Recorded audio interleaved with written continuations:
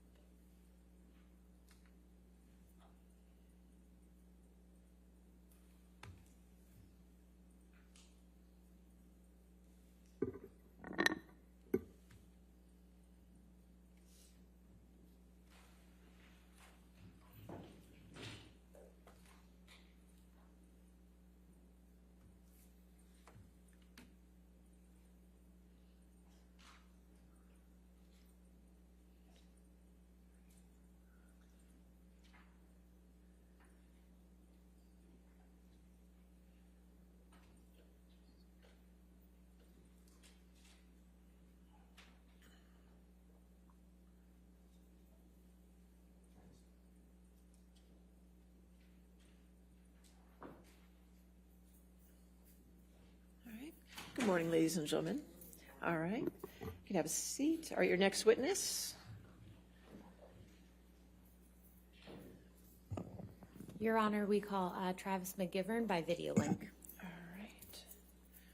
Mr. McGivern, can you hear me? I can. All right. Can you do me a favor and just count to 5 for me so I can get you to pop up on my big screen here?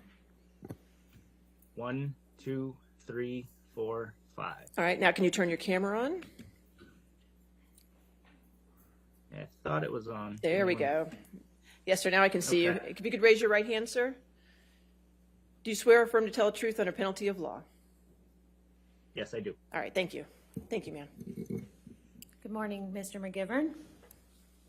Good morning. Could you please state your full name for the record?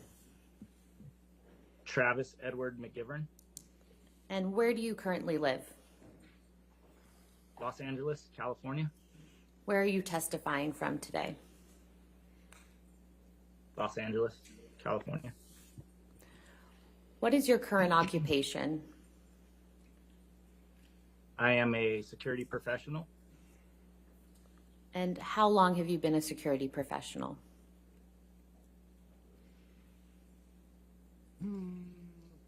Roughly 16 years, a little over 16 years. Do you know the plaintiff in this case, Johnny Depp? Yes, I do. How do you know Mr. Depp? I've worked for Mr. Depp for a little over 9 years. And what's your position for Mr. Depp? Security professional, personal protection. When did you first start working for Mr. Depp? March of 2013. And when did you first meet Mr. Depp? Couldn't say for sure. Probably sometime around then, March or April 2013. What do you do as a member of Mr. Depp's security team?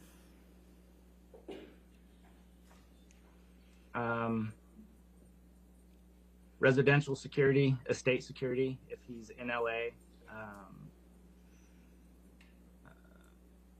When he's in LA, if he wants to go anywhere, I'll take him wherever he wants to go. I have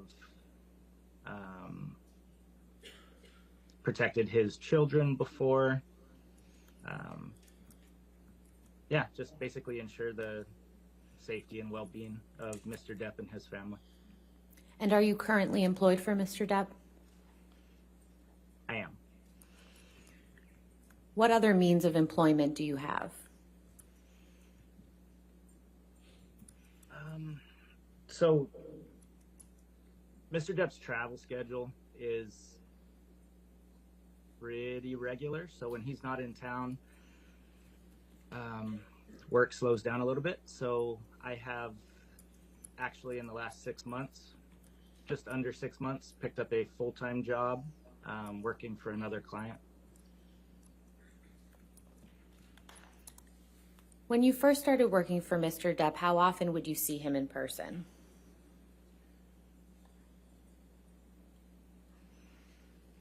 Hard to say. When he's in town, I saw him on a daily and or nightly basis. I work nights mostly.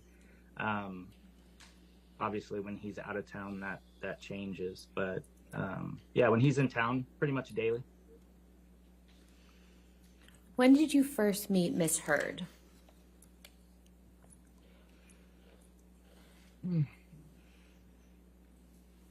Again, I couldn't give you an exact date, but I would say sometime in 2013, maybe summer 2013. And when you were working for Mr. Depp, how often would you see Miss Heard when they were in a relationship? In the beginning, not very often. At one point, they moved to downtown LA to the Eastern Columbia building and became a little more frequent. When Mr. Depp and Ms. Heard were staying at the Eastern Columbia building together, how often would you actually be in their apartment with them?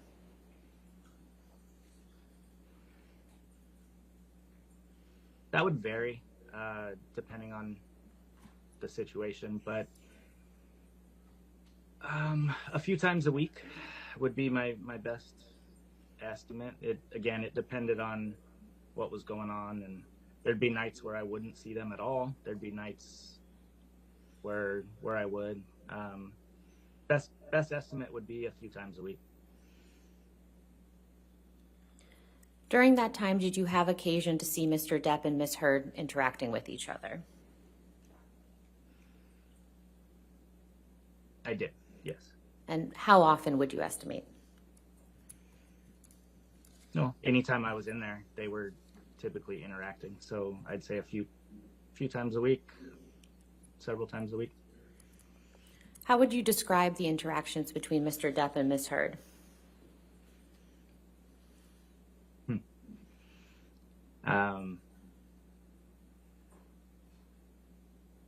It would it would depend. Sometimes they were super loving, super happy, and then the next night they could be arguing. And initially, when I first started working down at the lofts, things were cool. More than moving forward, things got a little more volatile moving in the longer they were there. When did you start noticing more arguments between Mr. Depp and Ms. Heard?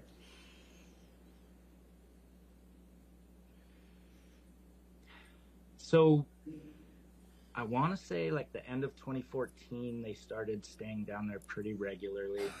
There were a few incidents where there were fights, but March 2015, when they came back from Australia, was when I really started to notice a change. And how often would you witness arguments or fights during that time? From in March? From March and thereafter. So when they came back from Australia, the arguments were pretty regular. Wouldn't say nightly, but every other night, several times a week, there would be arguments. And what did you observe in the arguments that you personally witnessed? So it was typically, I would come in, I'd get a text from Mr. Depp.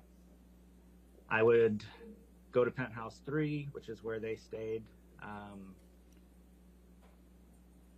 either stay by the door as requested, or in the kitchen.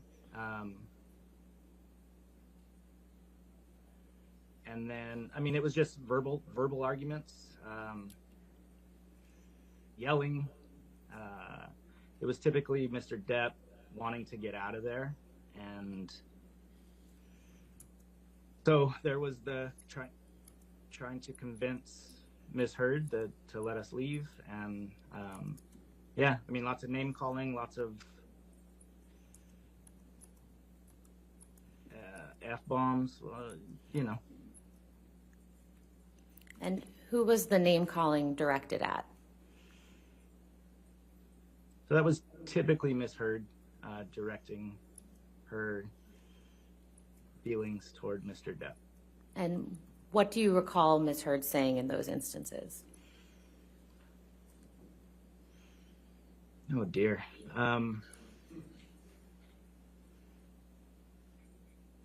It would vary, and to be honest, I tried to not pay attention. I was just there to get Mr. Depp out of there, but there were times I've heard Ms. Heard call him a fucking deadbeat dad, if I can say that. I apologize to the court if a fucking washed up, fucking cunt, you name it. She's spewed it. How would you describe your own interactions with Ms. Heard in the time that you worked for Mr. Depp? Objection, relevance. All right, what's the relevance of his interactions? His interactions when he was involved in when he was witnessing these altercations. Well, if you want to ask that question. Okay. How would you describe your interactions with Ms. Heard when you were present during an altercation between her and Mr. Depp? For the most part, there wasn't really interaction. There were a few times where I was trying to get Mr. Depp away from the situation, and Miss Heard didn't like my involvement in the situation, and she, on one occasion, let me know how she felt about that. And what did she say to you in that instance? A lot. It was a lengthy, one-sided conversation. But she basically demeaned my career choice, called me a fucking yes man.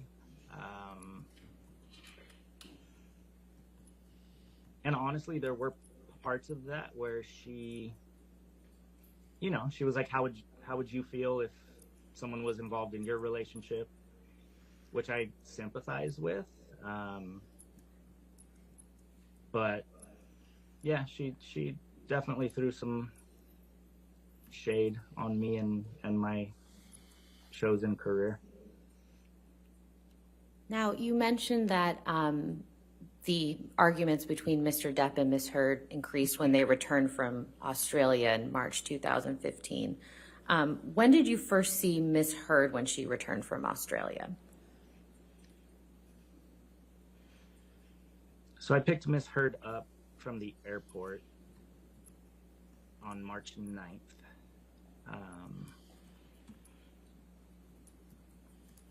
Yeah, that was the first time I saw her when she got back.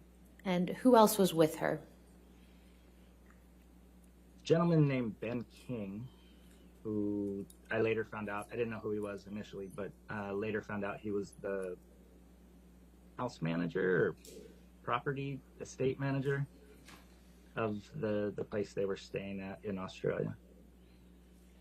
How would you describe Ms. Heard's demeanor when you picked her up at the airport?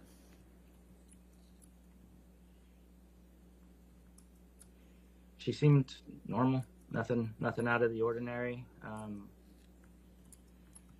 She was pleasant. She was polite, like she usually was. How much time did you spend with Ms. Heard that day?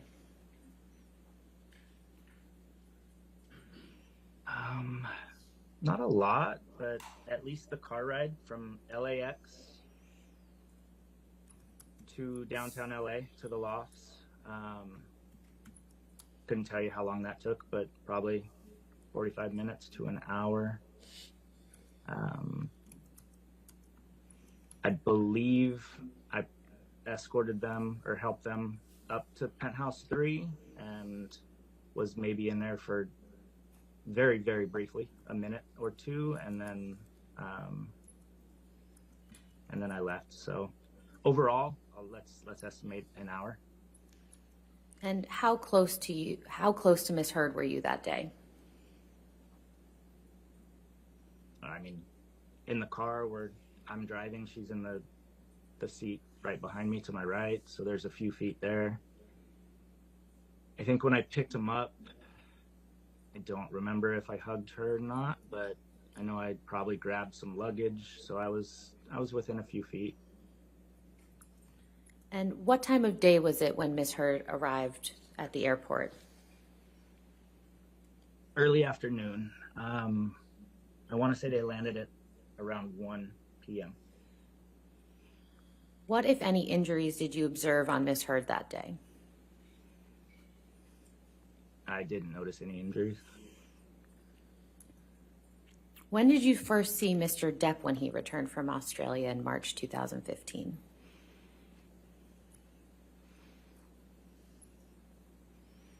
I don't know, to be honest. I know it was after Miss Heard came, but I couldn't give you an exact date. And what, if any, injuries did you observe on Mr. Depp when he returned from Australia? So Mr. Depp had his right hand, heavily wrapped. I didn't actually see an injury, but his hand was wrapped. Now, you mentioned that the arguments between Mr. Depp and Ms. Heard increased after they returned from Australia. What arguments do you recall specifically?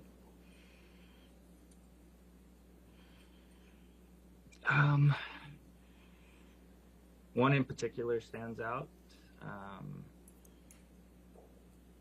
March 23rd, a couple weeks after they got back, there was an incident in Penthouse 5 that I recall. And when did you start your shift that day? 11 p.m. was typically my start time. And where were you on your shift?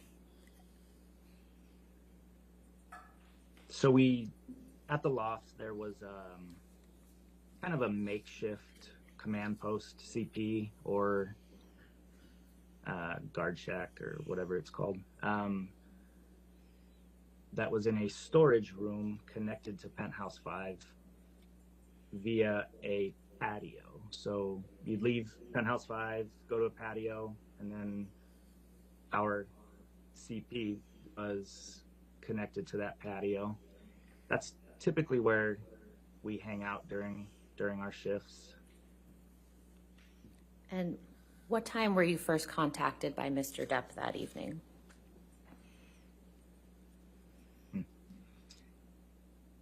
Again, I can't say precisely, but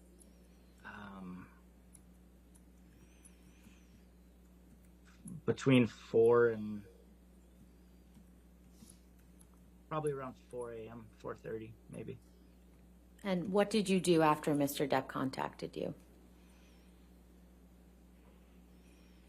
So when he texted me, and I was downstairs. I don't remember exactly what I was doing, either getting some air, stretching my legs, or grabbing some food. But I remember getting the text. I wasn't in the CP when I got the text. He requested I meet him at Penthouse 5 and requested that I bring the nurse, his nurse that was working at that time with him. What was her name? Debbie Lloyd. Okay. And so what did you go get Miss Lloyd? I did. So Miss Lloyd was staying at a hotel close by, probably about a half block away. And being that I was already down there, I felt 4 a.m, I wasn't gonna, and Mr. Depp wouldn't have wanted me to have her walk by herself. But I wasn't gonna go get the truck either, since I was down there already. So I walked over to the hotel. I believe I called the nurse just to make sure she woke up. And then I walked to the hotel and I met her there. We walked over together to the Eastern Columbia building. In the lobby, we ran into Miss Heard. She was at the front desk talking to security or concierge, I'm not sure who. Miss Lloyd stayed downstairs with Miss Heard. I proceeded upstairs to meet Mr. Depp at Penthouse 5 as requested.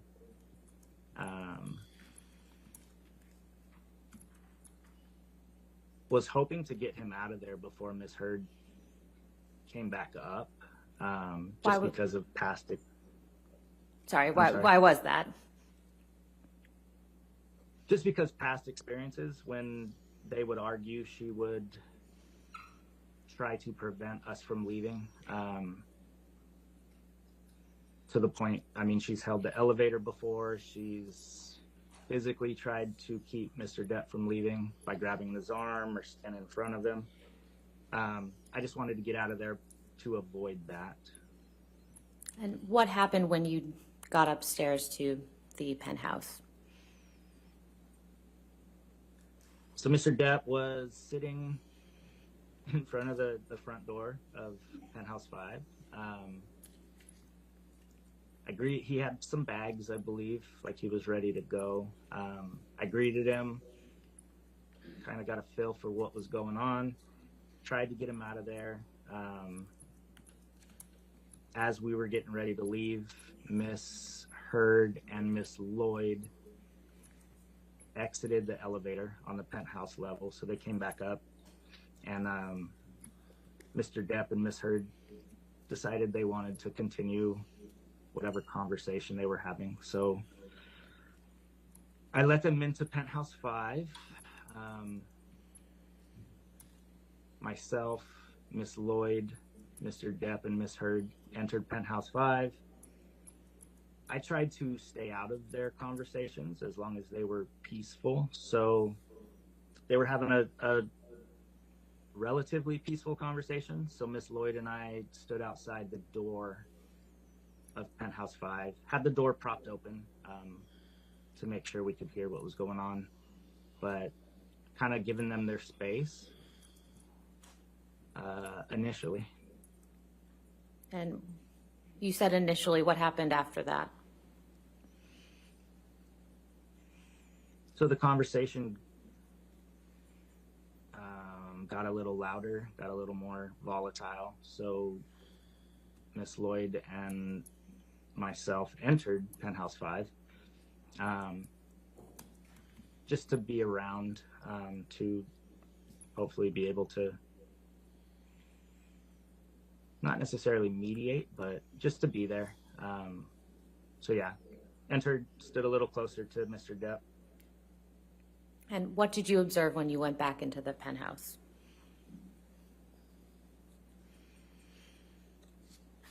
So the argument continued. There were moments of kind of normal conversation, peaceful conversation, but then there were also moments of yelling and anger from both of them. And at some point I witnessed Miss Heard throw a Red Bull can. So the loft is 3 levels. Mr. Depp was down at the lower level, which is the kitchen area. There's a middle level, which was turned into an office for Miss Heard. And then the upper level was where the bedrooms were, but they were turned into closets, basically, for Miss Heard at that time. Miss Heard and her sister at that time, Whitney, had come in. They were both on the middle level, the office level. And I saw Miss Heard throw a Red Bull can from her position that struck Mr. Depp in the back. Anything else that you recall? At that point, I moved closer to Mr. Depp. I didn't care that I was in the middle of their conversation at that point. I didn't want my client getting hit with anything else. So I stood right by Mr. Depp. The verbal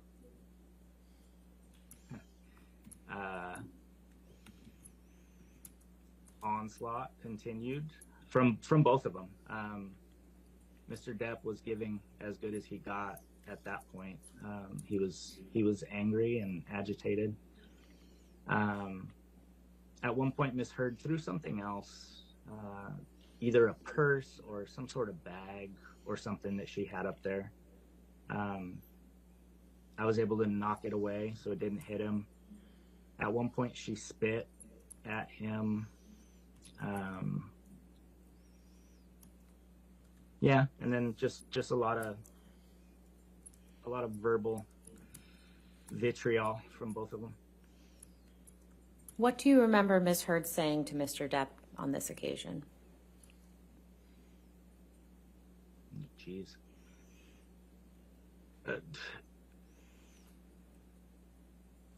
Anything and everything. Specifically, there was the "you're fucking washed up," "you're a fucking cunt," which he called her as well. You're, again, the deadbeat dad shit. Yeah, I don't even remember what the fight was about, but it was pretty.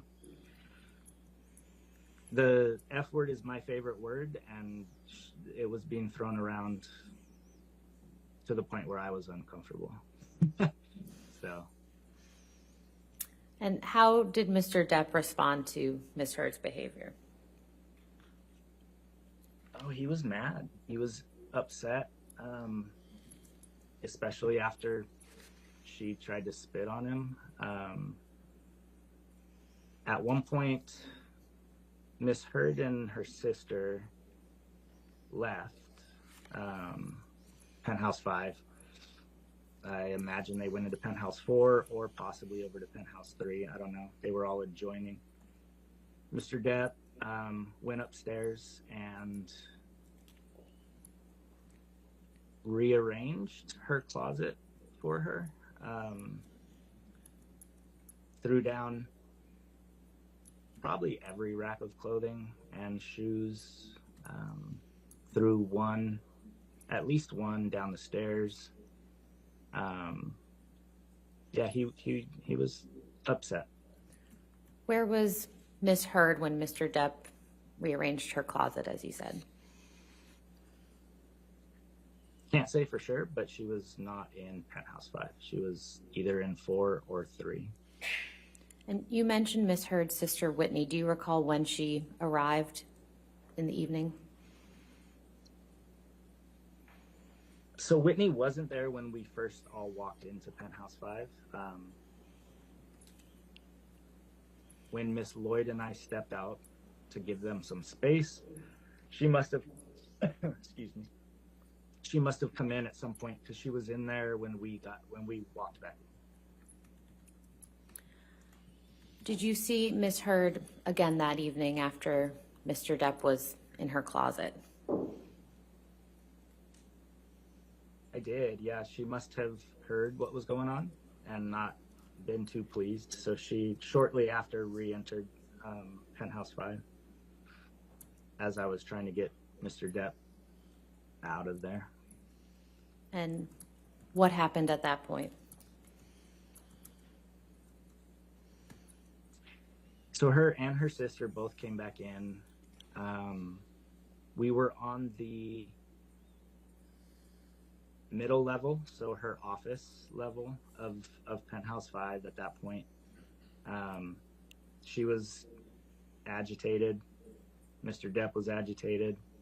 I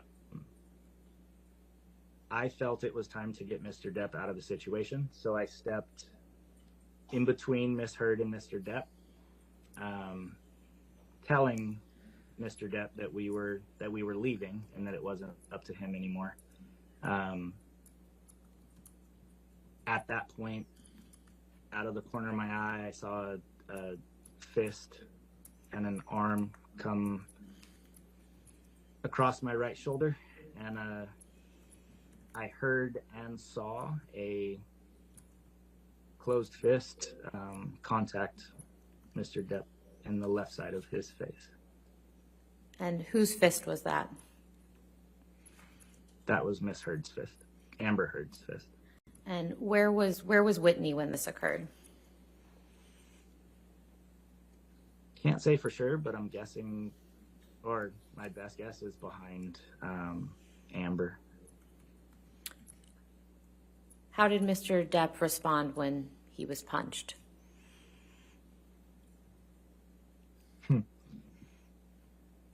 The initial look on his face,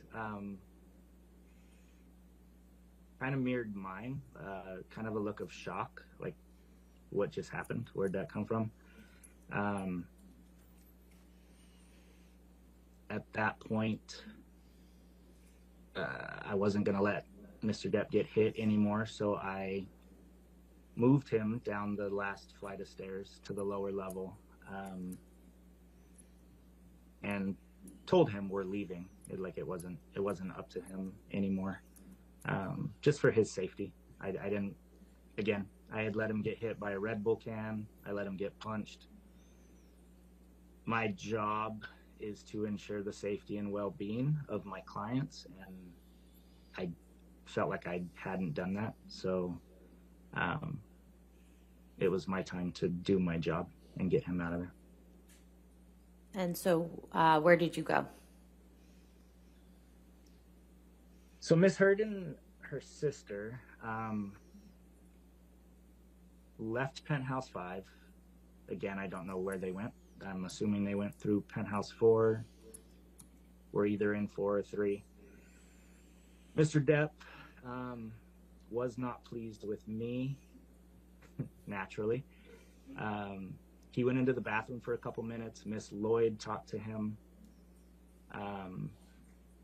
And they came out and agreed that it was time to leave. So as we were leaving the front door, Mr. Depp got right in my face. He was wearing sunglasses. And maybe not sunglasses. He was wearing glasses. Pulled him down, pointed to the left side of his face, and told me, "That's your fault." And I agreed. And then we proceeded to the vehicle, and we left the loft. What did you see on the left side of Mr. Depp's face? There was already a nice little shiner. Definitely swollen and red. It wasn't black and blue yet, but it was definitely swollen and red. At any point during this incident, did Mr. Depp throw anything at Miss Heard? No. At any point, did Mr. Depp throw anything at anyone? No. At any time during this incident, did Mr. Depp physically respond to Miss Heard? No.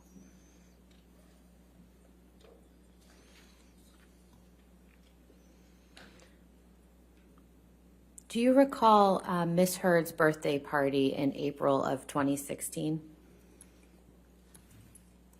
I do.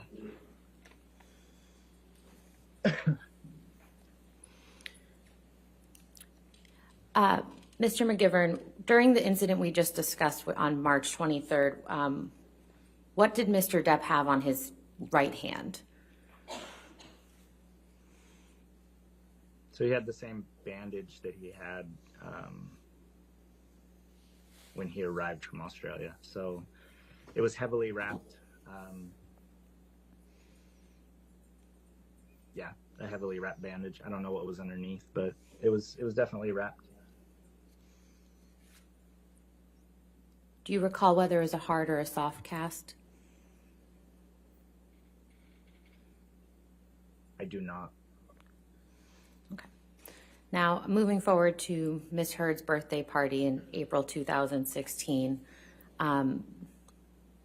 were you present at that dinner party? I was not. Okay. I started my shift again around 11 p.m. The party was going on in Penthouse 5. I don't typically take part in get-togethers, so I think I probably hung out in the CP. Shortly after I got there, the party kind of winded down. I believe Mr. Depp got there.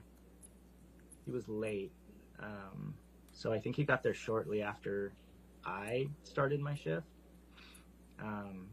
He went into Penthouse 5. Again, the party wound down shortly thereafter. And then, as far as I know, Mr. Depp and Miss Heard went back to Penthouse 3. shortly thereafter. Did you see Mr. Depp again that evening? That morning I did, early that morning, yeah, or the following morning. Again, I got a text. My best guess is around the same time, 4. There were so many incidences. They're hard to keep straight, but probably around 4 or 5 that morning, requesting my presence in Penthouse 3. And what did you do after you received that text message? Went to Penthouse 3. And what did you observe when you went to Penthouse 3? Again, a verbal argument. I think it was made clear that some phones had been thrown out the window or something, down to Broadway. Mr. Depp was again ready to leave, to get out of the situation. He had his couple bags over his shoulders. Wanted to grab a few valuables that we always used to grab when this happened. Some framed letters from either Hunter S. Thompson or Marlon Brando. Yeah, and then I believe we left. I think I got him out of the situation again. We did look for the phone briefly, I think, on our way back to West Hollywood. But my main concern was getting him away from the situation, so I didn't find the phone. And then we proceeded back to his suites or properties. What do you recall about Miss Heard's demeanor that evening when you saw her?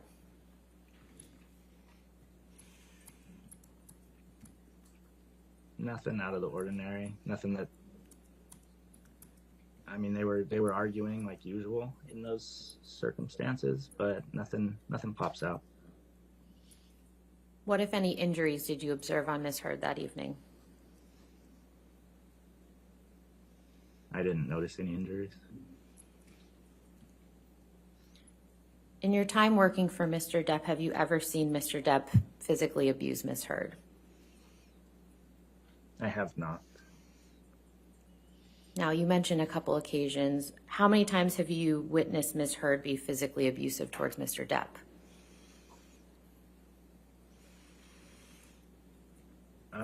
Obviously, the March 23rd thing in Penthouse 5.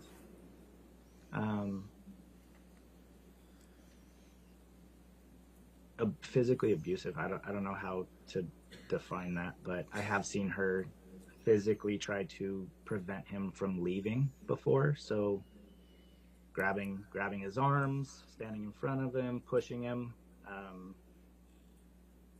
Yeah, again, I don't know if that's physically abusive, but that I've definitely seen her touch him on multiple occasions. Have you ever observed Mr. Depp use any drugs? I have.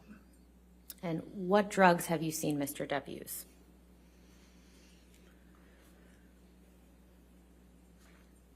Are you talking non-prescription drugs? Yes. Marijuana and cocaine. How many times have you seen Mr. Depp use marijuana? Too many to count. I mean, daily. And how many times have you seen Mr. Depp use cocaine? A couple. 2. How would you describe Mr. Depp's demeanor when he's using marijuana?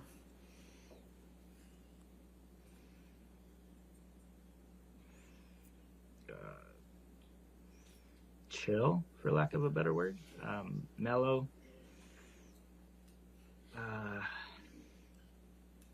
Yeah, I don't know how to better describe it. Just super mellow.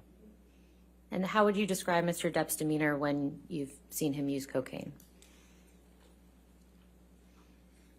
the same. So I've seen him use it, like seen him use it a few times. I've known of him using it other times, and I feel like it levels him out. Yeah, I haven't noticed any difference when he's used it. Have you observed Mr. Depp consume alcohol? Absolutely. And how many times? Like marijuana, too many to count, pretty regularly. And on how many of those occasions did Mr. Depp appear to be drunk?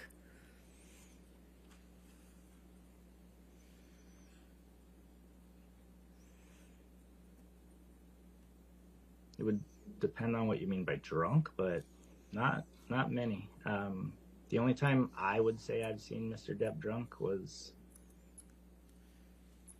when he would fall asleep on the couch, sitting up with his boots on. Other than that, Mr. Depp handles his liquor very well. How would you describe Mr. Depp's demeanor when you've seen him consume alcohol?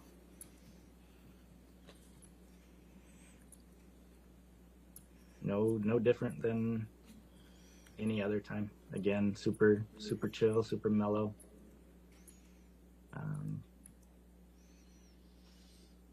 Yeah. Have you ever witnessed Ms. Heard consume alcohol? I have. How many times would you estimate?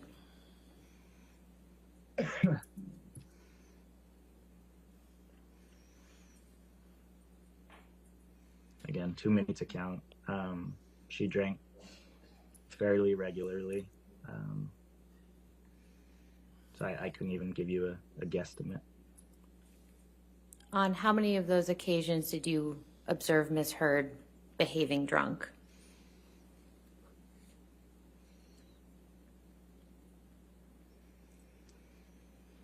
Can't say other than the incident on March 23rd, where I didn't see her drinking, but I assumed based on her behavior, she was drunk.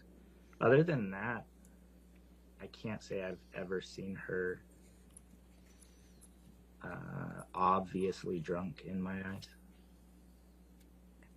I have no further All questions. right, cross-examination, Mr. Rottenborn. Yes, sir.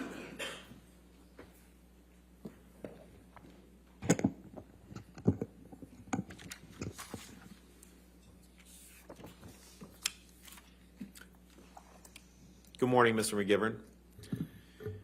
Good morning, sir. So you said you've worked for Mr. Depp for about 9 years, right? Correct. And he hasn't been in town recently, so you have another job. Is that what you said? Yes. But you still consider yourself an employee of his even today, correct? I do. And when you do work for Mr. Depp, he pays your salary, right? Not on salary. He pays my wage, yes. He pays the money that you make for working for him. Correct. And you've referred to him a few times during your testimony this morning as your client. Is that right? Yes.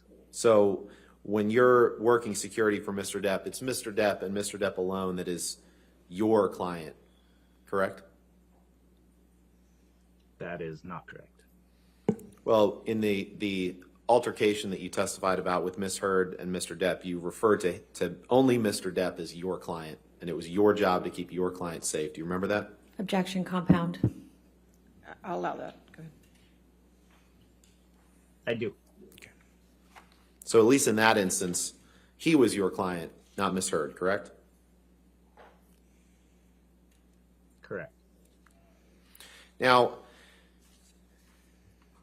the evening of March 23rd, 2015, you actually walked into the middle of the argument with Debbie Lloyd, correct? Yes. So You testified earlier that you were downstairs and Miss Heard was downstairs in the lobby and you'd gotten Miss Lloyd, but that's actually not accurate, is it? To the best of my recollection, that is accurate. In fact, when you and Miss Lloyd entered Penthouse 5, Amber and Mr. Depp were already in there having a verbal argument, correct? That is not correct.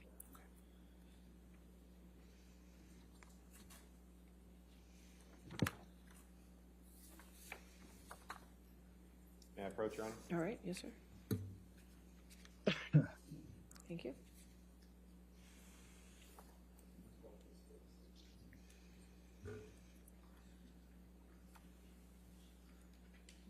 Mr. McGivern, do you see a document on the screen in front of you entitled Witness Statement of Travis McGivern?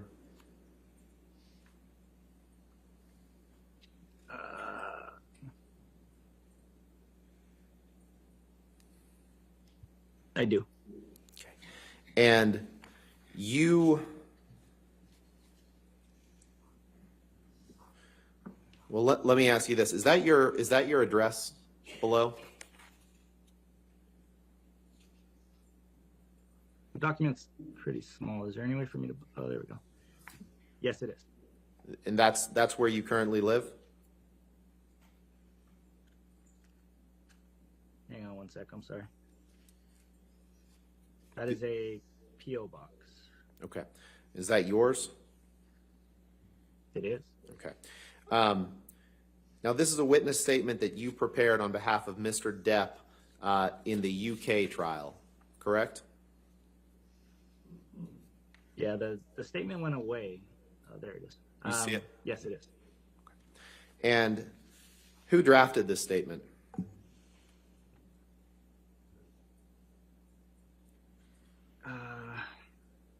Myself, along with an attorney. I don't remember exactly who. Was it Adam Waldman? At that point, I don't believe it was, no. If you go to paragraph 5, please, on the second page, and you understood when you wrote this statement that this was going to be submitted to the court in the UK trial that Mr. Depp brought, and that this was your testimony on behalf of Mr. Depp, correct? Yes. And about 2/3 of the way through paragraph 5, there's a sentence that says, when Ms. Lloyd and I entered his residence, Miss Heard and Mr. Depp were having a verbal argument. Is that correct? Did I read that right? That is, yes. So that doesn't say anything about you meeting Miss Heard in the lobby of the Eastern Columbia building, does it? No, it does not. And when you entered the penthouse, you can't recall the specifics of what the argument was about, correct? You can take that. No, like what they were fighting about? Absolutely. No, I don't. And you don't know anything about what caused the argument in the first place, correct? I do not. But you do remember Mr. Depp being very angry, right? I remember both of them being very angry, yes. And you say that he gave as good as he got when it came to what they were saying to each other, right? Yes. You say they were both being verbally abusive to one another? Yes.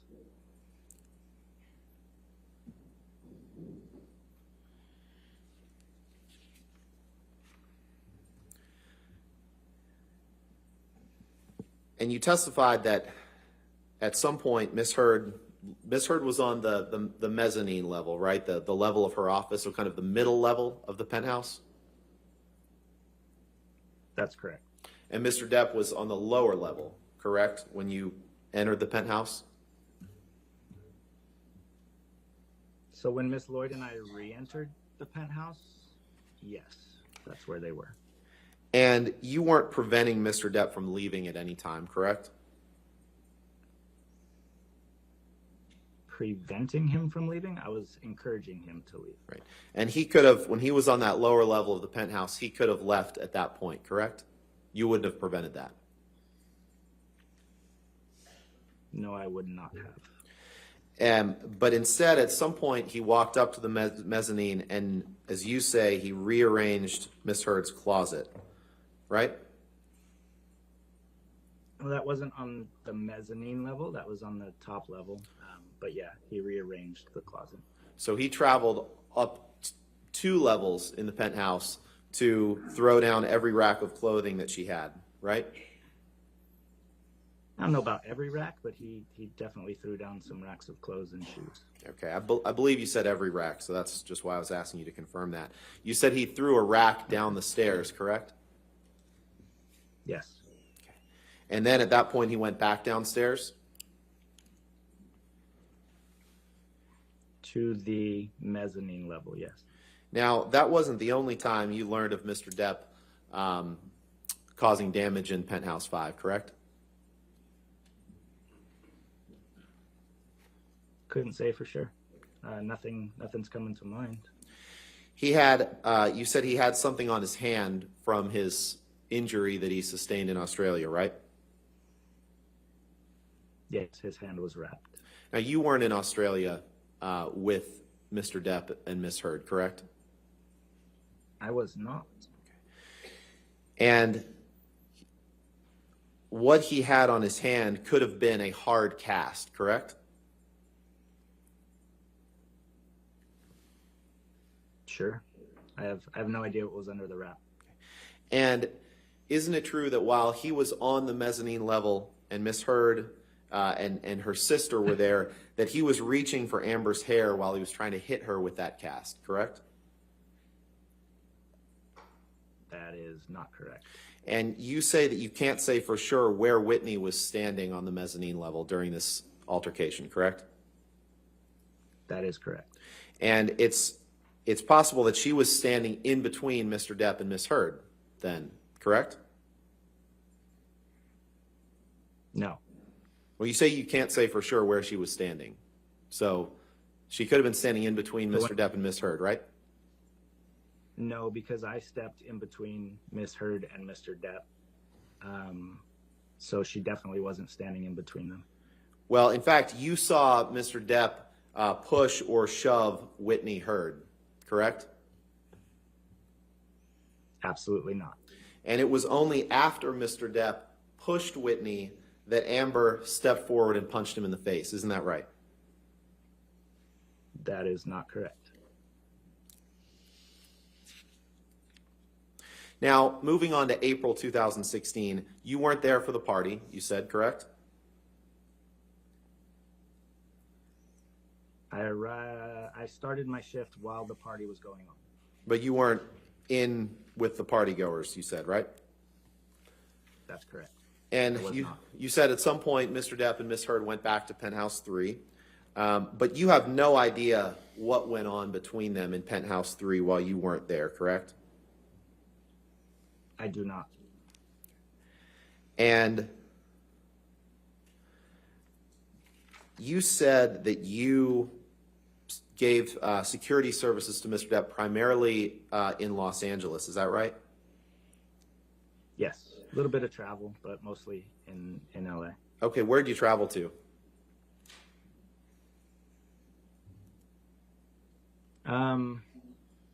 Vegas, up north, we did a road trip, kind of, they called it their honeymoon. So Napa, San Francisco, Big Sur, San Jose. Those are all with Miss Heard. I've taken Mr. Depp to China before. Okay. Yeah, and then a bunch of local stuff, Palm Springs, Santa Barbara, stuff like that. Okay. You weren't on a plane flight from Boston to Los Angeles with Mr. Depp and Amber in May 2014, correct? I was not. And you weren't at the Hicksville Trailer Palace in May or June of 2013, correct? With them? I was not. You were never in the Bahamas with them, including in August 2014, correct? I was not. You were not in the Bahamas with them in December of 2015, correct? I was not. You were not in Tokyo with them in January of 2015, correct? I was not. You were not in the Eastern Columbia building with them on the evening of December 15th, 2015, correct? I don't know. To the best If of your they were- recollection.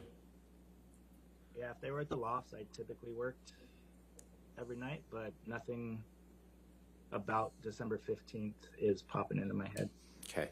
And you definitely were not in the Eastern Columbia building with them on the night of May 21st, 2016, were you? I was not. Okay. Nothing further. Thank you, Mr. All McGibbon. right, redirect. No, Your Honor. All right, is this Thanks, witness, all right, is this witness subject to recall? Yes, Your Honor. All right, Mr. McGibbon, you're subject to recall. So just to let you know, you're still subject to the rule on witnesses, so you cannot talk to anybody about your testimony or watch any of the proceedings of this case. Okay, sir? Understood, ma'am. All right, thank you. Have a good day. You do the same. Thank you. Thank you. Your next witness? Mr. Depp calls Jack Wiggum, who should be waiting in the electronic lobby. I've got him.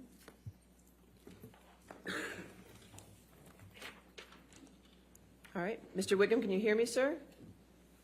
Yes, ma'am. Could you do me a favor and just count to 1 to 5 for me? Sure. 1, 2, 3, 4, 5. All right, thank you, sir. Can you raise your right hand? Do you swear or affirm to tell the truth under penalty of law?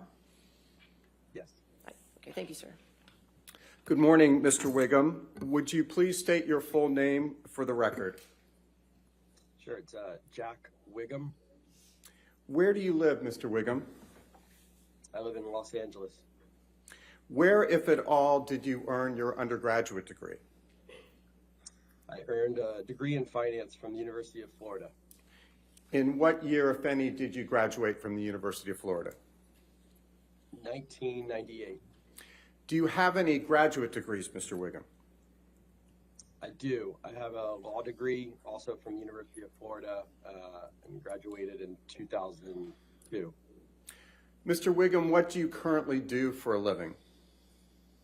I'm currently a manager representative for artists. Would you please describe, Mr. Wiggum, for the jury what a manager representative does? So we, represent writers, directors, actors, actresses, mostly in their pursuit of artistic endeavors. So I primarily focus on film and television, but, all artistic endeavors. How does a manager representative get paid? Typically via a commission. What? So industry standard is kind of 10% of whatever the deal is. And Mr. Wiggum, what did you do professionally after you earned your JD at the University of Florida? I was an attorney at a firm called Weil, Gottsville & Manges for approximately 3 years. And then I segued from there to a talent agency called CAA, Creative Artists Agency. In what year did you start work at CAA? I started there in April of 2004. And Mr. Wiggum, in what capacity did you start working at CAA? I started at the bottom, in the mailroom, shucking mail, and then became an assistant for one of the manager partners. And then in 2007, I believe I became an agent. And then right around 2014, I think, I began co-running the film and talent department there. And when your job responsibility shifted to becoming an agent at CAA, would you please describe briefly for the jury what that entailed? Sure. We were, also looking out for artistic endeavors on behalf of the clients, so writers, directors, actors, actresses, but we were also negotiating deals and, really pursuing film, television, producing deals on behalf of the clients. Mr. Wiggum, did there come a time when you left CAA? I did. I left in August of 2020. What, if anything, did you do professionally after you left CAA in August of 2020? So I co-founded a management production company called Range Media Partners in August of 2020 and have been working there ever since. What type of company is Range Media Partners? It's a management representation production company. Do you know Johnny Depp? I do. Mr. Wiggum, when did you first meet Mr. Depp? I actually met him very briefly on the set of Black Mass, which was probably, I don't know, 2014 or 15, and then I met him very briefly at one of his music shows, but more substantively, I sat with him, I believe in the fall of 2016. Did there come a time, Mr. Wiggum, when you became Mr. Depp's agent? Yes. When was that? Right around October, I believe, or fall of 2016. Was that when you were still with CAA? Yes. When you first started with Mr. Depp as his agent, who, if anyone, assisted you? I had two partners that I worked with Johnny. One was Brian Ward and the other was Christian Carino. Since starting to work with Mr. Depp as his agent in October 2016, have you had opportunities to observe him interacting with yourself and others? Yes. How would you describe for the jury Mr. Depp's demeanor on those occasions? Objection, relevance. All right, what's the relevance? The relevance is how he conducts himself professionally, which relates to his reputation, which is at issue. All right, I'll overrule the objection. Go ahead. You may answer the question, Mr. Wiggum. Sure. Johnny was always very nice, sweet, in fact, artistic, polite, and, very thoughtful, kind of uniquely thoughtful about how are you doing? How's your family? He was just a thoughtful person. He always has been. Did he seem genuine? Objection, leading. Oh, I'll sustain the objection. To what extent, if any, did he seem genuine? I'm going to object. How would he know? I'm Speculation. not sure what objection that is, or Speculation. a speculation. Foundation. I believe he can testify as to that. I'll allow it. Go ahead. Her Honor says you may answer that question. Okay. I found Johnny to be authentic. It was a genuine kindness. And Mr. Wiggum, prior to you first becoming Mr. Depp's agent in 2016, October of 2016, who was his agent prior to that? I believe it was Tracy Jacobs at a company called UTA. And before you took over from Tracy Jacobs as Mr. Depp's agent, what, if any, research or due diligence did you do with respect to him? Objection, relevance. A fair amount. All right, what's the Again, Your relevance? Honor, it goes to reputation, which is the core of the issue. We're going to get into I'll hearsay. sustain the objection. Next question. Thank you, Your Honor. Were you aware of Mr. Depp's professional reputation at the time you became his agent in October of 2016? I would say objection, leading, and I think it's going to call for hearsay. I'll overrule at this point. Go ahead. I believe I was. What was your understanding, if any, of Mr. Depp's professional reputation at the time you began representing him as his agent in the fall of 2016? Johnny's reputation, in my opinion, was he was very well regarded and respected by peers in the artistic community. Your Honor, I'm going to object. First of all, he says in his opinion, which he's not an expert witness, and second, he's now going into hearsay. No, I'll overrule the objection. Go ahead. Mr. Wiggum, Her Honor, you may continue. well regarded, respected, extremely talented, artistic. Are you familiar, Mr. Wiggum, with the distinction between an independent film and a studio film? I believe I am. What, if any, difference is there between an independent film on one hand and a studio film on the other? So in layman's terms, I'd say that, you know, a studio film is a bigger budgeted film. It has a distributor, a studio in place. So when you think of Disney, Marvel, Universal, these are big companies. They're bigger budgeted and bigger fees. And then independents, like we call them indies, typically are smaller budgeted, more artistically minded, smaller fees, and often don't have distribution when they're made. Starting in October 2016, what types of opportunities have you pursued on Mr. Depp's behalf? A wide variety, you know, primarily I would say focused on film, television, and producing. What, if any, roles did Mr. Depp have in progress as of that time, fall of 2016, going into calendar year 2017? All right, so we inherited some deals. It was there was 2 films, as I remember, that were going to go back to back. One was City of Lies, the Notorious B.I.G. film, and the other was Murder on the Orient Express. So those were filmed almost at the same time, and they had pre-existing deals that we serviced. And then he had Fantastic Beasts, Crimes of Grindelwald, as well. And then we were in the process. We ended up finishing the 6th film negotiation on Pirates of the Caribbean. Mr. Wiggum, you mentioned City of Lies. When was that film actually shot?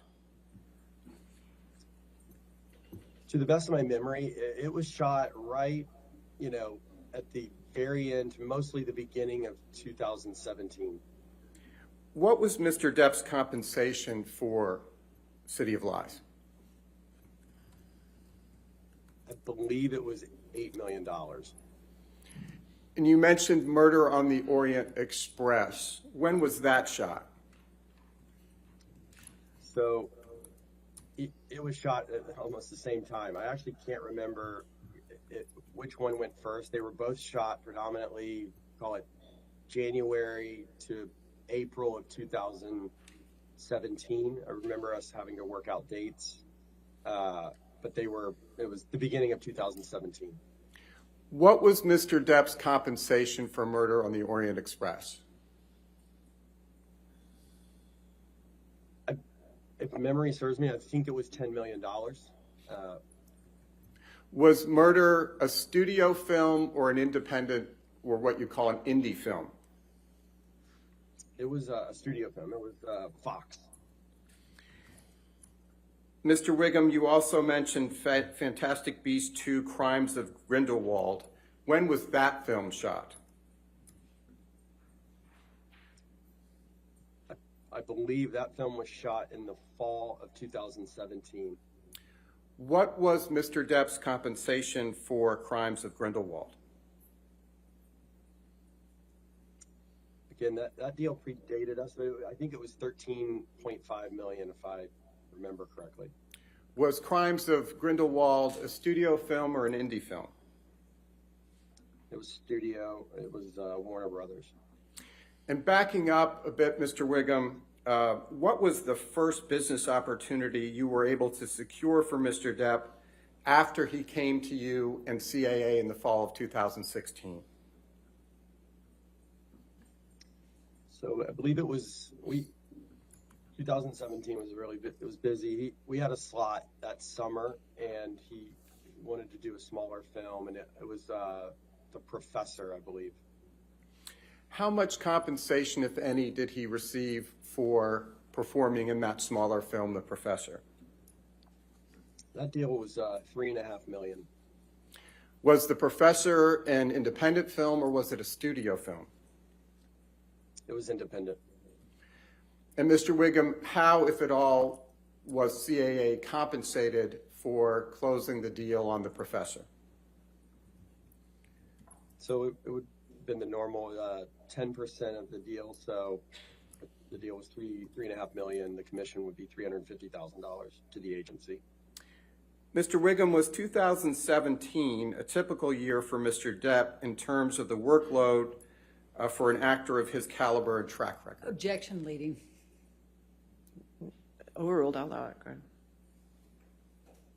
And yes, What other roles, if any, were you able to secure for Mr. Depp during your tenure at CAA before you went to the new company? a film called Waiting for the Barbarians, and a film called Minamata. When was Waiting for the Barbarian shot? So Waiting for the Barbarians was fall of 2018. What, if any, plans did you and Mr. Depp have for 2018, calendar year 2018? We had a very specific plan for that year because 2017 was busy, and he had done 3 studio films, and I remember him wanting to take time off to rest and be with his kids for first half of the year, and then he wanted to go on the music tour, which always just made him really happy, and so that was the summer of 2018, and then we had the slot for the fall of 2018, and that's where we spent a lot of time thinking about what that movie was going to be. And Waiting for the Barbarians was kind of a little gift because it was based on a J.M. Coetzee novel, and Johnny's, very well read and knew the literature, the underlying book, and Mark Rylance was in the film, and it was just like a dream actor that he always wanted to work with. What was Mr. Depp paid for Waiting for the Barbarians? $1 million. And I apologize if you've already said this. So was Waiting for the Barbarians an independent film or a studio film? It was an independent. Mr. Wiggum, you also mentioned the film Minamata. When was that film shot? That was the very beginning of 2019. So I think January start. Was Minamata an indie film or a studio film? It was independent. How much was Mr. Depp ultimately paid for Minamata? So his fee became, it was $3 million. What, if any, role did Mr. Depp play in Pirates of the Caribbean 5? He played Captain Jack Sparrow. Was he paid an actor's fee for that film?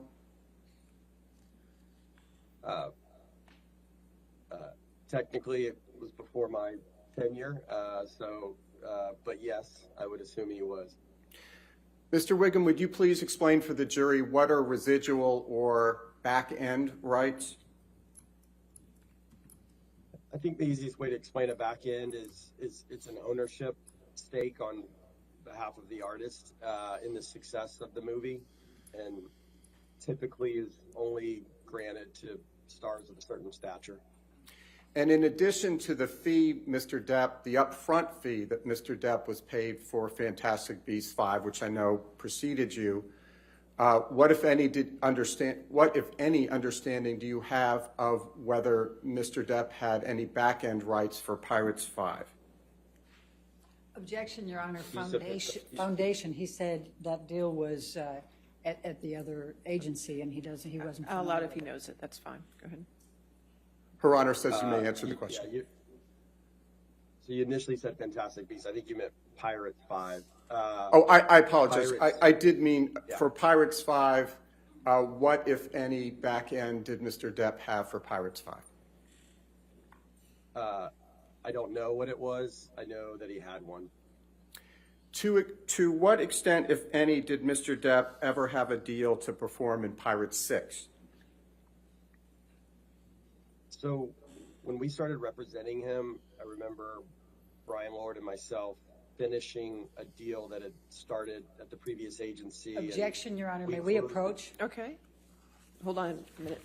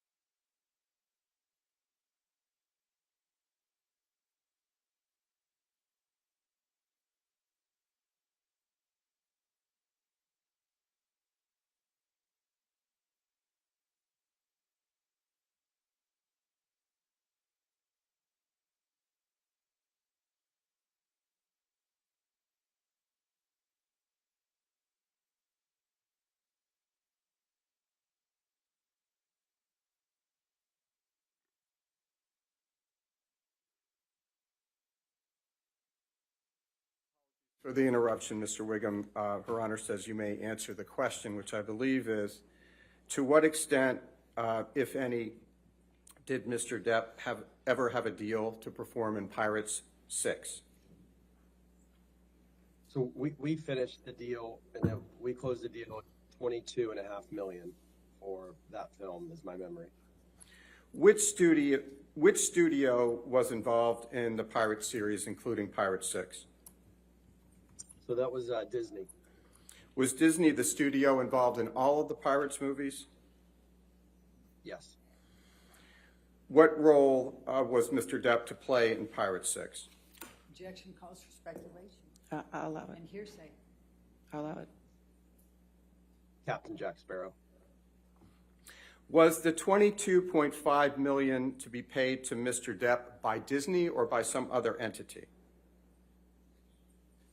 Disney. And when was that $22.5 million to be paid to Mr. Depp? It would be paid when he shoots it. We call it principal photography, so when the film shoots. Who was the producer of the Pirates franchise? Jerry Bruckheimer. Does Mr. Bruckheimer work for Disney? No. In 2017, to what extent, if any, was Mr. Bruckheimer supportive of Mr. Depp remaining in the Pirates franchise? Objection, Your Honor, calls for hearsay. I'll sustain the objection. Thank you, Your Honor. Putting aside his role in the Pirates films, did Mr. Depp have any other affiliations with Disney in 2017? Yes. What were those affiliations? He, if I remember, in the spring, he went down to Disneyland and put on the Captain Jack Sparrow outfit and wardrobe and went into the ride. He and Disney had worked out a fun little thing where he was going to take the place of the automated, Captain Jack Sparrow on the Pirates ride, and so he would kind of surprise people as they were going along there. And so I remember he did that. And then in May of 2017, he went to Disney Shanghai to help open the Pirates of the Caribbean ride there. What, if anything, did those affiliations signify about the status of Mr. Depp's relationship with Disney as of that time? Objection, Your Honor. I'll sustain the objection. Next question. Thank you, Your Honor. To what extent, if any, did Mr. Depp socialize with anyone at Disney in 2017, to the extent you know? Objection, Your Honor. I'll allow it to the extent he knows. Do you know whether Mr. Depp socialized with Disney during 2017, yes or no? Objection, Your Honor. Foundation and hearsay. I do. If you could lay a foundation to how he knows. How do you know that Mr. Depp socialized with Disney in calendar year 2017? Because I was there. Who, would you please describe for the jury what you mean when you said you were there when Mr. Depp socialized with Disney? We had a dinner in spring of 2017 with myself, Jerry Bruckheimer, Johnny, and Sean Bailey, who was running the film, was president of Disney. How did the dinner conclude? Great. I mean, very, very nice. It was a great dinner. As of early December 2018, so we're now in December of 2018, what, if anything, was your understanding of the status of whether Mr. Depp would actually appear in Pirate 6? Objection, Your Honor, calls for hearsay. All right, I'll sustain the objection. Next question. Mr. Wiggum, did there come a time when you saw an op-ed that purportedly written by Amber Heard that appeared in the Washington Post? Yes. Mr. Wiggum, I would like to show you, please, what was entered previously into evidence as Plaintiff's Exhibit 1. Mr. Gibson, would you please pull up Plaintiff's Exhibit 1? And, Your Honor, may we please publish this to the jury as it's been previously. Oh, it is. Thank you. Mr. Wiggum, have you ever seen this document before? Yes. What is it? I believe it's the opinionated op-ed in the Washington Post that Ms. Heard wrote. Mr. Wiggum, when did you first see Ms. Heard's op-ed in the Washington Post? It would have been right contemporaneous to when it came out. And Tom, if you would please move ahead to, I believe, the second page in Plaintiff's Exhibit 1, and drawing your attention specifically to the third paragraph of the op-ed, Ms. Heard writes, quote, 2 years ago, I became a public figure representing domestic abuse, and I felt the full force of our culture's wrath for women who speak out, unquote. What, if any, understanding do you have of that reference? That it was regarding Johnny and their relationship. Directing your attention, Tom, if we could just move back up to the first page of Exhibit 1. Directing your attention to the title of the article, quote, Amber Heard, colon, I spoke up against sexual violence, unquote. What, if any, understanding do you have of that reference? Objection, Your Honor, it's irrelevant what his understanding is. I'll allow it. That was rather shocking, I remember, because it was the first time I'd heard an allegation of sexual abuse. And against whom was the allegation of sexual abuse? Objection, Your Honor, how would he know? I'll sustain the objection. Next question. Mr. Wiggum, directing your attention to the fifth paragraph of Plaintiff's Exhibit 1, Ms. Heard writes, quote, I had the rare vantage point of seeing in real time how institutions protect men accused of abuse, unquote. To what does that refer? Objection, Your Honor, how would he know what it refers? I'll sustain the objection. Next question.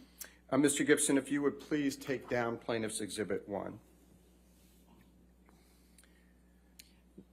Mr. Wiggum, how, if at all, was Ms. Heard's op-ed different from other articles about the couple's relationship? Objection, Your Honor, calls for hearsay foundation.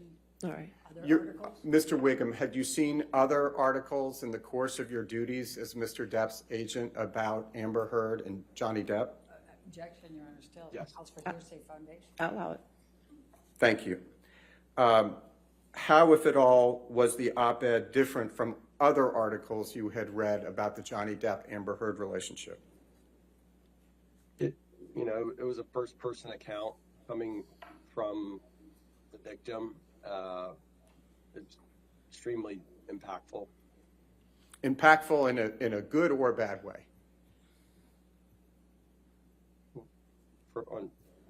With respect to Johnny, it was catastrophic because it was coming from a first-person account. It was not from a journalist. It was not from someone observing.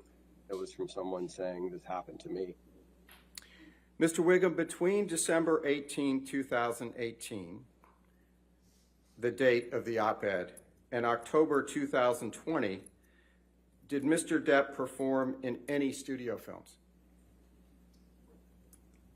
Sorry, could you just repeat the dates? Between December 18, 2018, which is the date that Ms. Heard's op-ed appeared, and October 2020, to what extent, if any, did Mr. Depp perform in any studio films? Zero. No studio films. How, if at all, did Ms. Heard's op-ed impact Mr. Depp's ability to land roles in studio films between December 2018 and October 2020? Objection, Your Honor, calls for hearsay foundation and expert. I'll sustain that objection. Next. Are you near the end, Mr. Chu? I just want to make sure because it's I coming am, up on yeah. our morning break. Okay. I Go. have probably 5 minutes. Okay, that's good. Go ahead. What effect, if any, did the op-ed have on the release of Minamata, the indie film you mentioned Objection, earlier? Your Honor, calls for hearsay speculation. He worked on You're the going to approach for a moment? Sure, yes, Your Honor.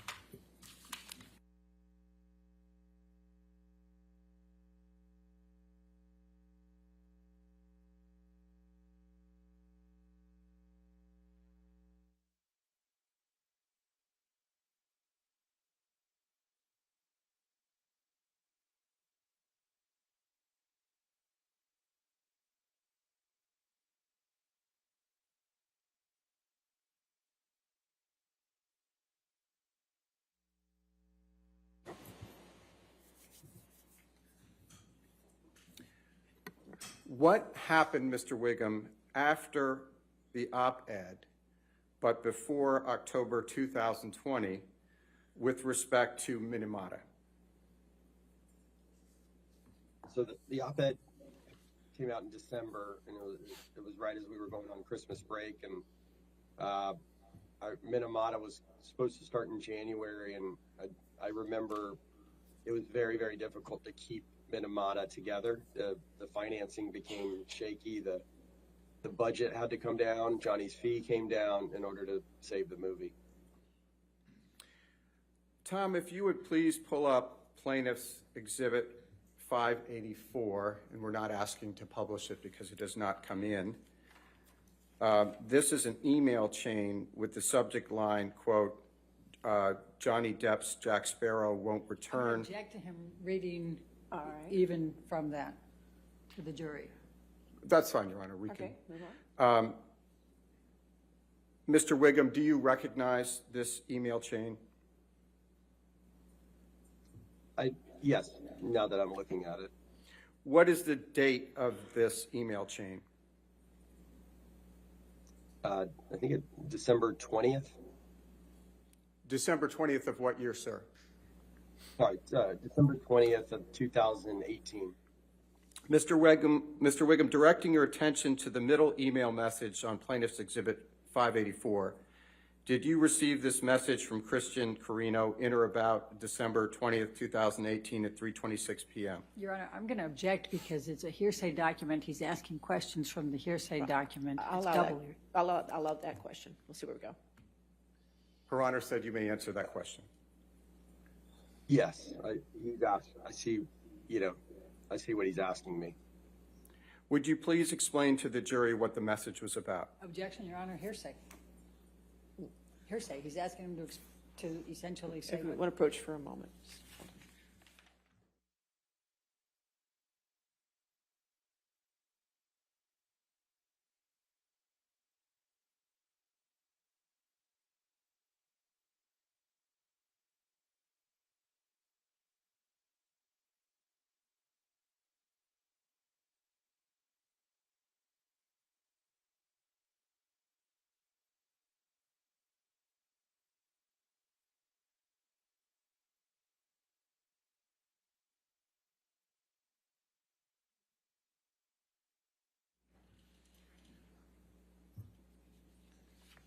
Tom, if you could please take that down.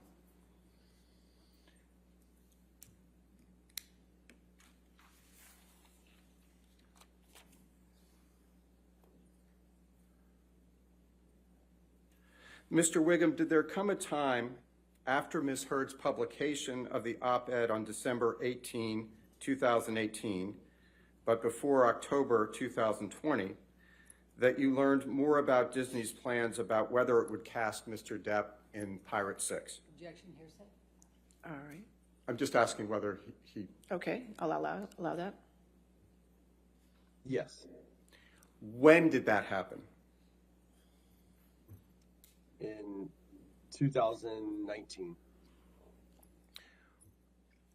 What happened? Go ahead.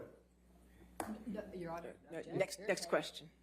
What happened in 2019 with respect to Disney, your learning about Disney's plans, whether to use Mr. Depp in Pirate 6? Objection, hearsay. What happened? Is that, Yes. I'll allow what happened. Go ahead. It became clear they were going in a different direction. When did you learn that Disney was going in a different direction and no longer planned to use Mr. Depp in Pirate 6?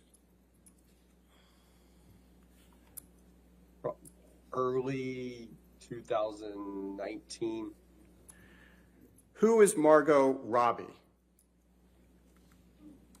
She's a fantastic actress. She's a client of CAA. What, if anything, did you learn about the role Margot Robbie would be playing in Pirate 6? I think that calls for hearsay. Again, Your Honor, I'm going to object. I'll overrule the objection. I learned that they were developing a Pirates project for her to star in.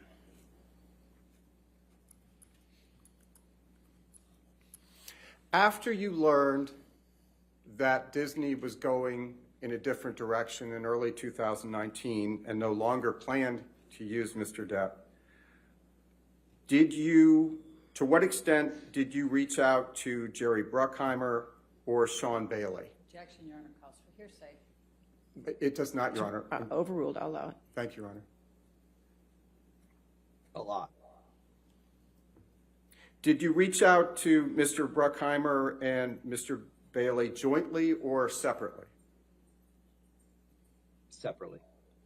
What, if anything, was the result of your outreach to Mr. Bruckheimer and Mr. Bailey? Objection still calls for hearsay, Your Honor. Calls for hearsay.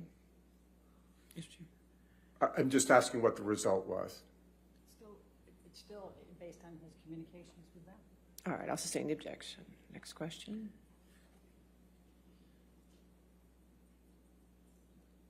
After your outreach to Mr. Bailey or strike that, was your outreach to Mr. Bruckheimer and Mr. Bailey successful? Objection, leading. I'll allow it. No. I successfully made contact with them, but I was not successful in rescuing pirates for Johnny. When was the last time you discussed Mr. Depp's role in Pirate 6 with Jerry Bruckheimer, Sean Bailey, or anyone else at Disney? I'm going to object, Your Honor, on hearsay. Overruled. 2019, I believe. In addition to Pirate 6, did Mr. Depp lose other films between December 2018 and October 2020 because of Ms. Heard's op-ed? Objection. I'll sustain the objection.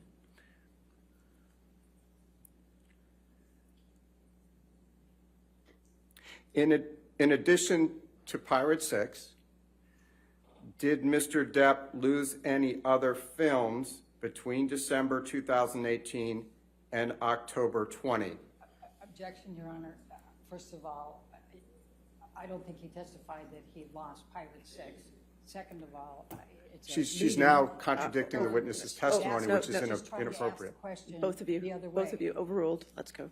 Next. Go ahead. Answer the question. Yes. After the op-ed, it was impossible to get him a studio film, which is what we normally would have been focused on in that time period.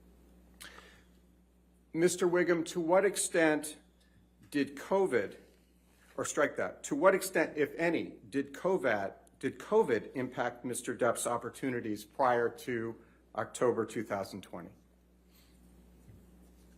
I think it had an effect on Johnny, like other actors to some degree, but we were still doing business, especially on behalf of bigger stars that greenlit films, and so what was happening was we would close deals or put together a movie and then just set the start date for whenever people could get together and actually shoot the movie. Mr. Wiggum, in your many interactions with Mr. Depp, have you ever seen him angry? Objection, Your Honor. It's leading. I'll sustain as to leading. In your many interactions, thank you, Your Honor. In your many interactions with Mr. Depp, to what extent, if any, have you ever seen him lose his temper? I never have, actually. To what extent, if any, has Mr. Depp ever raised his voice in your presence? No, he never has. Mr. Wiggum, to what extent have you ever seen Mr. Depp engage in any violence? Never. Mr. Wiggum, other than Ms. Heard, are you aware of any other woman who has ever accused Mr. Depp of physical abuse? Objection, leading, foundation, and hearsay. I'll sustain the objection to leading. Thank you, Your Honor. Thank you, Mr. Wiggum. All right. I will pass the witness. All right, Mr. Wiggum, we'll do cross-examination in about 15 minutes. I'm going to take a 15-minute morning recess, okay, sir? All right, ladies and gentlemen, we'll go ahead and take our morning recess. Do not discuss the case with anybody and don't do any outside research, okay? Mr. Wiggum, what I'll do is put you in the lobby, and then you won't see anything. In about 15 minutes, I'll bring you back, okay? Okay. All right, thank you. Thank you.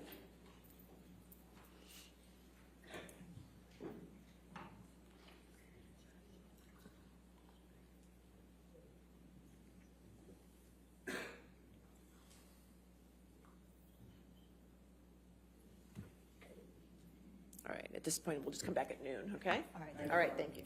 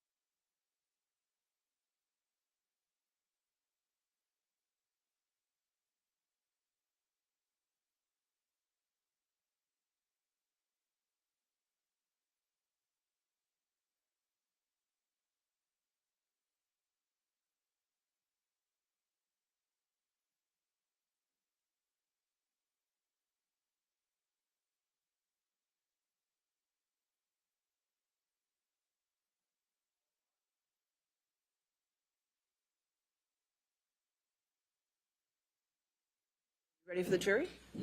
Okay.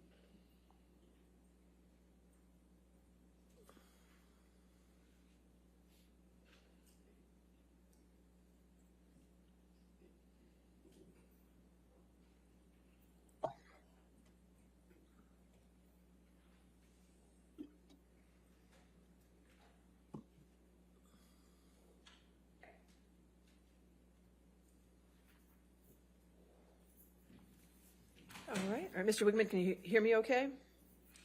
Yes, ma'am. All right. As soon as you ask him his first question, he should pop up there. He'll come All right. up then? Yeah, Okay. cross-examination. Thank you, Your Honor.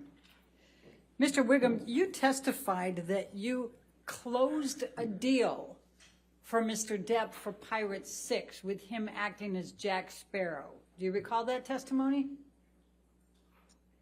Yes. Mr. Wiggum, could you do me a favor and just count from 1 to 5 for me so I can get you on my big screens here? Sure. 1, 2, 3, 4, 5. Not getting on this. There he There is. we go. Okay, thank you, sir. I appreciate it. I'm sorry. But in fact, Mr. Wiggum, it's not true that Mr. Depp ever had a contract with Disney for Pirate 6. Isn't that correct? Can you explain that question or that position? Have you ever seen a contract that provides for Mr. Depp to play Pirate 6?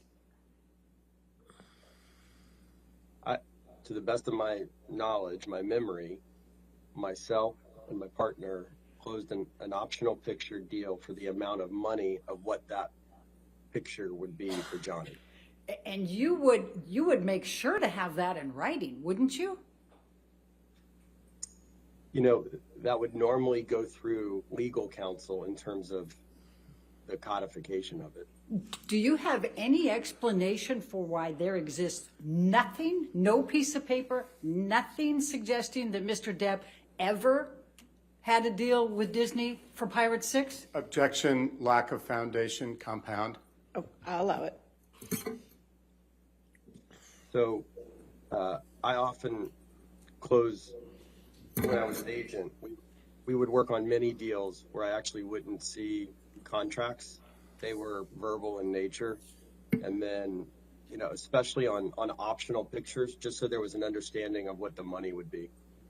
So do you have an explanation why there is not even a piece of paper, not an email, not a text, not a document, nothing that suggests that Mr. Depp is going to be in Pirate 6 as Jack Sparrow? Objection, asked and answered.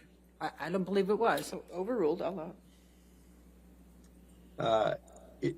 I mean, if you're asking me my opinion, it wouldn't necessarily be alarming because that would be a conversation usually to understand. Disney's going to want to know: are we on the same? Page about what the money's going to be? And most of that conversation, if I remember correctly, was also with one of Johnny's lawyers at the time. Okay, and so you had, so Johnny's lawyer was discussing this, but there's no document. Do you have an explanation for that? You may know better than me if there is a document, but that was Jake Bloom, you know, at the time, I believe, if memory serves me correct. All right. But would it be fair to say that you have never seen a document that provides that Mr. Depp was going to be in Pirate 6? It would be fair to say that it was consistent with a lot of the conversations that I would have on behalf of big stars, where it was verbal and there was an understanding of what the deal was going to be. Mr. Wiggum, if you could please answer my question. Objection, harassment. He did answer the question. I'll allow you want to ask your question. Go ahead. Thank you. Sure. Judy, Can you repeat the question? Sorry. Judy, can you read that back? Thank you.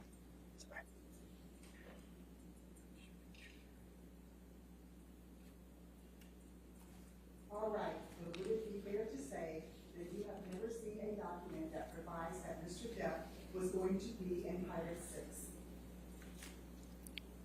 6? It would be fair to say that I have not seen a document on pirates. Now, just so you know, Mr. Wiggum, I don't need you to give me extra. I just want you to answer mine. I just want to know, have you ever seen a document that says Mr. Depp is going to be in Pirate 6? I only to fully answer the question though. I think there's some context. That's an easy yes or no. Have you seen a document? Technically, I perhaps have, because it connects to all the other Pirates films. It's just a modification of a new document. So I have not seen 22.5 million written on a page. You're correct about that. Okay.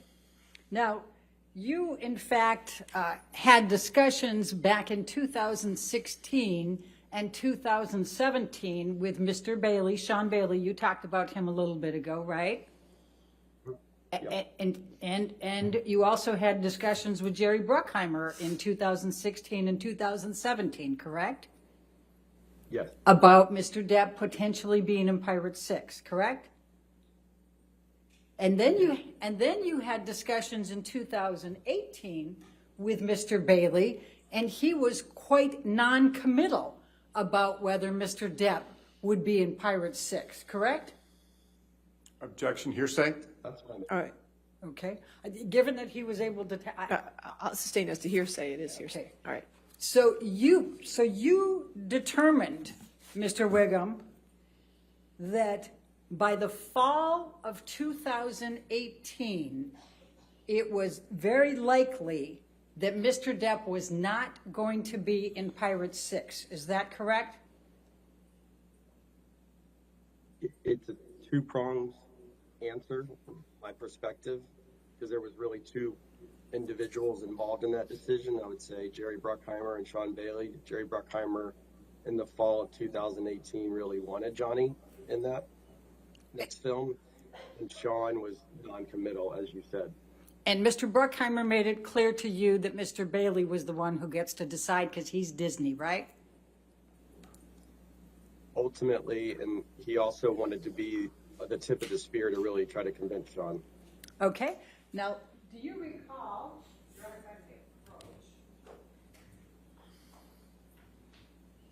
Thank you.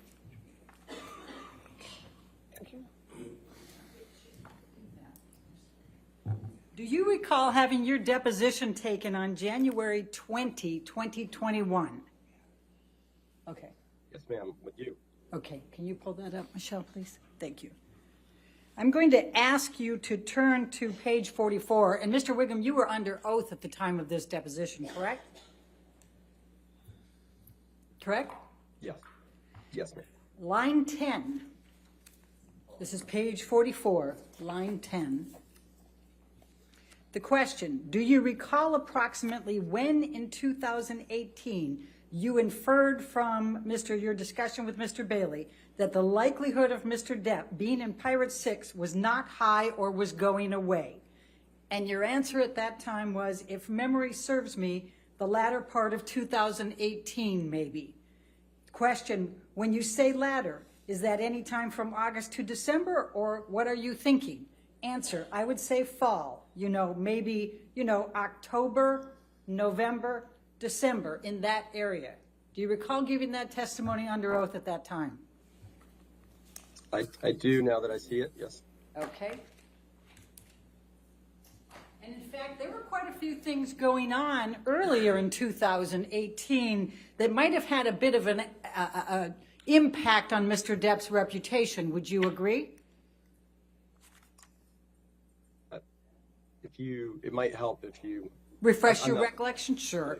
But and before I go there, though, I think you said that the reason it was so catastrophic for Mr. Depp for the op-ed was because it was a first-person account of Johnny, right? Do you remember saying that?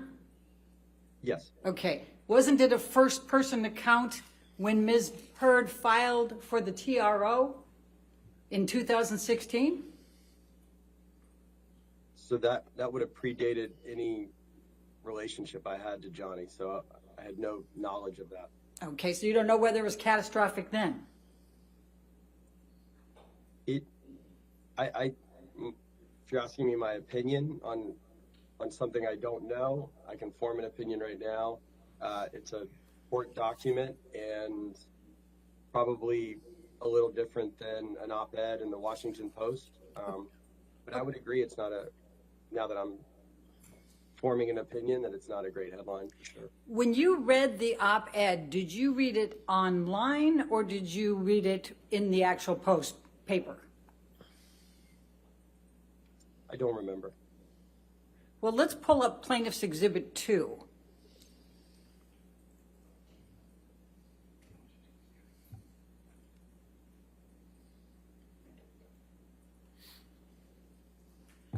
Does this refresh your recollection?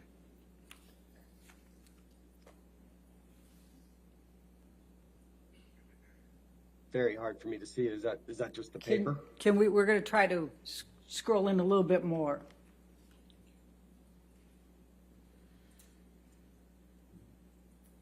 Again, just if you can help me.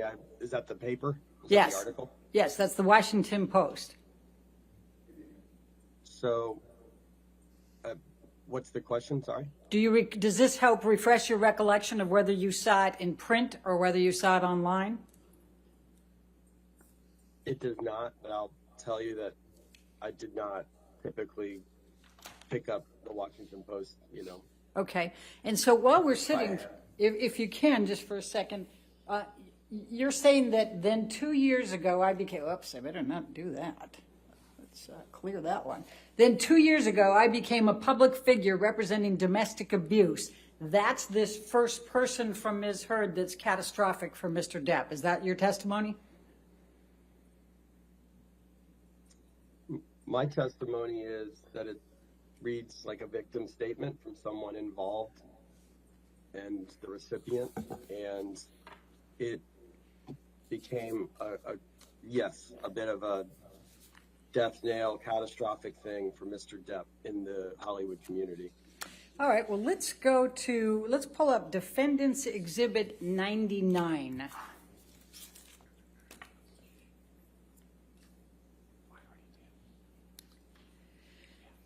Now, there was, in fact, an article published in the Sun newspaper by Dan Wooten, the editor-in-chief, on April 27, 2018. Do you recall that? Now that I'm looking at it. Does that refreshes your recollection? And in fact, Yes. This article calls Mr. Depp a wife beater, does it not? Objection, hearsay. I'll allow it for them. You know what? I can't see the print even with these glasses, but All right. Well, I'll take your word for it. Well, the title here is How Can J.K. Rowling Be Genuinely Happy Casting Wife Beater Johnny Depp in the new Fantastic Beasts film? Objection, Do you see hearsay, that? Your Honor. I'll allow that. Yeah. Okay. Your Honor, I'd like to move the admission of this exhibit. I think at this point, it's not offered to prove the truth of the matter asserted, but it's going to offer, he's testified to comparisons of other articles. He's testifying to the impact of the op-ed. I think it's, in fairness, we should be able to put this in and be able to make the comparisons. It's clearly hearsay, Your Honor. I'll sustain the It's objection. not offered to prove the truth of the matter asserted, Your I'll Honor. sustain the objection. Okay. Well, let's go to the third page. Now let's go to the fourth page. So it has A5, I think is what I'm trying to get to. So it says paragraph 7. So do you recall that it says in here Objection, hearsay, Your Honor. Your Honor, She's just trying to backdoor your ruling.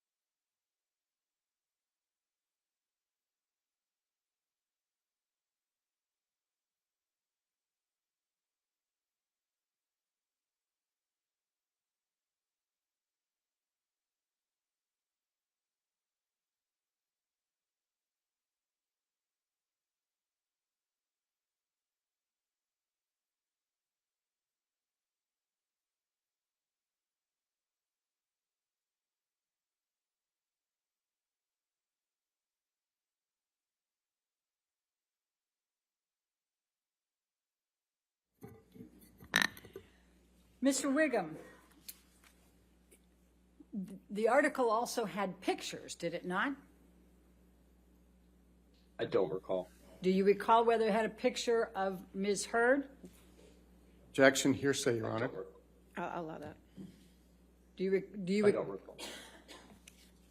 Can we go to the 8th page?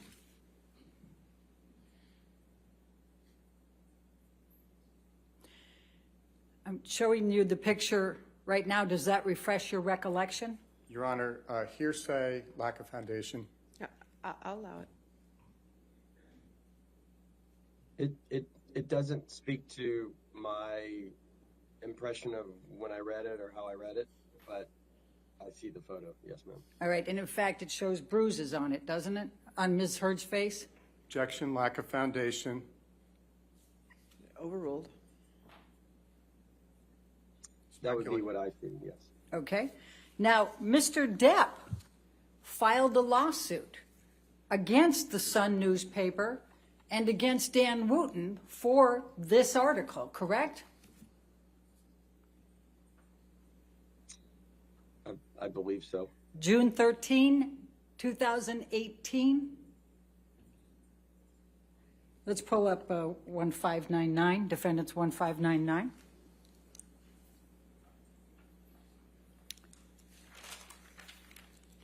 Does this refresh your recollection? Objection, hearsay, Your Honor. Just for refreshing recollection, I'll allow. Just so I understand the question, you're asking, does it refresh a memory that Johnny filed suit against the Sun? Yes, and Dan Wooten. On June 13, 2018. Sure. Okay. Now that I'm looking at it, yes. All right, and he did so in the UK, in the High Court of Justice, correct? I believe so. You would know better than I. Okay, and if we can just turn to page 9, and do you recall that Mr. Depp alleged that that article had caused him serious harm to his personal and professional reputation? Objection, hearsay, calls for speculation. I'll allow the question. Thank you. No, I don't recall. I'm going to ask you to take a look at paragraph 11. And let me see if I I can need get new glasses. Okay. Sorry. I can barely. I'm gonna- Your Honor, is there a way to even make that screen bigger on mine? I wish I had better glasses and more technologically savvy. They can make it a little bigger, but I think that's about as far as it can go. I'm going to try to highlight it here so that might help you a little bit. Let me switch the color. So, do you recall that Mr. Depp alleged that the article in the Sun newspaper by Dan Wooten had caused serious harm to the claimant's personal and professional reputation? If you're asking me, I don't recall it. I was not involved in that case at all. I'm able to read what's in front of me. But you don't recall it, and you don't recall if that had any impact on Disney in 2018. Objection, asked and answered. I'll sustain the objection. Next question. All right. Do you recall that Mr. Depp also alleged that he was caused significant distress and embarrassment by the publication of that article. No, that I don't recall that. Okay.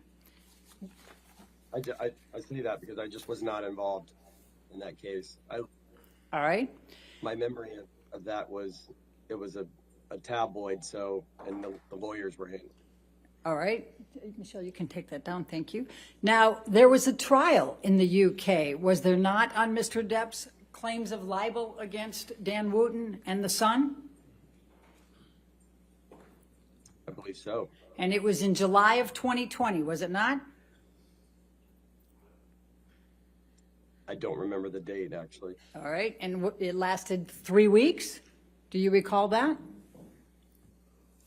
I don't, but I'll take your word for it. Do you recall there being an enormous amount of publicity surrounding that trial? Objection calls for speculation, lack of foundation. He said he did. Thank you. I'm sorry, Mr. Wiggum, you said you did recall that? Asked and answered. I'll allow it. I remember there being press around it, yes, ma'am. Okay. And in fact, do you recall that Mr. Depp gave testimony for 4 days? Not specifically, I don't. Do you recall that Ms. Heard gave testimony for 4 days? I don't recall any specific memory of who testified for how long or any details within the case. Do you recall there being many, many witnesses testifying at that case, on that case? I think I'd revert to my answer just now. Okay. And the press that surrounded that case, do you recall it being focusing on things like Mr. Depp's drug and alcohol use? Same answer. Do you recall there being the video, the kitchen video, being shown repeatedly? Objection. Your Honor, may we approach? Sure.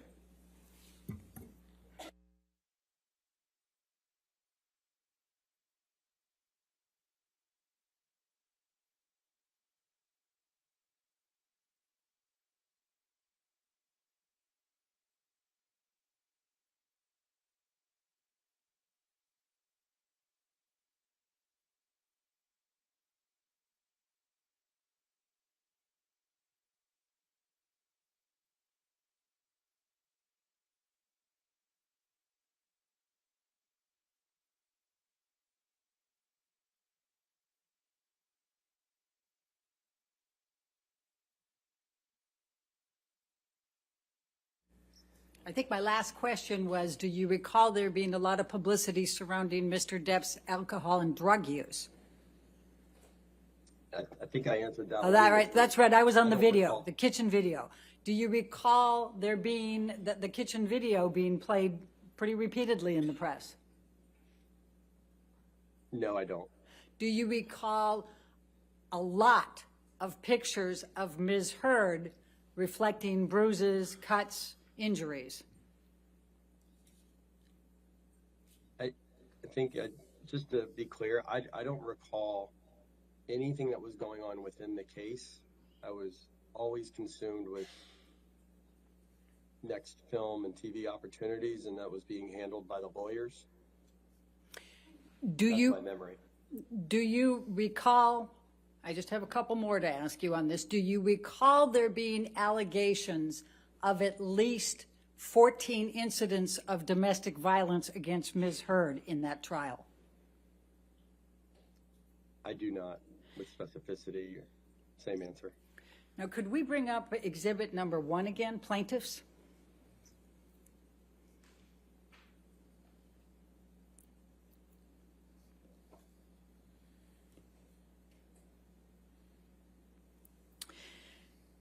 Now, Mr. Wiggum, do you know who wrote Amber Heard, I spoke up against sexual violence and faced our culture's wrath, this has to change?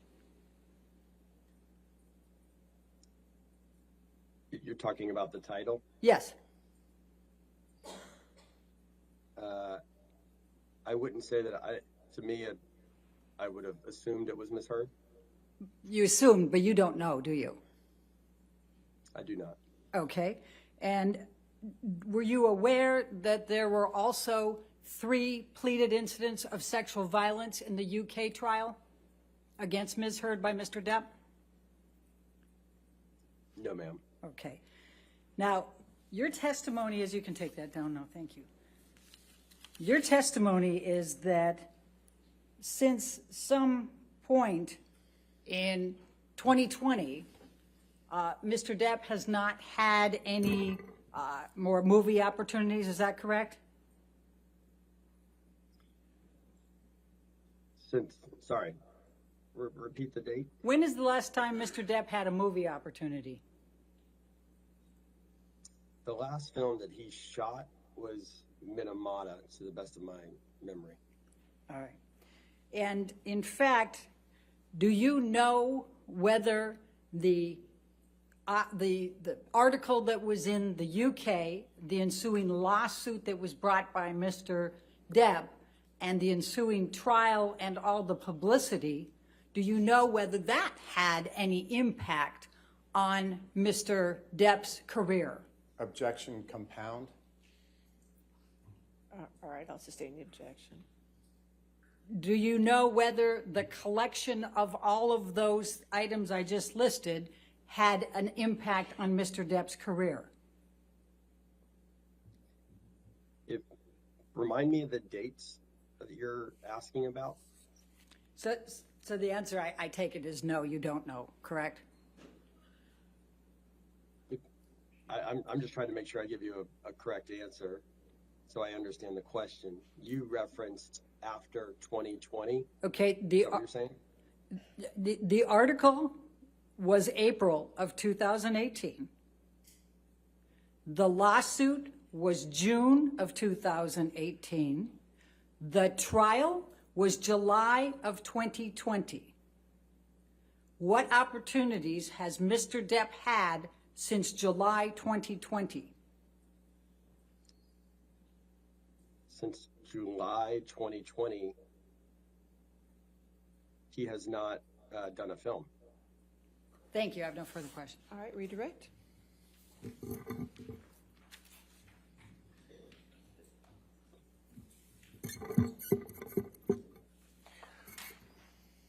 Good afternoon again, Mr. Wiggum. Do you recall Ms. Bredehoft asked you questions about whether you ever actually saw a document containing the $22.5 million deal for Mr. Depp for Pirate 6? Do you recall that? I do.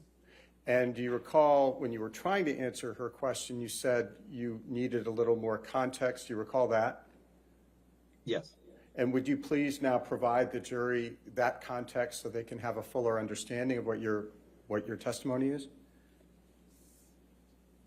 So often on a franchise movie, when you're dealing with big stars and you're talking about future optional pictures, you engage at the high level, meaning the president or the top of the studio, to get an understanding of what that deal is going to be. They then get papered, typically, when I say papered, amended, because it's based on the same contract, usually, that's been in existence. And it would get, sometimes we don't see paperwork or get paperwork until the film is happening. And Mr. Wiggum, on a similar line, Ms. Bredehoft asked you some questions about whether after this deal was done, it was starting to trend badly with respect to Disney and not so, and still well with respect to Mr. Bruckheimer in the fall of 2018. Do you remember that testimony? I do. When was it that Disney made the final decision as to whether Mr. Depp would be in Pirate 6? I'll sustain the objection. I'll sustain the objection. Next question. Mr. Wiggum, it may have been trending badly as of that time, but Disney had not gone in the other direction, correct? No. So the Overruled, email I'll you allow showed it. me earlier. You may continue. The email you showed me earlier was 2 days after the op-ed, and I was saying that Disney had never said that Johnny would not be in the film as of that date. Overruled. Right. And my testimony is the exact same as the deposition, which is it was trending badly in the late fall on behalf of Disney, but Jerry Bruckheimer and I were lobbying to make it happen, and so we had hope, and it became clear to me in early 2019 that it was over. Thank you very much, Mr. Wiggum. No further questions. All right, thank you. Is this witness subject to recall? Yes, Your Honor. All right, Mr. Wiggum, since you're subject to recall, you're still subject to the rule on witnesses, so you cannot discuss your testimony with anybody and you cannot watch any of the trial, okay, sir? Okay. All right, but you're free for today. Thank you. All right. Thank you. Thank you. All right, your next witness? Your Honor, before we call the next witness, may we approach briefly for a Okay, moment? sure.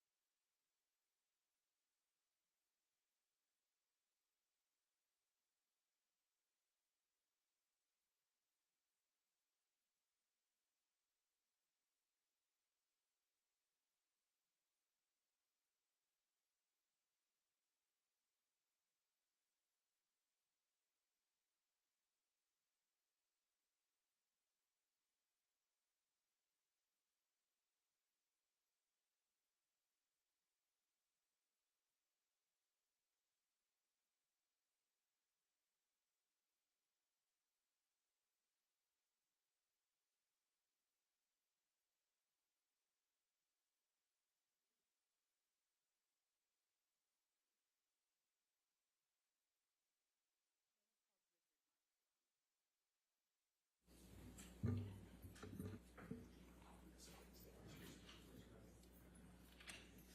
you solemnly swear or affirm to testify truthfully in this case and penalty of the law? Yes.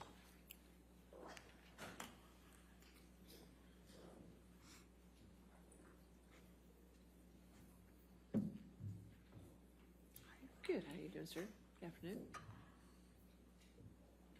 You can sit down, sir. That's fine.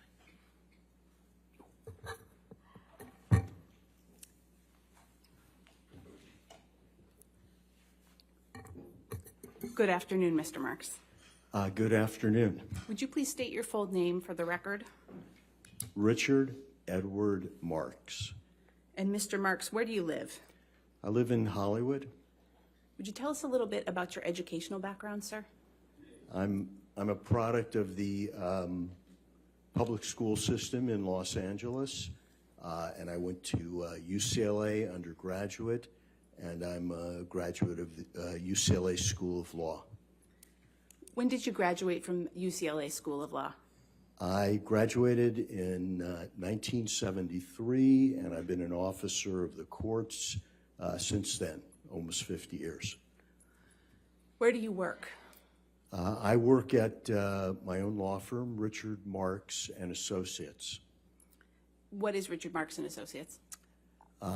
It is a transactional entertainment law firm, and we represent individuals, writers, directors, actors, books, but authors. But mainly we represent producers who are developing a product, if you will, to be produced and then exploited on television, features, streaming, things like that. When you say a transactional law firm, what do you mean by that? What I do is make deals. They're transactions. I'm a deal guy. So my whole practice, all these decades, has been about getting to yes. How do you make a deal? And then how do you get it documented so people sign it and then are able, it's clear enough that it can be administered and people can know what to do after you've made the deal. Specifically, what types of clients do you work with? Well, as I said, I work with all kinds of clients, but my bigger clients and the bulk of my practice is representing producers who produce, they develop and they produce content for exploitation. Are there any particular clients that you can identify? Yeah, I've been working for a long time with ITV, which is a huge British company with worldwide reach in entertainment. They produce The Voice, Love Island, and right now I've done all the development legal work on a miniseries that's about to shoot in France and England, starring Michael Douglas as Benjamin Franklin. It's based on a novel that we optioned. I helped them option years ago. Then scripts were written for the 8 Hours. Then Michael Douglas was engaged, the director was engaged, and I do all those contracts, and that's ITV. Another one of my big clients is Village Roadshow. They're an Australian company. They partner with Warner Brothers and they produce movies like Matrix, Aquaman, Scooby-Doo. Right now, I am working on a television series for them, doing the legal production, and before that it was development, but the production legal work on a reboot of the old College Bowl show, where two colleges come together with teams and answer questions, and here they're going to win scholarships. And the hosts are Peyton Manning and Eli Manning. So that's currently what I'm working on for Village Roadshow. Any other clients? And I would say my third big client is a company called Media Rights, MRC, and they produce movies and TV shows. Recently, I've done a lot of work for them. They are finishing up a mini-series that I'm doing the legal work on for Apple, starring Billy Crudup. We just finished a mini-series for them called Terminal List with Chris Pratt. That's for Amazon. And we recently finished a mini-series doing the legal deal-making for MRC on a show called The Shrink Next Door, which is aired. It starred Will Ferrell and Paul Rudd. And then I can't leave out my longest client, which is the producers of Bosch for Amazon. It's got to be 9-10 years ago when we went into Amazon. They had never produced a series, and we negotiated a deal for Michael Conley's book series, and we cast Titus Welliver as Bosch. They wouldn't order a series, they would only order a pilot. And now, in the next few days, what I call the 8th season, but which is the first season of the spinoff, will be available on IMDb TV instead of on Amazon, but Amazon owns IMDb TV. And we're right now writing the 9th season. So I've had this long run with this one particular series. Can you tell the jury a little bit about the types of deals that you work on for these clients? Well, when you think of a series or a motion picture, and you see the credits, there's hundreds of credits there. And every one of those people, you have to make a deal with them, and you have to paper it so that they sign it. And you know what to pay them, and what is there a guild involved, a union? What are their services? And what I do is all of that, soup to nuts, many times. Sometimes I work with in-house counsel or other attorneys, and we split up the work. But basically, you want to produce a movie or a show. You might option a book. I do that deal. You might hire a writer. Then you might get a director, then a line producer, a UPM, first AD, Then you start hiring your cast. Then you start making location deals. Then you start renting equipment and props and getting releases for photos you might show or for people who might end up on camera. And then when you're done shooting, you're making deals for merchandising and deals with distributors. And in the old days, might have been for a DVD or for merchandising, a doll. And so it's really, what I do is make deals. And all deals, I've been doing it for almost 50 years, but they're all the same. They have elements of time, money, credit, rights, and perks. And I have approached deals that way so that I've made myself relevant. When I started out, there were 3 networks and big studios. And an attorney said, well, I'm a TV lawyer or I'm a feature lawyer. I just said, I'm a transactional lawyer. And so I've been able to adapt and make deals with Netflix, Quibi, YouTube, you name it. I've made deals. I mean, I recently made a deal with Hellman's Mayonnaise for an actress who is going to be an influencer for them on the web. And it was it was a good payday for this actress, but that's the way I look at deals. I'm a deal maker, and that's my practice. Mr. Marks, you testified that you have been working in the entertainment industry almost 50 years. How did you get started in the entertainment industry?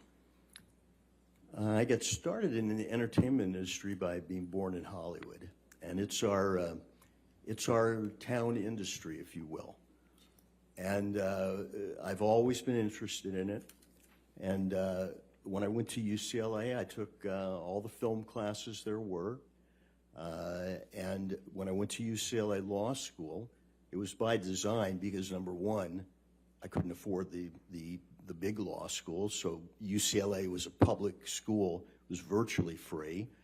I went to UCLA Law School because if you want to practice entertainment law in Hollywood, you go to UCLA or USC. Those are the schools where you kind of create your contacts and your network. And at UCLA, they had some of the best professors who taught entertainment law-related subjects. So I took copyright, trademark, entertainment contracts, if you will. I took everything entertainment-related. And that's how I kind of built the foundation for then my after-law school career. What did you do after you graduated from law school? Well, I wanted to do entertainment transaction law, but I realized I could earn a little bit more money if I went into entertainment litigation, suing over copyrights and trademarks. And so I took the highest paying job that I could get out of law school, and was in 1973. And I did IP litigation, disputes over copyrights, trademarks, disputes over rights, things like that. And I was a low-level litigator, doing depositions or motions, certainly not sitting at the, examining witnesses, except it might be in a deposition. And I did that for about, it was my first year out of law school. What did you do after that? Well, after that, I kind of made a decision that being a litigator wasn't for me, that I wanted to make deals, that I wanted my career to be about getting to yes. And that involved a lot of conflict sometimes, but the goal was to get to yes so that both parties could work together. Because the goal was working together and creating the TV show, not making the deal. The deal makers had to step away so that you closed the deal and then people could live with that deal. And so I went to a transactional law firm, and I was there a couple years, and I made deals. What kind of projects did you work on when you transitioned into that deal-making role? Well, this is, mid-1970s, and this law firm was hot, if you will. And some of my classmates were there. That's how I got the job. I had to take a cut in pay to go there. I'll never forget, I'm the second chair attorney in a big conference room at Fox, and we're trying to close a deal for our young client, George Lucas, to make a film called Star Wars, a Western space movie. And Fox would not give us the budget or the salary he wanted. And this is the God's honest truth. We said, okay, give us the merchandising. And famously, they gave us the merchandising because they didn't think there was value there. And that's how much our business has changed. While I was at my first transactional firm, we also worked for a client. His name is Sylvester Stallone. His claim to fame is that he was a character actor, but he had written a script that all the major stars wanted to play. They wanted to play the role Rocky. And he said, I will not sell this script unless I play Rocky. And no one was happy about that. And the deal we made was he got to play the role, but it was a very low budget, and he hardly had a dressing room. He hardly had any perks. He wasn't happy about it, but we were able to make up for that in the deals for Rocky 2, 3. And that's the type of deals. It was, at that entertainment transactional firm, we weren't representing major companies, if you will. We were representing artists, writers, directors, talent, like individuals. We weren't representing the companies I do now, like ITV or Village Roadshow. How long were you at that law firm? I was at that firm for a couple years. What did you do after that? After that, I made a decision that I wanted to go in-house where the full-time business was making product, and it was very tied to production, and I wanted to move away from law firms at that moment. And my first in-house job was for the Ziegler Discount Agency, which was one of the premier literary agencies in town. We represented writers and books and estates of books. And at that time, in late 70s, early 80s, if you wanted to hire a writer or a book, or option a book, there were three places you went. You went to Swifty, which he's kind of famous, Swifty Lazar's Oscar parties, or you went to Swanee, H.L. Swanson, or you went to Ziggy, and I worked for Ziggy. Did you work for any other companies in an in-house capacity as a deal maker? Oh yeah. With Ziggy, we made deals for the book The Princess Bride. We did a lot of. We worked for William Goldman, who that was his book and his screenplay, and it was a fabulous experience. But that firm was bought by ICM, a much bigger agency, and then I moved to Paramount. That's where I next went, and at Paramount, I was the attorney on the series Cheers and the series Family Ties, which was the break for the young son, Michael J. Fox. And then I did something, because I have never said I'm just a TV lawyer. I'm a deal maker. I get to yes. And it's sort of unheard of, but I moved from network television doing the deals for Cheers and Family Ties. I moved to features at Paramount because you can earn a little more money in features. And I was married, and I had a child. And in features, I was assigned to do the development and production work for a producer, who's in this case Jerry Bruckheimer, and I also served. They had an overall deal with Eddie Murphy, so I did the legal work on his films like Beverly Hills Cop, Coming to America, things like that. And I was at Paramount about 4 years. Where'd you go after Paramount? After Paramount, I got this opportunity to head up business and legal affairs in the feature division for Jerry Weintraub's studio. Jerry was famous at the time for Karate Kid and Ocean's 11, and he represented, Elvis and Frank Sinatra in music, and John Denver. But this was his motion picture company, and I was in features, and we made a film called Troop Beverly Hills, which was starring Shelley Long. We made another film, The Big Blue. We acquired a film library. He was positioning himself to be a major company until he went bankrupt. And that was one of his only failures. Where'd you go after that? After Jerry Weintraub, I went to Disney, and I filled in for a year for the head of legal and features, who was on maternity leave and taking a family leave. And so I headed up legal on films like Dick Tracy, Madonna was in that, Rocketeer, another live action film.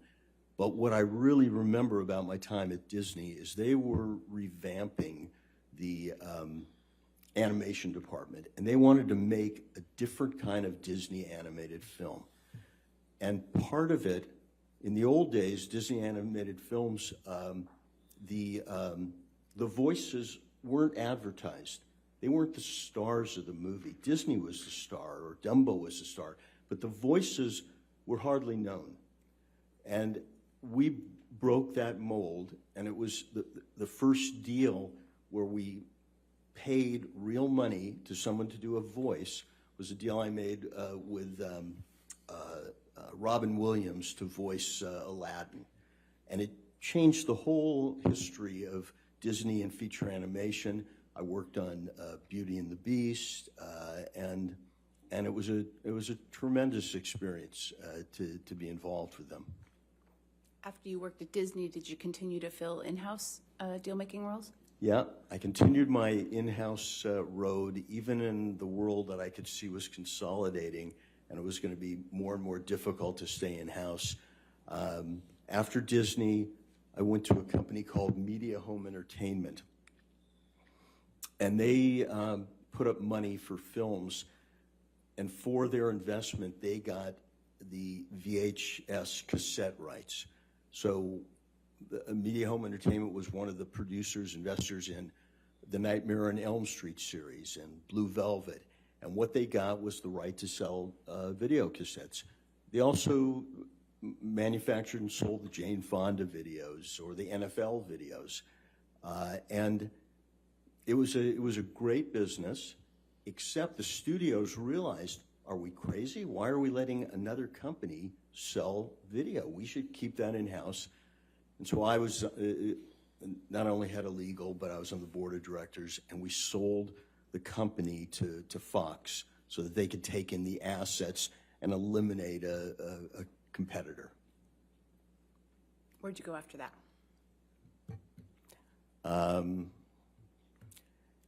After Media Home Entertainment, I went to a company called Kushner Lock. It was at a time in the business there were hundreds of independent producing companies because the networks couldn't produce for themselves. There were laws preventing it. And Kushner Lock, we produced Pinocchio with Jonathan Taylor Thomas. We produced a small movie called Freeway. It was Reese Witherspoon's one of her first roles. And it was, I was there for 8 years. It was a good long run. until they, as all those independent companies ultimately did, not all, most, they went bankrupt after 8 years. What did you do after that? Now, you can see I'm still chasing the in-house world. I went to a company, Nelvana. They were a Canadian animation company, but they had this big office in LA. I headed up business and legal. We manufactured, made, produced animated television series like Care Bears and merchandising also.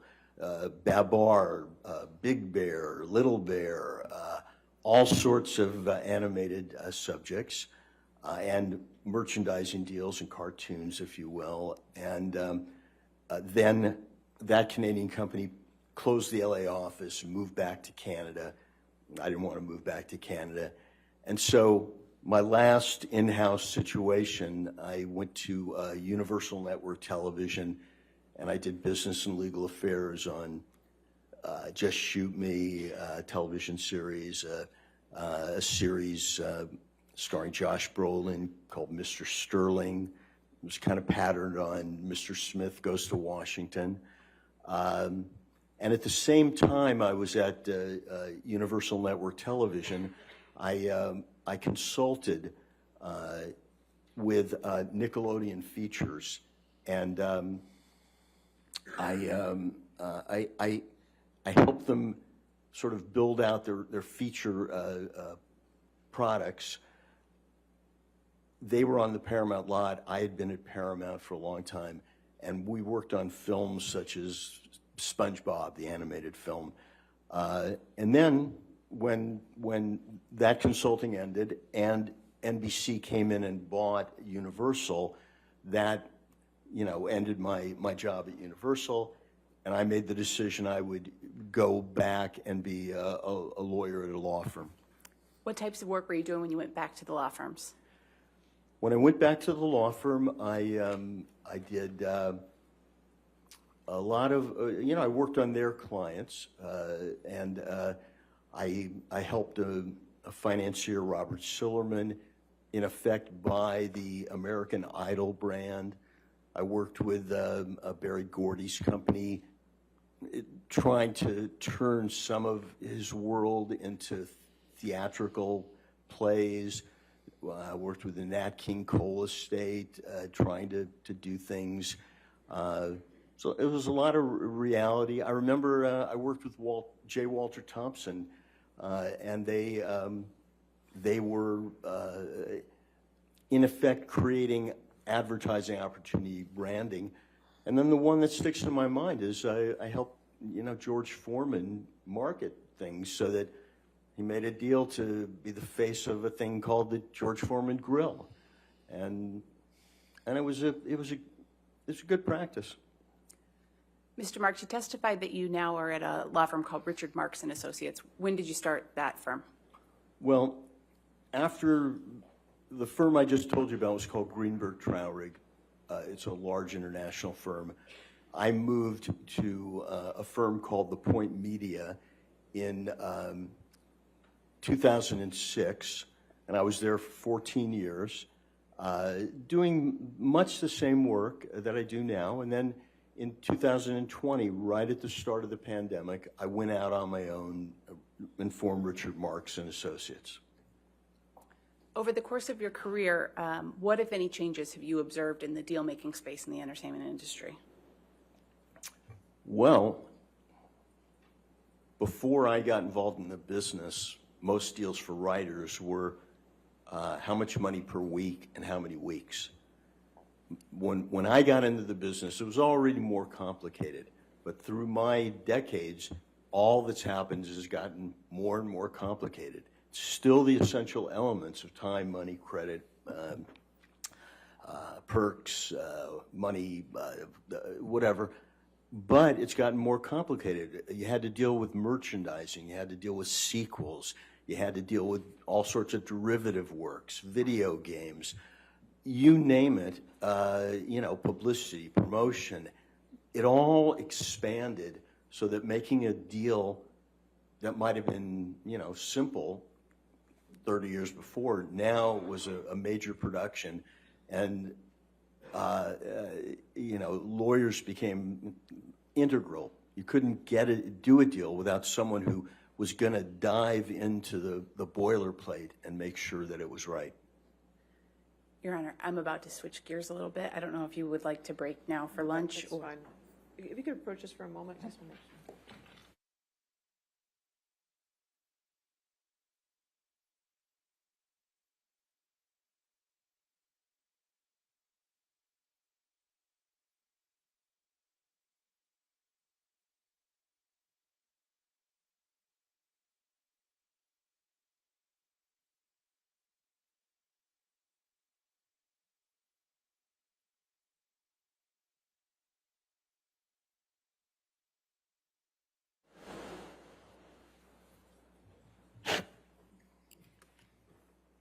Your Honor, before we take lunch, plaintiff would move in Mr. Marks as an expert in the entertainment industry. All right, any objection?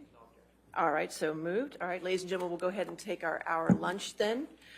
Please do not talk to anybody and don't do any outside research. We'll see you back in an hour, okay? Thank you. Mr. Marks, if you could just stay there for a second, sir. Thank you. Stay there for a second. Just stay right there. Thank you. No problem, sir.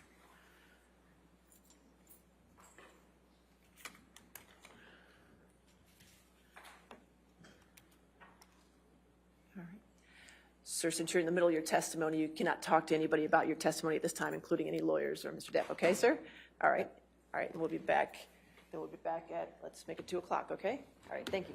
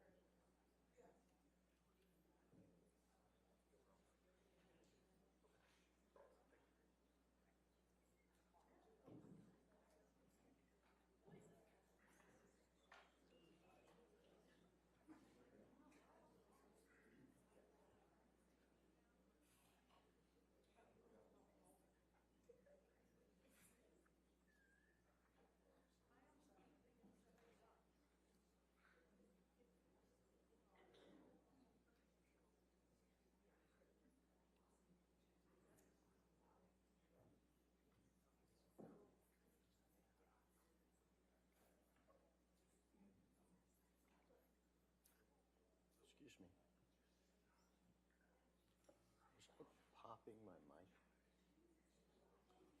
Popping the mic too close to it? Was I?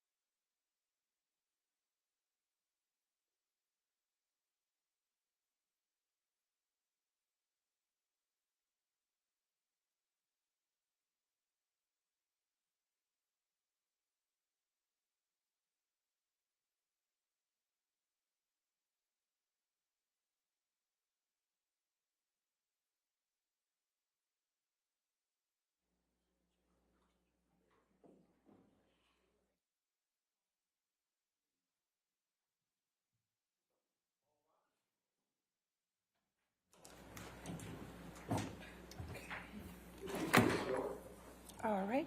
How you doing, sir? All right, are we ready for the jury? Yes, okay.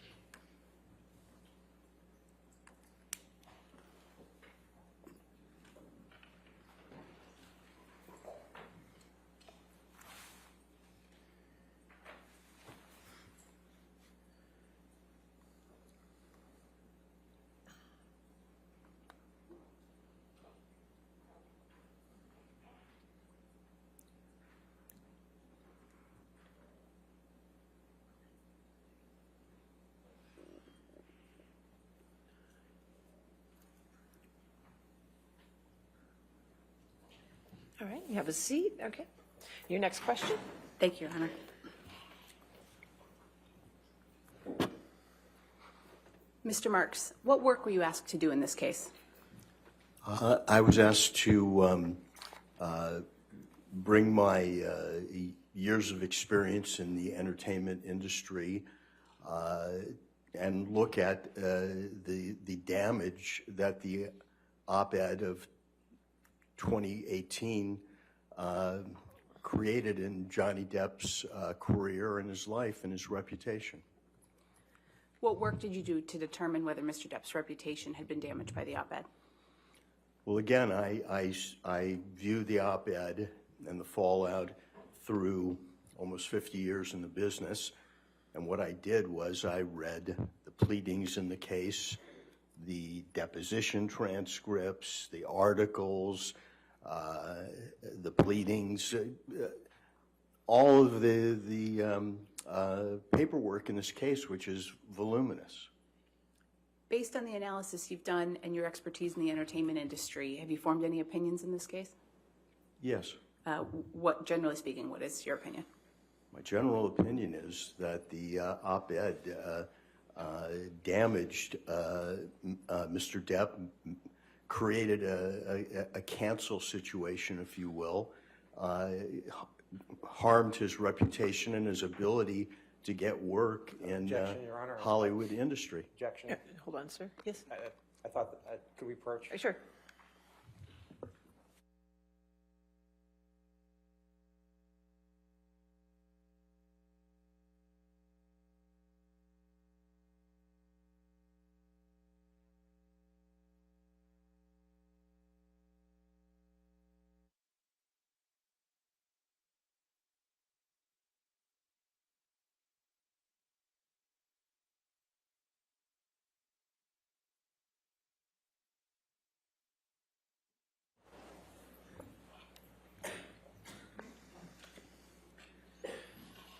Mr. Marks, do you have experience working with companies looking to engage actors to market or advertise their products? Yes. And what's that experience? Well, virtually every company I work for, they are engaging actors to advertise their products. Most of the time, those products are TV shows or streaming series or feature films that all involve product spin-offs and derivatives, and sometimes they are just products and spokespeople getting together. But yes, I have experience in hiring a star to be the face of your product. What types of things do companies consider when they're looking at using actors in their marketing or advertising? Well, as you can imagine, they consider reputation. This is a capitalist society, and they're looking to make money. They want to add value to their investment. They want actors who have reputations that will bring eyeballs to the screen, bodies in the seats. They're looking for added value, not negativity. Do you have experience negotiating agreements for actors to play a certain role in a film? Oh, yes. As I explained, I negotiate deals with actors to play roles in films. And what's the significance of the actor in the starring role in the context of a feature film? The actor in the starring role becomes the face of the film, the product, the series. That actor is synonymous with the product. And again, in hiring that actor or actress, you want a reputation that supports the value that you've spent on creating the product.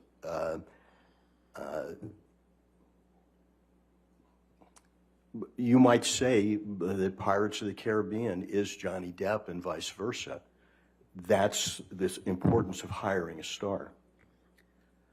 What aspects of an actor's reputation might impact their ability to get hired by brands or studios? Well, again, on the other side of the coin, you wouldn't want to hire an actor who has negativity following them. You wouldn't want to pay to actually bring your brand down, your movie. And so that's very important, and especially in the last 5 years with the Metoo movement, you wouldn't want negativity hiring an actor who, quote unquote, had been canceled. Is there anything in particular that might prevent an actor from getting hired by a brand or a studio? Well, I mean, we're talking about illegal activity, a criminal record, but right now, the pinnacle of negativity in Hollywood is being accused of domestic abuse, sexual abuse, violence, and what we've seen is almost immediately terminations and cancellations for the investors, to the people who create that product, to move away from that negativity. I think you mentioned the Me Too movement.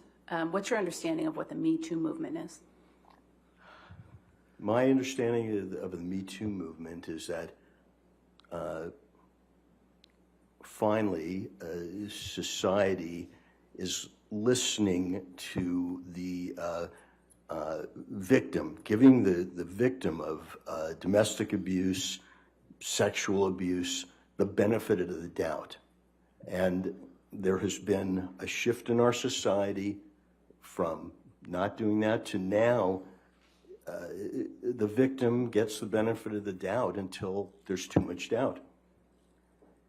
And to me, that's the Me Too movement. One person can come forward and accuse Harvey Weinstein, and another person can come forward, and another. That's the Me Too part of it. But they get the benefit of the doubt, whereas in the past, the victim didn't have that benefit. What impact has the Me Too movement had on how Hollywood conducts business?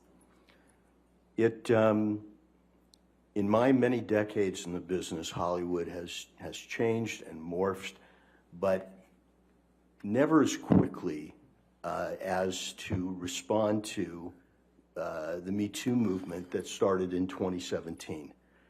When I started in the business, every contract for an actor or someone involved in a movie had a morals clause that you did certain things and you could be fired for it. They wanted to protect their brand. Before the Me Too movement, that morals clause was fading out. People with leverage, people said, wait a second, you just can't get rid of us because you think this or that. With the Me Too movement, Harvey Weinstein,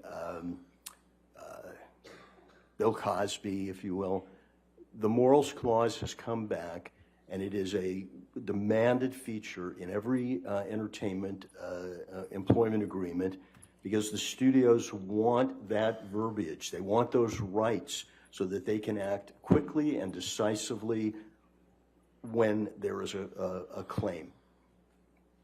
Mr. Marks, do you have any experience working on a project where an actor was accused of domestic abuse or sexual violence? Yes. What was that experience? I did some of the production legal work on a film called All the Money in the World. It was about the life of the Gettys, J. Paul Getty. And J. Paul Getty was played by Kevin Spacey. He acted in the part. He finished his role. He was paid. And then these Me Too accusations came out. And immediately, my client, in conjunction with Sony, they made a decision to take him out of the movie. And Christopher Plummer was hired. They reshot all his scenes and seamlessly cut them in to the movie. And if you see All the Money in the World, you won't know that Kevin Spacey was ever in it. So I had that personal experience. And then coincidentally, when that happened, I was also doing work for MRC, which produces House of Cards, and a very successful series. And he was the star of it. And he was immediately cut out, and everything was redone to get rid of the notion that Hollywood would support an abuser after the Me Too movement. And then because I was in the mix of all of it, I also know that Kevin Spacey had completed another movie for Netflix, and unlike All the Money in the World, they couldn't reshoot it. And it sits on the shelf, a movie about Gore Vidal that was finished but has never seen the light of day. What's your understanding of why these companies wanted Kevin Spacey removed from those projects? Can you repeat the question? What's your understanding of why these companies wanted Kevin Spacey removed from those projects? These companies, as I've said, they wanted Kevin Spacey removed because they didn't want the negativity.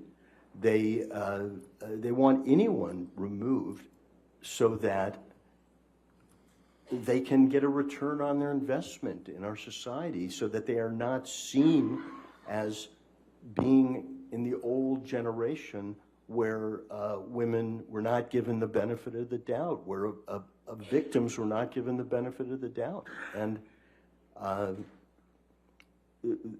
switch has been turned, and certainly by 2017.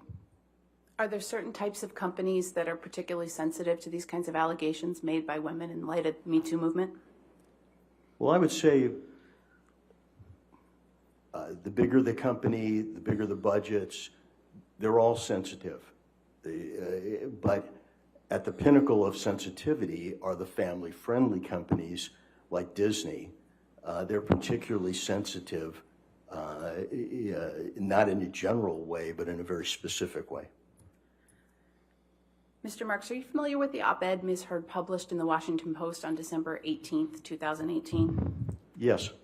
What's your understanding of how that op-ed was received in Hollywood?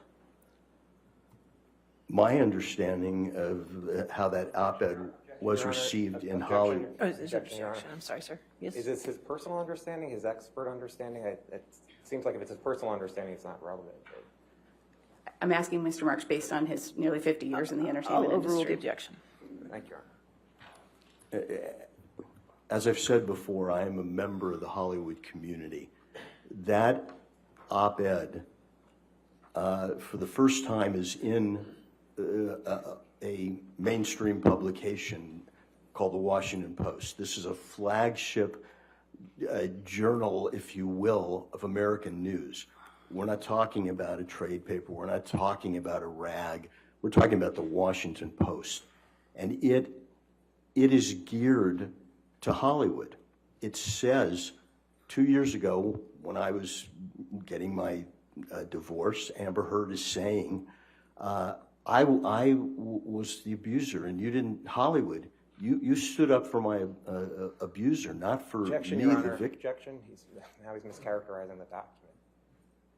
I think he's expressing his understanding of how that was perceived. I'll overrule the objection. Go ahead. Thank you, Your Honor. What I'm saying is Hollywood got the subject matter of the op-ed loud and clear.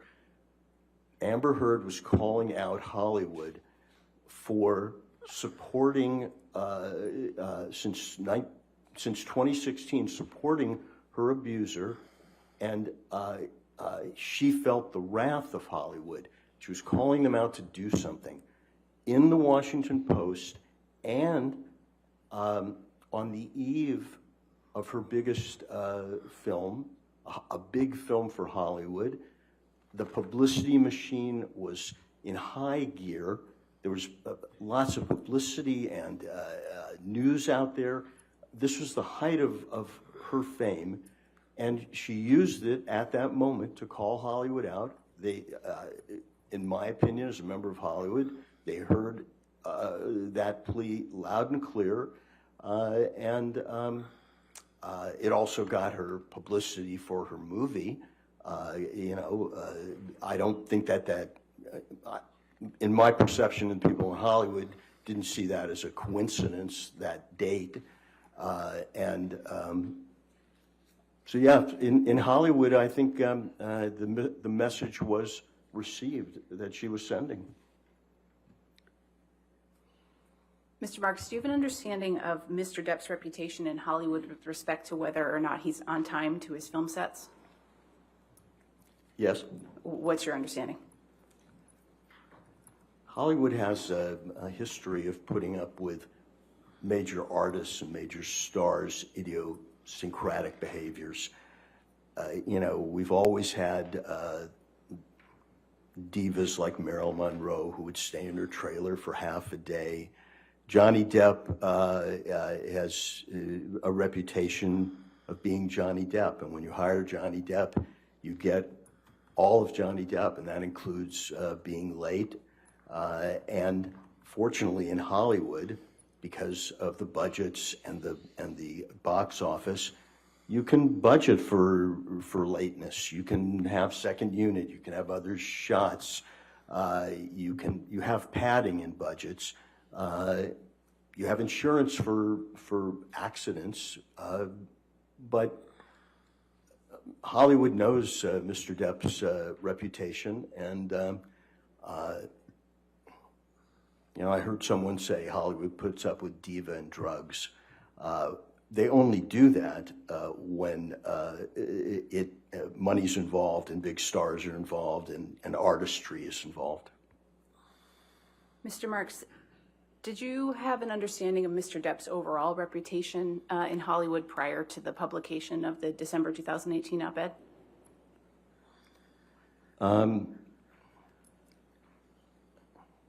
I would say that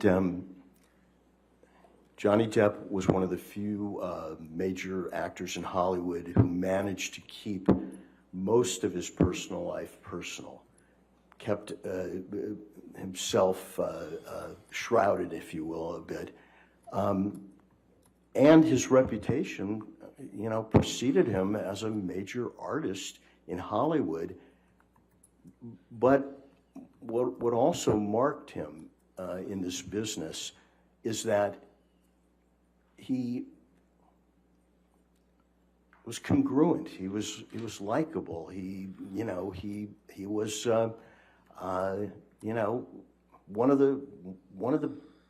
of the guys, and I never heard any complaints, if you will. Do you have an opinion about the impact of the publication of the op-ed on Mr. Depp's reputation in Hollywood? It's devastating. It's the type of claim, the Me Too claim of sexual violence, domestic abuse, that has canceled a list of actors. Chris Noth recently. I just read something about Frank Langella.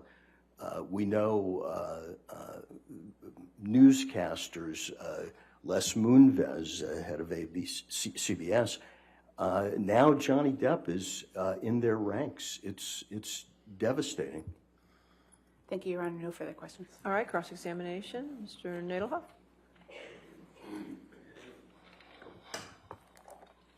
Good afternoon. Your rate in this case is $975 per hour, is that right?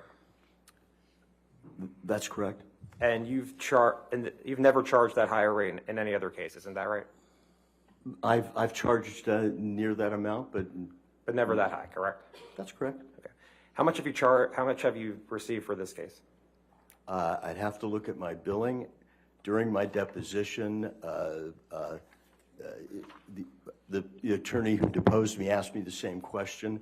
I said I would look it up. I did during lunch, and then she never got back to it again. I don't remember how much it was then, and I don't have the figures now. And you don't know how many hours you worked on this case? I would guess, again, I'd be guessing, and I don't know if you want me to guess. I have a full-time transactional practice. This is a very small part of my practice. Okay. Now, you said you worked for Disney for less than a year, right? I worked for Disney about a year. Yeah, and that was in 1990, right? Yes. So that was 32 years ago? Yeah. Okay. And you worked at Greenberg Trauring from 2004 to 2006, is that right? That's correct. Your leaving was a mutual decision, was it not? Yes. Okay. Now,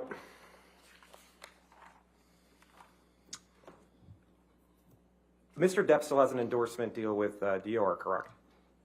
I understand that, yes. Okay. And he's had that endorsement deal since 2015, isn't that right?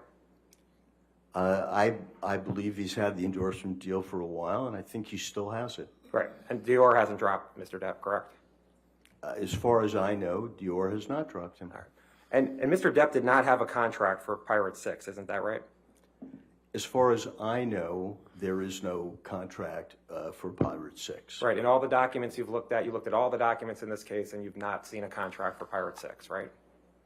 That's my memory of the documents. There was no contract for Pirate 6. And in all the documents you looked at, you didn't see a text saying Mr. Depp got the contract for Pirate 6 for $22.5 million, right? Objection asked and answered. Overruled. I didn't see paperwork on an agreement for Pirates of the Caribbean 6. So not an email, not a text, not any written document about Pirate 6, correct? Objection asked and answered. I'll sustain that objection. Next question. And you don't know one way or the other whether Mr. Depp will be in Pirates of Caribbean 6. You don't have a crystal ball, is that right? Objection, speculation. He's an expert. Allow it. No, go ahead. Overruled. Go ahead. You can answer it, sir. Well, as an expert, of course, I don't have a crystal ball, but as an expert, I think Disney will do everything possible to try to put him back in Pirates, but not under this cloud. Okay. You would agree that there was negative publicity about Mr. Depp before the op-ed, correct?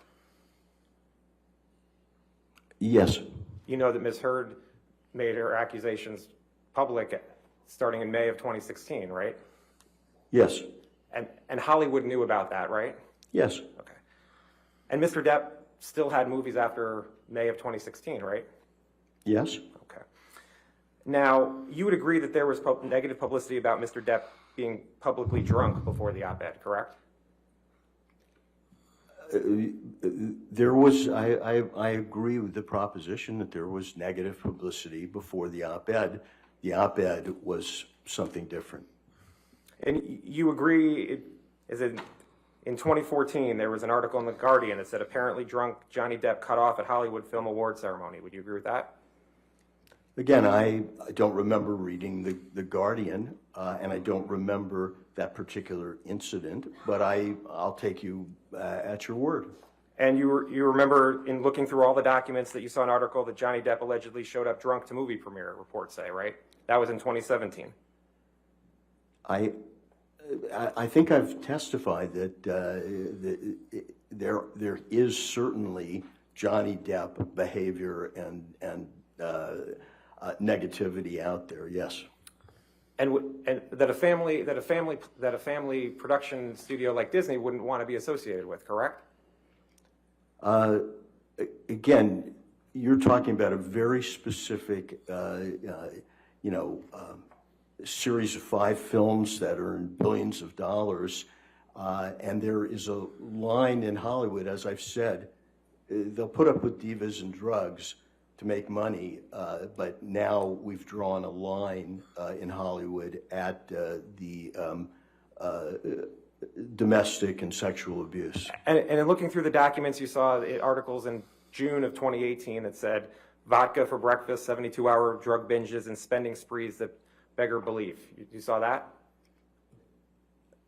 Again, I know these articles exist. I know they're not in the Washington Post. I don't know what article you're referring to, who wrote it, what publication it was in, but I know that those articles exist. And you'd agree that before the op-ed, Mr. Depp had a run of movie flops, wouldn't you agree?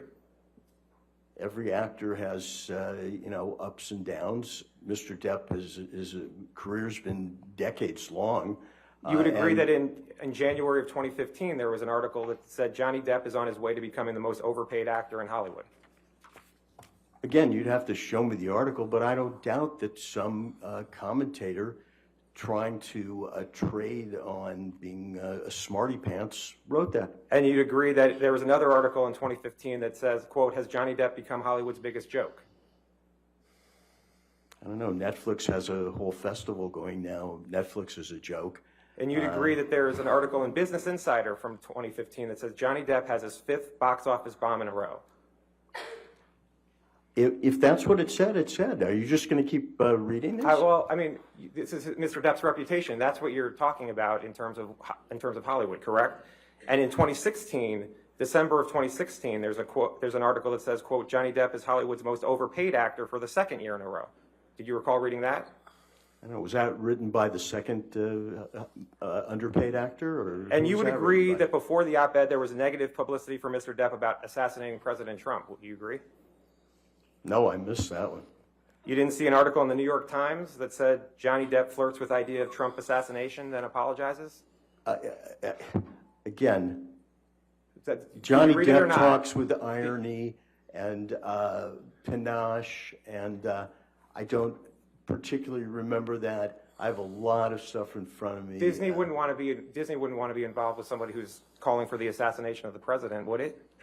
I'm sure after those articles, Johnny Depp was involved in major studio projects. Do you know one way or the other whether Mr. Depp was involved in major studio projects after June 23rd, 2017? I think, again, I haven't quoted his IMDb page to memory, but he was in an animated film called Sherlock Gnomes. I think it was released, Paramount is one of the producers. I think it was released in 2017. Would you agree that before the op-ed there was negative publicity for Mr. Depp about punching a crew member on a film set? I heard about that.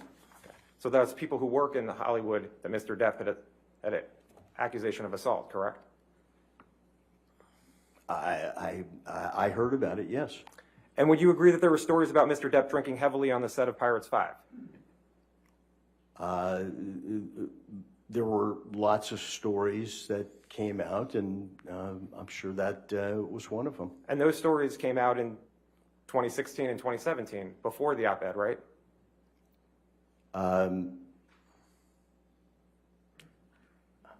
Again, you'd have to show me a timeline, but I'll take your word that there were articles written in various rags or trade public. Is the New York Times a rag? Is that what you're saying? No, I'm not saying the New York Times is a rag. What I'm saying is, at the height of the Me Too movement, we have this op-ed directed at Hollywood, and in the Hollywood I know, the rest of the stuff is background noise. Now, and Pirates 5 did not make as much money in the box office as the prior Pirates movies did. Isn't that true? That's true. It only made about $800 million. It made less, though, than the first 4, correct? Yeah, and any company would want to have a box office hit that made $800 million. Now, can you put up Defendant's Exhibit 99, please?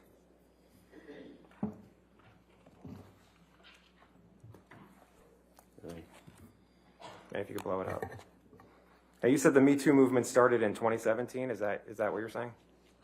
It actually started long before that, but it picked up steam to what we now call the Me Too movement in 2017. Okay, and do you recognize this article from Dan Wooten that says, how can J.K. Rowling be genuinely happy casting wife-beater Johnny Depp in the new Fantastic Beasts film? Yes, this article is in the UK Sun, which came to prominence by publishing topless women on page 3. And the article came out on April 27th, 2018, correct? I haven't skimmed through this, but I'll take your word for it. And I think what you're trying to say was that the Sun was a rag, so no one would pay any attention to it. Is that what you're trying to say? I'm saying the Sun is the Sun, and it's in the UK. And what this article is repeating stuff from 2016, repeating all the stuff that you might say should be all past history after the divorce. It's one Wooten's opinion in a newspaper that's claimed to fame as page 3 women topless, and yeah. And Mr. Depp sued the Sun over this, right? What's that? Mr. Depp sued the Sun in the UK about this article, right? As far as I know, he wanted to clear his name. That's right. And Mr. Depp, that lawsuit occurred in 2020, correct? It was tried in 2020. I believe so, yeah. And there were accusations of abuse that came out based on that lawsuit, correct? As far as I know, the accusations were all old news and predated much. Yeah, I mean, this is a 2018 article, and in 2020, they probably were rehashing it. And the old news that was coming out in 2018, that would also affect Mr. Depp's reputation, correct? Again, I've tried to draw a line, the line that Hollywood draws between the Me Too movement and starting in 2017 and the gossip and the claims back and forth. I mean, there was also press about Amber Heard being an abuser in those years. There was also the other side of the coin. But the op-ed that didn't mention Mr. Depp at all and didn't mention any accusations that what happened to her, that's what caused Mr. Depp all his reputational harm? That's what you're saying? Well, I don't agree that this article was not about Did it mention Mr. Depp? That's what I asked you. Well, does she have another husband who abused her But in 2016? did it talk about it? Did it talk at all about Mr. Depp's abuse? Objection, Your Honor. He's tried to answer the first question, which was not exactly what the second question was that he re-asked. I'd asked that he be permitted to finish. Ask your question. We'll go from there. The op-ed article didn't mention any specific abuse by Mr. Depp towards Amber Heard, correct? The only name is this is Amber Heard telling her story that started in 2016 when she was domestically abused and ignored. Now, there were headlines about the UK trial, correct? I'm sure there were, yes. Like, let's burn Amber text allegedly sent by Johnny Depp about X read in court? I didn't hear you. Let's burn Amber text allegedly sent by Johnny Depp about X read in court. Yeah. And there's a headline from July 19th, 2020 that said, quote, Hollywood nervously awaits fallout from explosive Johnny Depp trial. So Hollywood was following the case, correct? Yeah. When was that headline? In 2020. 2020. Yeah, look, Johnny Depp is a decades-long fixture in Hollywood, and people were following something across the pond. You know, we thought we kind of got rid of the UK in 1776, but they were still following it, absolutely. I mean, Mr. Depp thought enough about this article to have a 3-week trial in the UK, correct? Objection. Calls for speculation about what Mr. Depp thought. I'll sustain the objection. Next question. There was a 3-week trial in the UK based on this article by Dan Wooten, correct? I think I've said Mr. Depp finally had enough, and he sued to clear his name. Okay, could I approach, Your Honor? All right. Yep. You want to?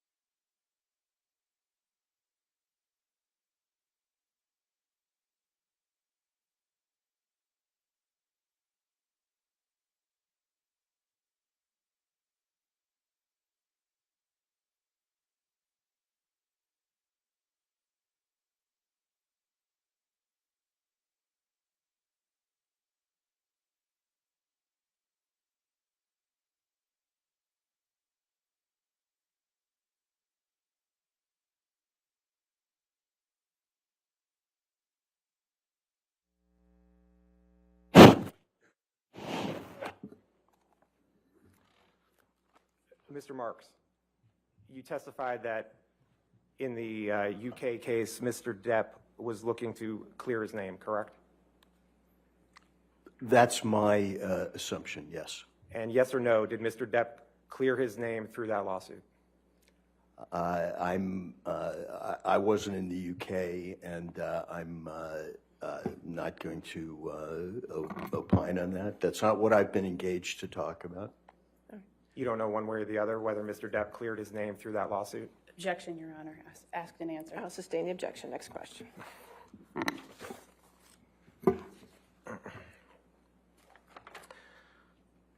You understand, can you please put up Defendant's Exhibit 115?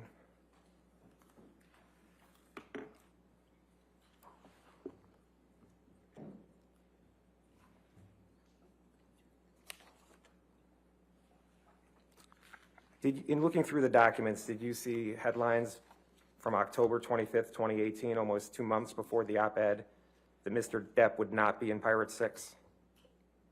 I saw that there was speculation in different publications, none quoting a Disney executive, if you will, none being definitive. And by the way, I can't see, where's this article from? I just see the headline. thedailymail.com. So the Daily Mail is a UK publication? Oh, all right, let's move. I mean, do you know or not? Do I know what? Do you know if it's a UK publication or not?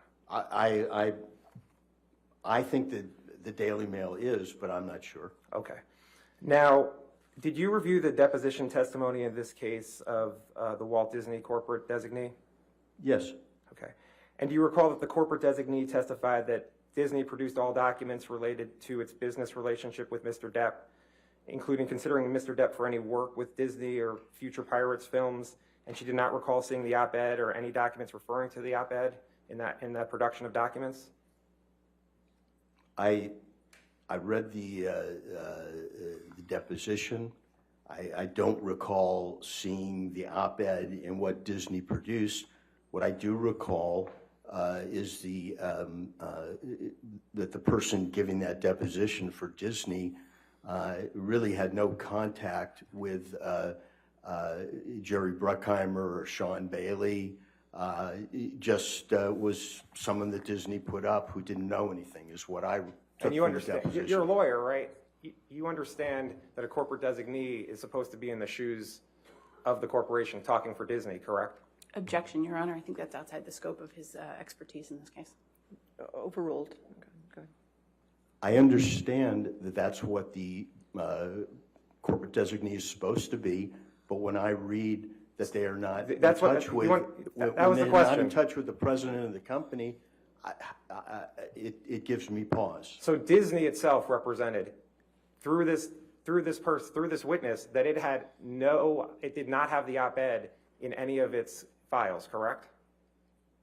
I don't remember that passage in the deposition, but I can't remember. She certainly did not quote the op-ed or produce the op-ed or talk about the op-ed.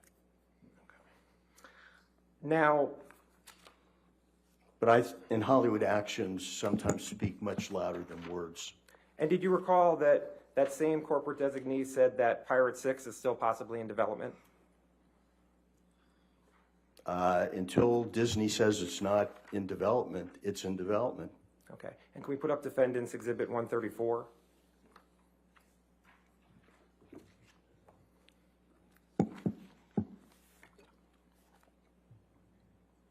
And you see this is from November 5th, 2020. And where's this from? Some rogue website? Where's this from? InsideTheMagic.com. Okay. Okay, and this says Disney reportedly scraps plans for Depp's Pirates of the Caribbean 6 return, and that was on November 5th, 2020, correct? Assuming that this is a correct copy of this random website, yeah, that's what it says. They're not quoting the head of production. It's not a statement by Disney, but that's what this woman, Rebecca Barton, says. Well, 2 years after the op-ed, it was still a question as to whether Mr. Depp was going to be in Pirate 6. There was no contract for Mr. Depp to be in Pirate 6, but he was Pirates, and there would always be that question until Pirates is produced or until Disney says otherwise. And November 2020 was at the same time as all the publicity surrounding the UK case, correct? I think the UK judgment came out in November 2020. And this article came out 3 days after the judgment, correct? If the judgment came out on the 2nd, this is 3 days later in, what's this again, moviemagic.com? Correct. By Rebecca, Barton. Could I approach, Your Honor? All right.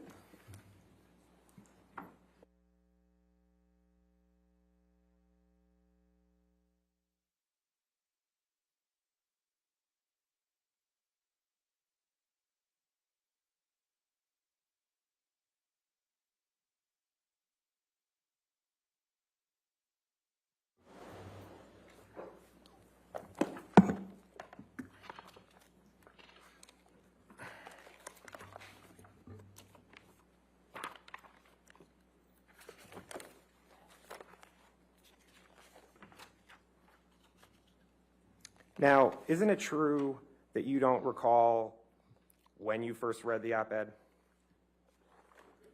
As I sit here today, I don't recall when I first read it. I mean, it wasn't a big deal to you. You didn't read it in 2018, correct? I have a wife, 2 kids, a full-time job. I don't remember. Okay. And you have no idea when you first read it? I just want to make sure I understand that.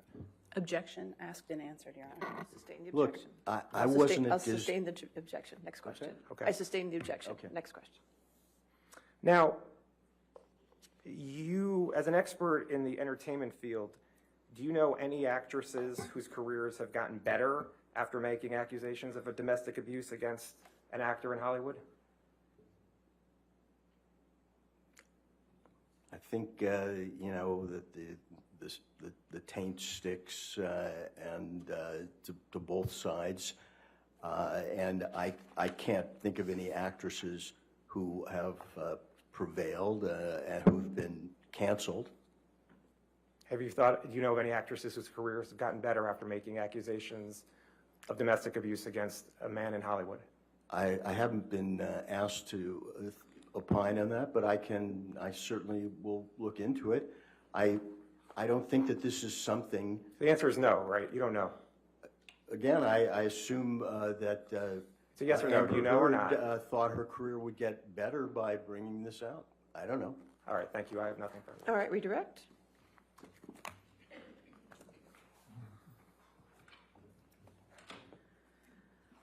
Mr. Marks, you were asked a series of questions about a number of publications and publicity related to Mr. Depp by Mr. Nadelhoff. Do you recall those questions?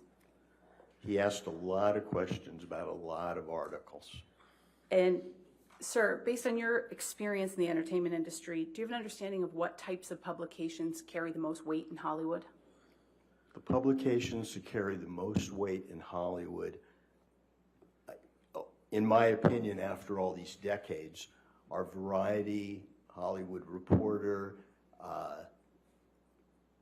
Washington Post, Wall Street Journal, New York Times. Those are the publications. And Mr. Nadelhoff asked you a number of questions about certain headlines related to Mr. Depp and various news coverage related to Mr. Depp. Do you have an opinion about the impact of those articles that you looked at with Mr. Nadelhoff on cross-examination on Mr. Depp's reputation in Hollywood? Again, I don't remember all the articles, but what I do know is that Johnny Depp had always had articles about him, and that didn't change the baseline. If you had a big project and it had a role for Johnny Depp, that didn't change the baseline. Is your opinion about the op-ed misheard author different than that? My opinion about the op-ed in the Washington Post was different. That was had a different quality of headline and article. Thank you, Your Honor. No further All questions. right, is this witness subject to recall? He is, Your Honor. All right, sir, since you're subject to recall, the rule of witness does apply for you, so you cannot discuss your testimony and do not watch any of the case, okay, sir? But you're free to go today, sir, okay? Thank you. Thank you. All right, watch your step there. All right, your next witness. Plaintiff calls Douglas Banya, Your Honor. Okay, can you spell that last name for me? B-A-N-I-A. Thank you.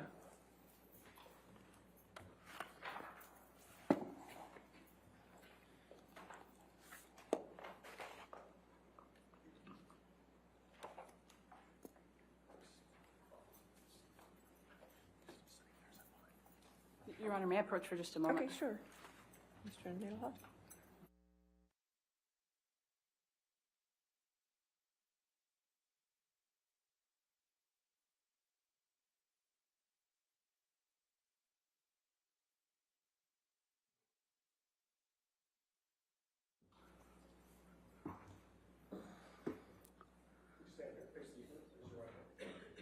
Do you solemnly swear or affirm to testify truthfully in this case for penalty of law? Yes.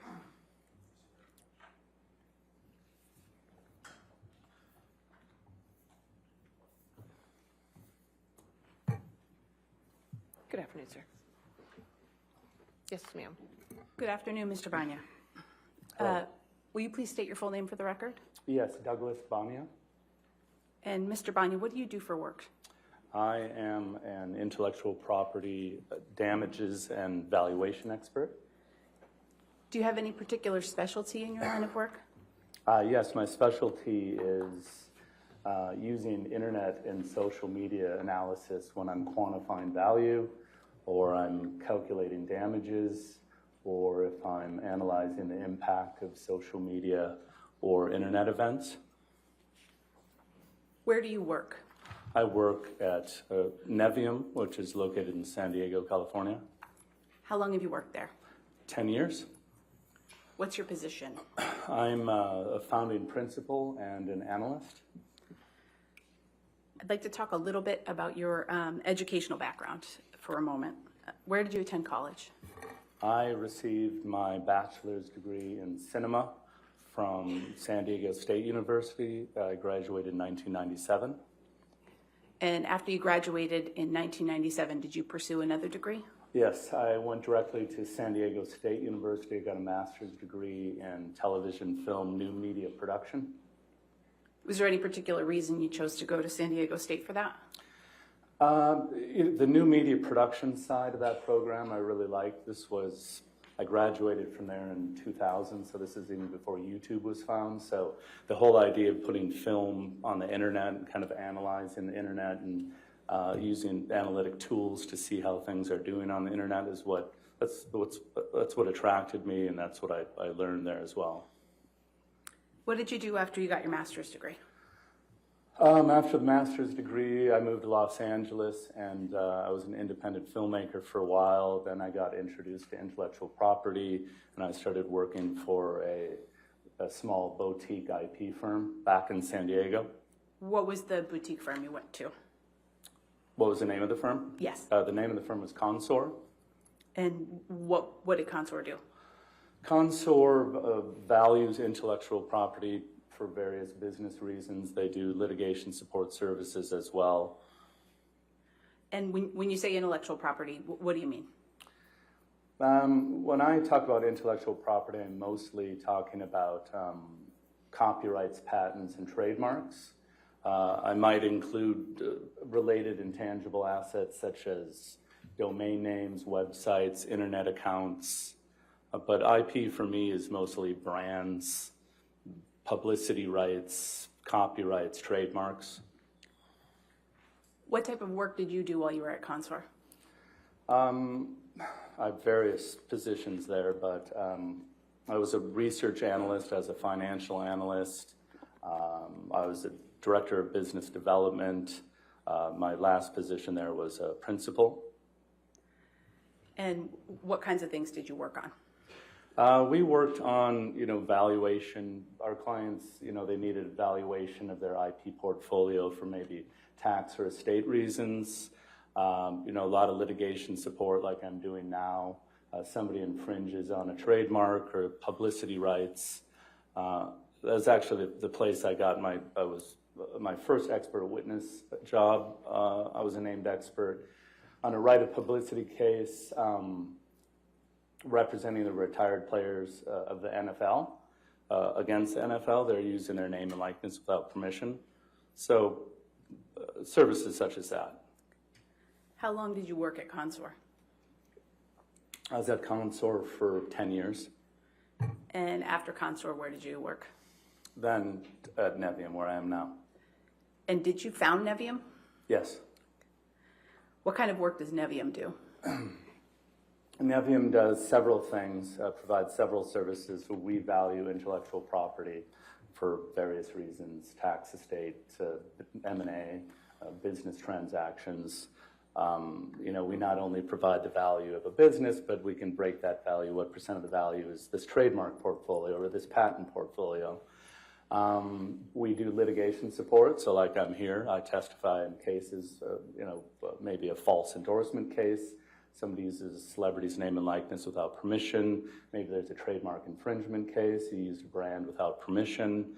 A defamation case such as this. What's the impact of something that was posted online? So the third kind of bucket of services we offer is brand monetization strategies. So I think the best way to explain that is companies have business plans, they have marketing plans, they don't have IP plans. So we come in and work with customers, with our clients, understand their business and their marketing plans, and help them build an IP plan that fits in with those two so they can essentially make more money off their branded products and services. And I think what's important with all that is, what differentiates us with competitors is we use internet and website analytic tools and everything we do.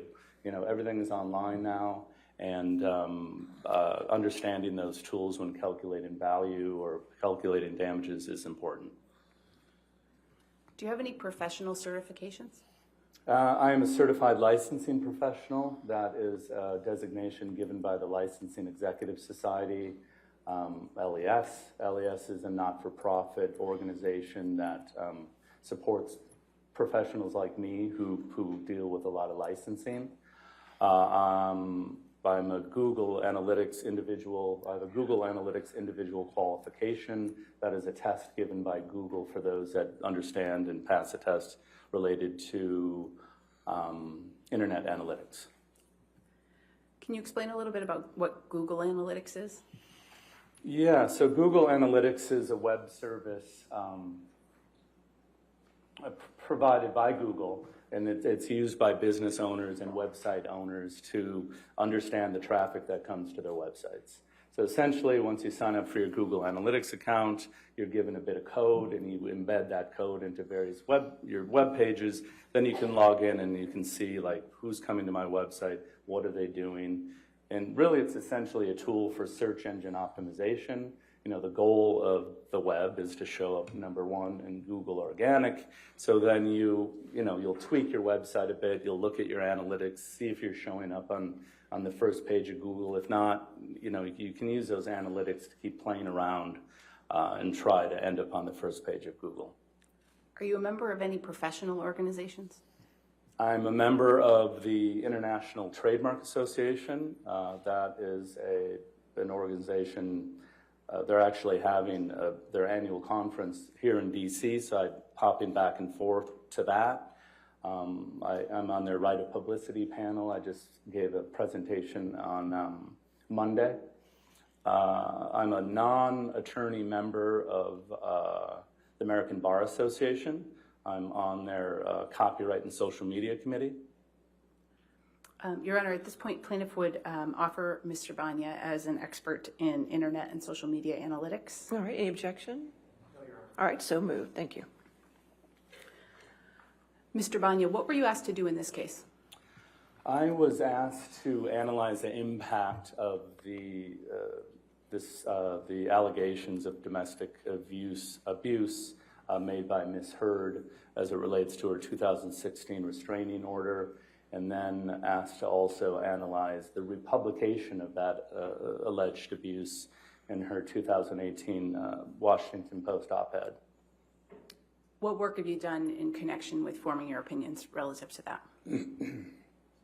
So I identified the best tools to use in this case, which are Q-scores, Google Trends, and historic Google search results. You used a few terms in there. I just want to break them down a little bit. What's a Q-score? A Q score is, there's a Q score company that's been around for about 50 years, and what they do is they measure how well a brand or a celebrity or sports character is known and how much they're liked, and they also measure how much they're disliked. Who else besides you uses Q scores? Q scores are used by, any company that, organizations that license in a celebrity or a brand to endorse their product or service. The PGA Golf Tour is actually using Q scores right now. They're using Q scores in Google search results.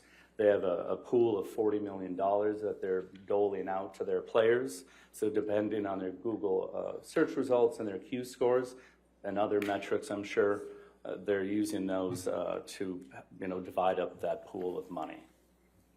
And I think you also mentioned Google Trends. What's that? Yeah, Google Trends is another service offered by Google. As we know, everything starts with a Google search these days. There's 5 billion daily searches on Google. And Google Trends allows a user like me or you to go into Google Trends and analyze search traffic for various key terms, anything you really want. Maybe there's a new football player and you want to see how that football player is trending compared to the team over time, or maybe something related to Ukraine, or maybe a celebrity. So Google Trends just shows you what kind of search volume is happening during various points of time. What are historical Google search results? So historical Google search results are using Google. There's actually an area where you can go back in time and see what was showing up in Google during that time. And it's really the best indication of what websites would have appeared back in time. Oftentimes, working with my monetization clients, we want to know, hey, how were you ranking years ago for your branded service or your branded company? It will go back in time and look, and then in litigation, we're always going back in time, so we want to figure out what was most likely happening, what websites were served back then. And when you know what websites were served back then, you typically know what people were reading and thinking about. Why did you choose these particular tools for your analysis in this case? Well, the Q scores, I really thought it was the best idea to understand Mr. Depp's Q scores right before 2016, before the abuse allegations, just to see where he was at. Then I wanted to see his Q scores right after the 2016 alleged abuse allegations. And then I wanted to see his Q scores after the 2018 Washington Post op-ed, just to see if there was any changes during that period of time. And what about your decision to use Google Trends and historical Google search results? Yeah, I mean, I felt that those two tools together were perfect, because what I wanted to do is understand, as I mentioned, everyone's going to Google to figure things out. What were people when people Googled Johnny Depp prior to these alleged abuse allegations? What websites were coming up and what was the public consuming about him? Then I wanted to know that after, and then after the op-ed. So I used Google Trends just to identify the dates in time, in which then I went into the historic Google search results. I searched for Mr. Depp, and then I changed those dates to go back in time, and then I analyzed the top 3 websites of each search. Based on the analysis you did in this case, have you formed any opinions? Yeah, my analysis shows that prior to 2016 and the allegations, the abuse allegations, Mr. Depp was not portrayed in a negative connotation. That's the first thing that I identified. Did you form any other conclusions? I realized that those websites that were coming up were mostly about his career, his characters, Johnny Depp as the individual, his interests. Then after the 2016 mark, the majority of those results turned into negative things about the abuse allegations. And then even more so after the op-ed, there seemed to be kind of a theme or a flavor of not only the abuse allegations, but his drinking and drug use. Did that answer your question? Yes. Okay. Yeah. Mr. Banya, have you prepared a demonstrative that depicts how you used Google Trends in this case? Yes. Your Honor, at this time, we'd like permission to approach. I have hard copies.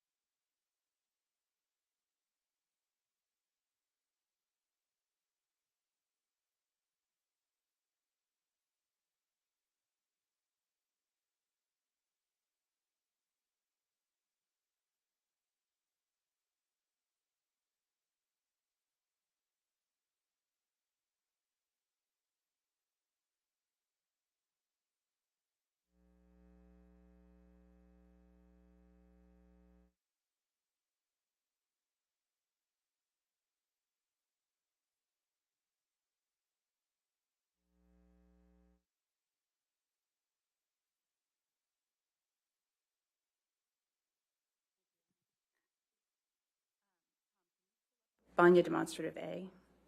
And just for the record, we've marked these as plaintiffs 1236 for identification. 1236 for identification. Do you want to publish it to the jury? Yes, please. Okay.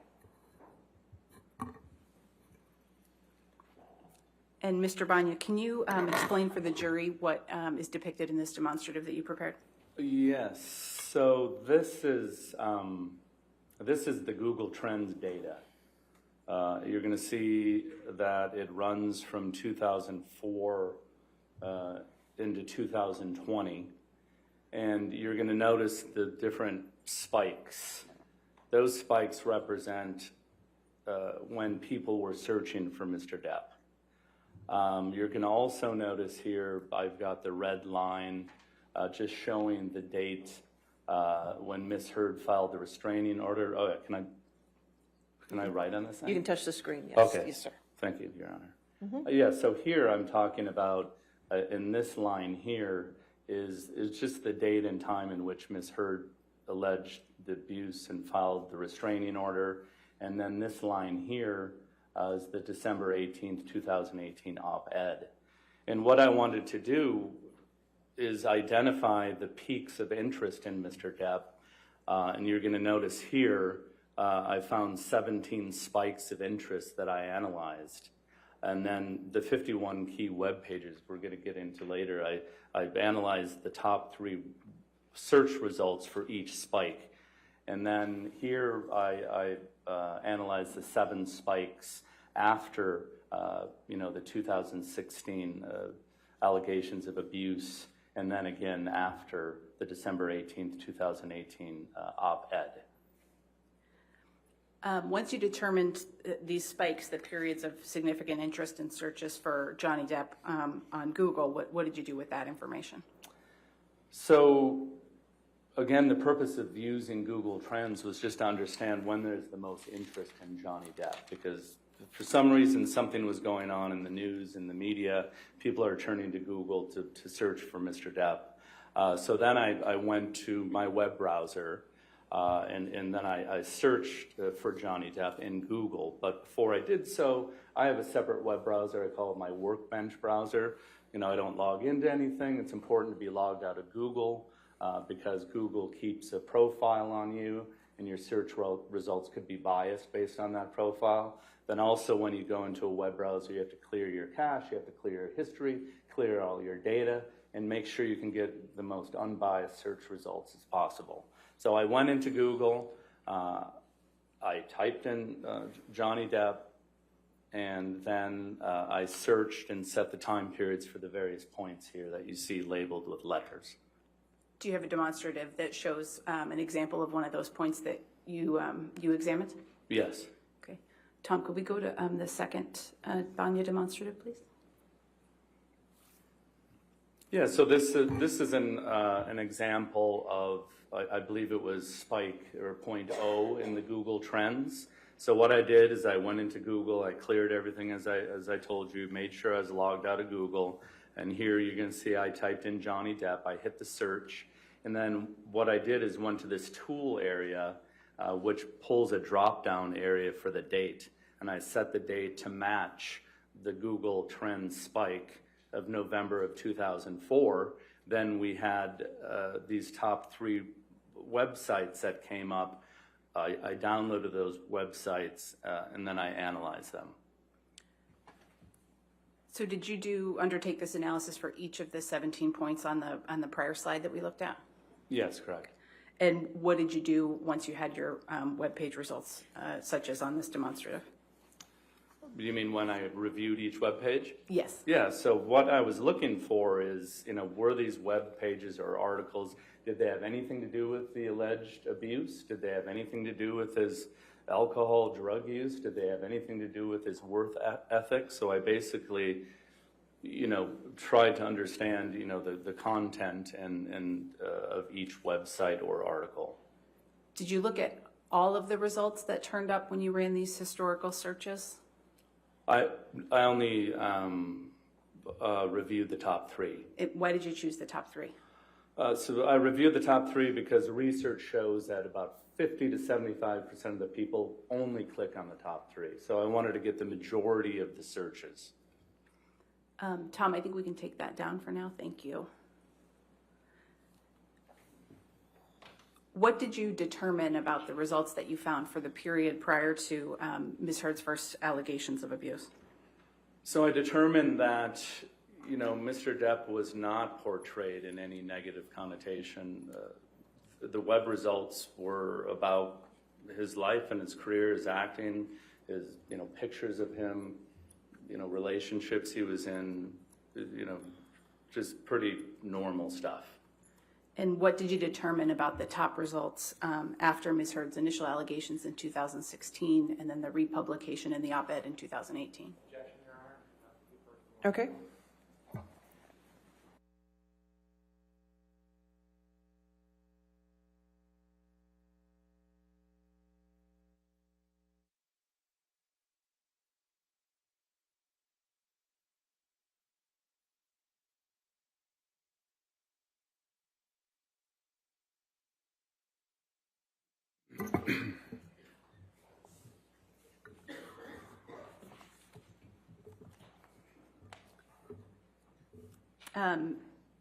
Mr. Banya, what did you find about the results of the top web pages that you determined after Ms. Heard's initial allegations and then again after the publication of the op-ed?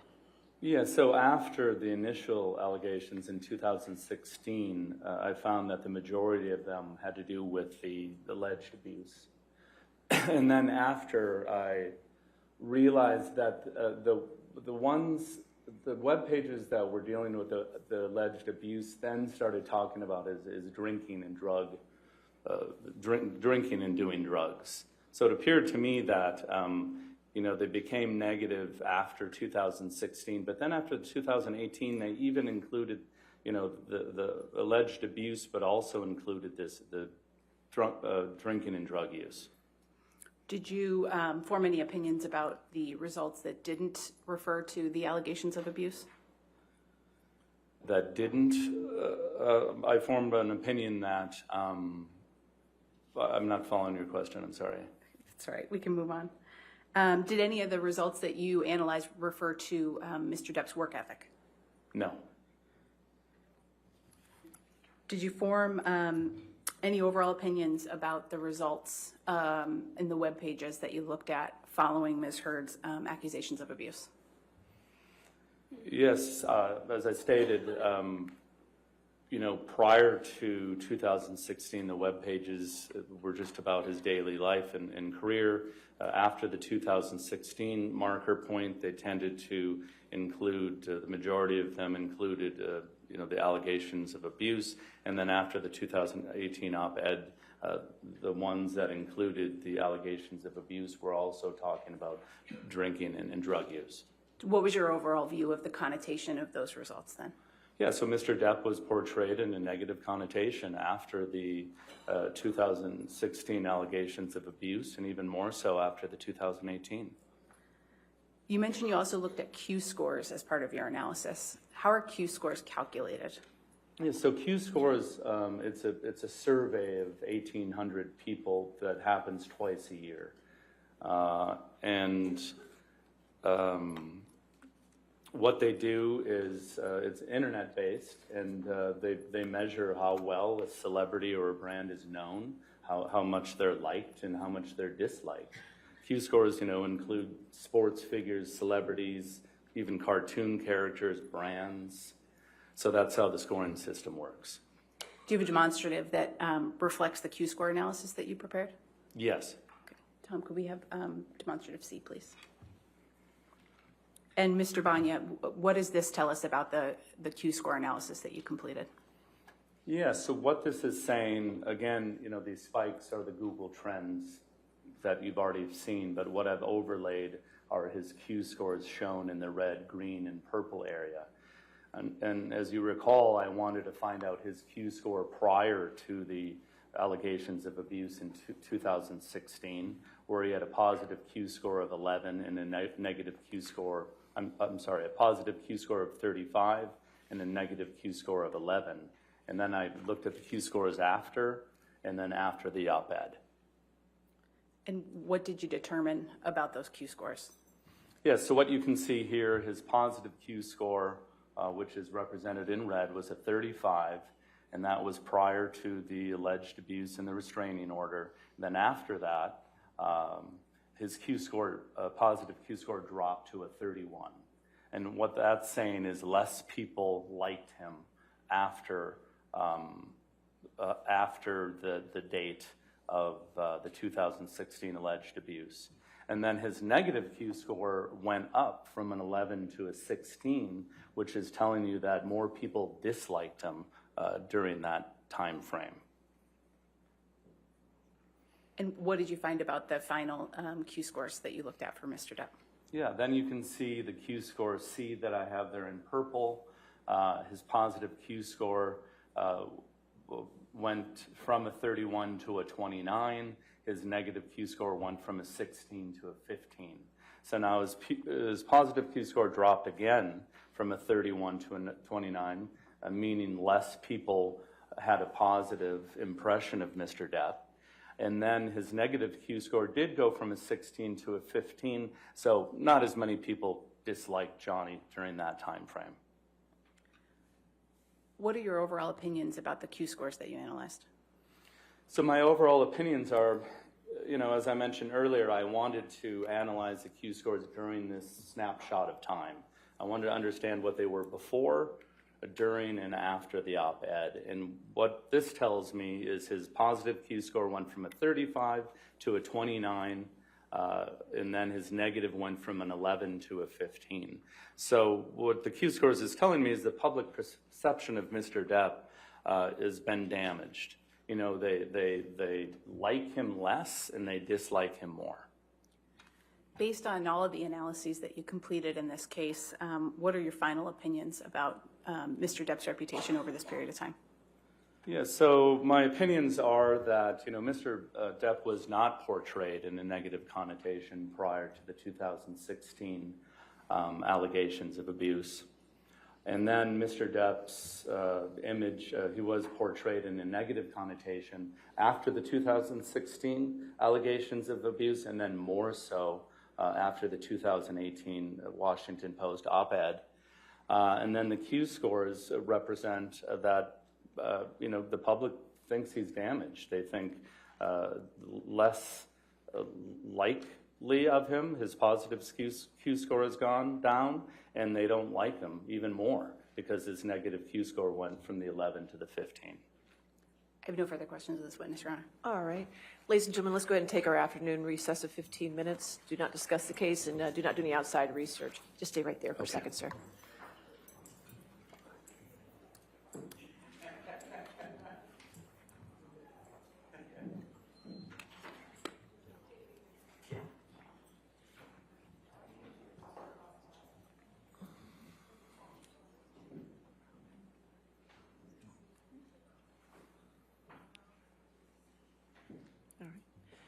And sir, since you're in the middle of your testimony, do not discuss your case even with the attorneys at this point or your testimony. Okay, sir? Okay, All thank right, you. but you can step down. We'll be back in about 15 minutes, Okay. okay?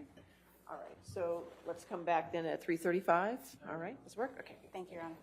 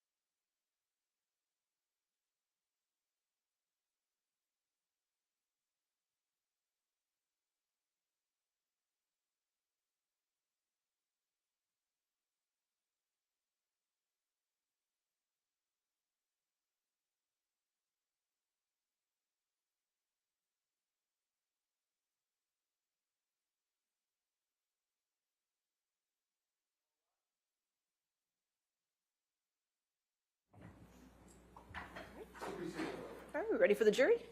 Okay. We have one exhibit to hand out. Okay, one exhibit. Oh, good. That means you're only down one, right? That's right. Okay, perfect. This is 1639. All right, thank you. All right. Go ahead and get the jury. 1639.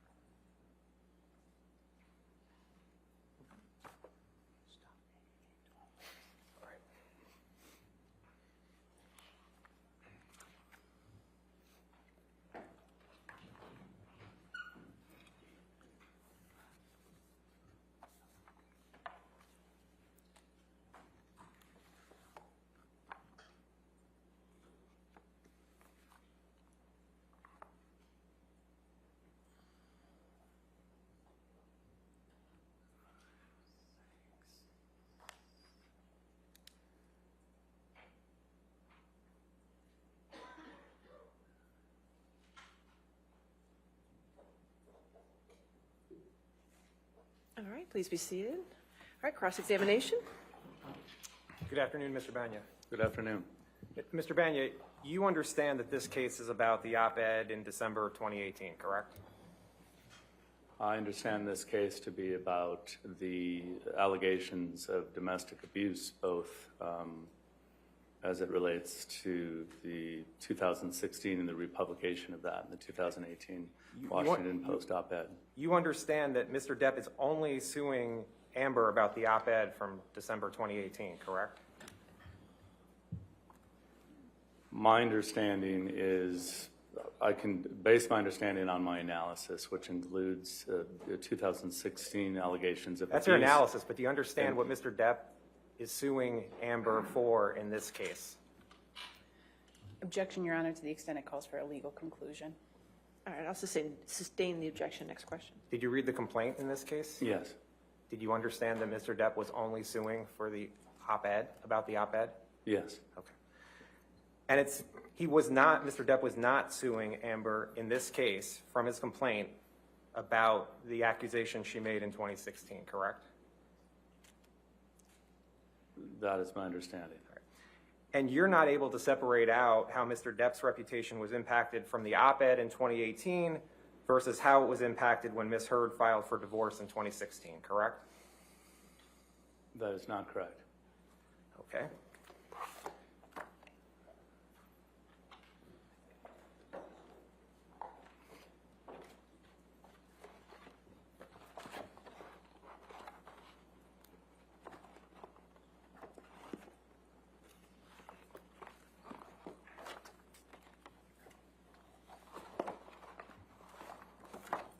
May I approach, Your Honor? Yes, sir. Thank you.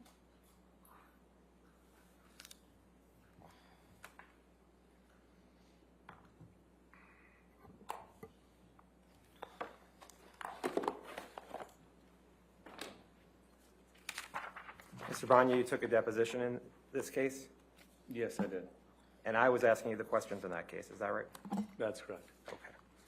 And you took that deposition on March 21st, 2022? That is correct. Okay. And you were under oath at the time, correct? Yes. Okay. And you're under oath to tell the truth, correct? Correct. Okay. Can you turn to page 83 of your transcript, which is on the 21st page of the... I'm here? Okay, and you see line 9? Yes. And I asked you, are you able to separate out how Mr. Depp's reputation was impacted from the op-ed versus how it was impacted by when Ms. Heard filed for divorce? And your answer was no, correct? Correct. Okay.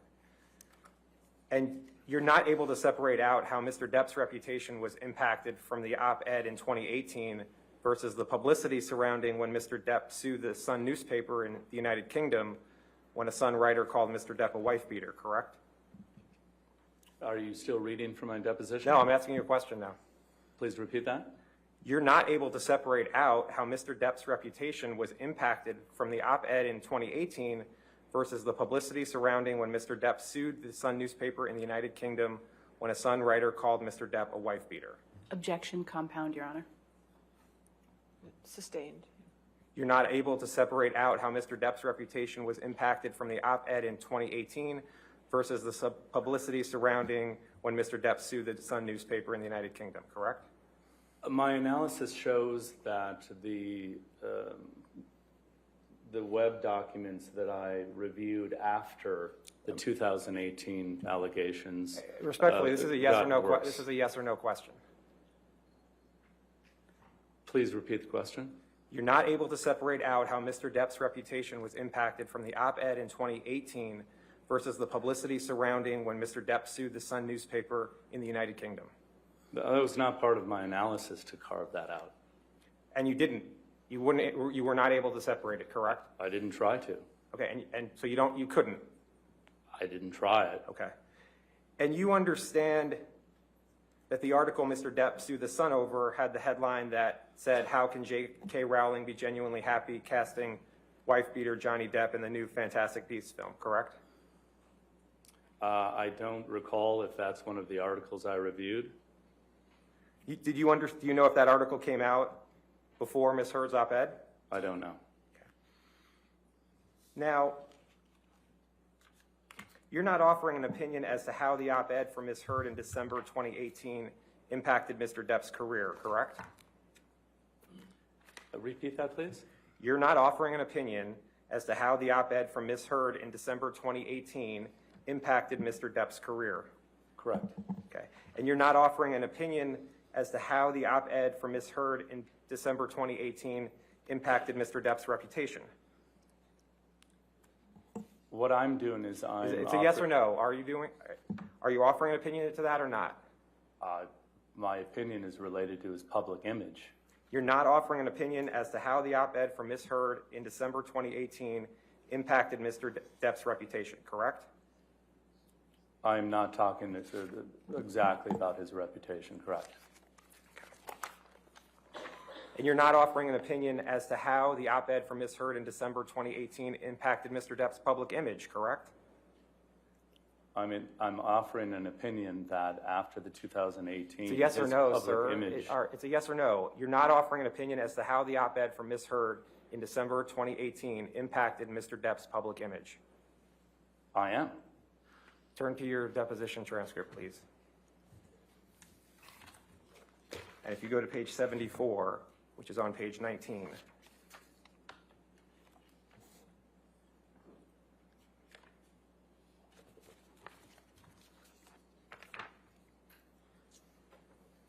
And you see line, are you there? Yes.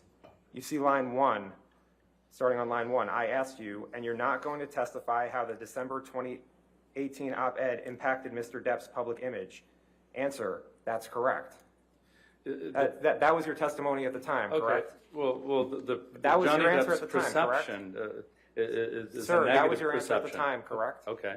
Yes. And that was your answer on March 21st, 2022, correct? Yes, the date of the deposition. So that was a month and a half ago, correct? Right. Okay.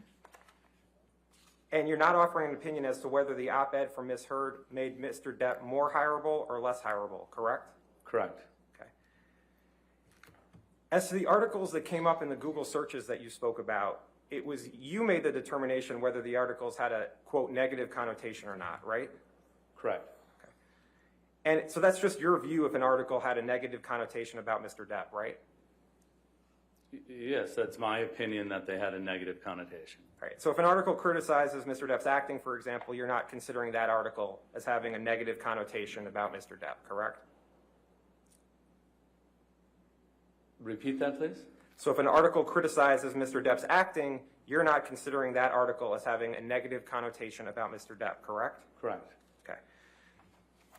Now, in your analysis of Google spikes, the highest spike in searches for Mr. Depp was in January 2004, correct? Correct. Okay, and I guess you guys have it. Can you put up the demonstrative 1236?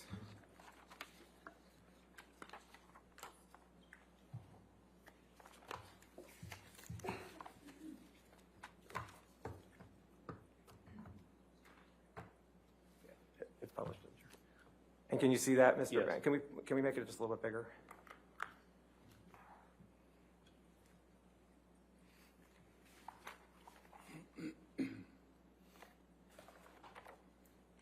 Okay. So if I'm understanding you correctly, A is where the most searches were conducted for Johnny Depp, correct? Correct. And that's from January 2004, correct? Correct. So that was 18 years ago? Correct. Okay. And that was when Ms. Heard was 18 years old? I don't know. Okay. The top spike you mark as 100, correct? I did not mark that, but Google Trends identified that spike as 100. And where it says 100, you don't know how many people actually searched for Johnny Depp at that point, correct? Well, the Google Trends algorithm marks the highest point of search as 100, and then everything is compared to that as a ratio or a percent. So if you notice that A is 100, everything else is lower than that because everything is being compared to that highest point. Right, so you don't know how many people actually did the search for Johnny Depp in January 2004, correct? Correct. It could be 100 or it could be 1 million, right? I don't know. And you don't know if it's actually human beings doing these searches, correct? As opposed to bots or something like that. I did not do an analysis to determine if it's a bot or a human being, but Google Trends is a tool that's going to show you during a time frame the highest point of search interest as 100. Okay. But you don't know if it's humans, bots, my cat doing the searches, correct? Objection asked and answered, Your Honor. Sustained. Next question. Now, in all of these Google spikes, Ms. Heard's op-ed never came up as one of the top 3 searches in any of the Google spikes, correct? Well, that is correct because Google Trends is based on a search of a word or a name. And because Mr. Depp's name was not mentioned in that op-ed, Google Trends did not pick that up. So a person does a search for Johnny Depp and the op-ed doesn't come up, correct? In my analysis, the op-ed did not come up. Okay. And in fact, the red dotted line all the way to the right, that shows when the op-ed was published on December 18th, 2018, correct? Yes. Okay. And the searches are actually going down right after the red line, correct? As opposed to the searches in 2004? No. Look at the red line, look at the red dotted line, and you have two points here, right there. Those go down from the time of the op-ed, correct? Correct. Okay. And isn't it true that the next, I guess, spike happens in March of 2019, correct? Right there. Yes. And do you know that it was March of 2019 when Mr. Depp sued Amber Heard in this case? No, I didn't look at that date. Right. You didn't look at any articles for this bullet, correct? That's correct.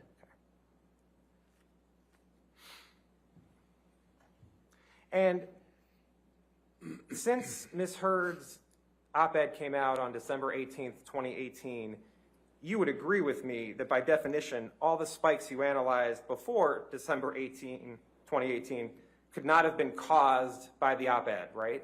Correct. So articles about Mr. Depp's drug use before December 2018 could not have been caused by the op-ed, correct? Correct. Okay. And you, in this chart, analyze only 2 spikes after the op-ed, isn't that right? That is correct. Okay. And the first spike you analyzed after December 2018 is V, correct? Yes. And is that January 2020? Roughly, yes. Okay. So that's January 2020 is over a year after the op-ed by Ms. Heard, correct? That's correct. Okay. And then the next spike you analyzed was T, correct? Yes. And that was in approximately July 2020?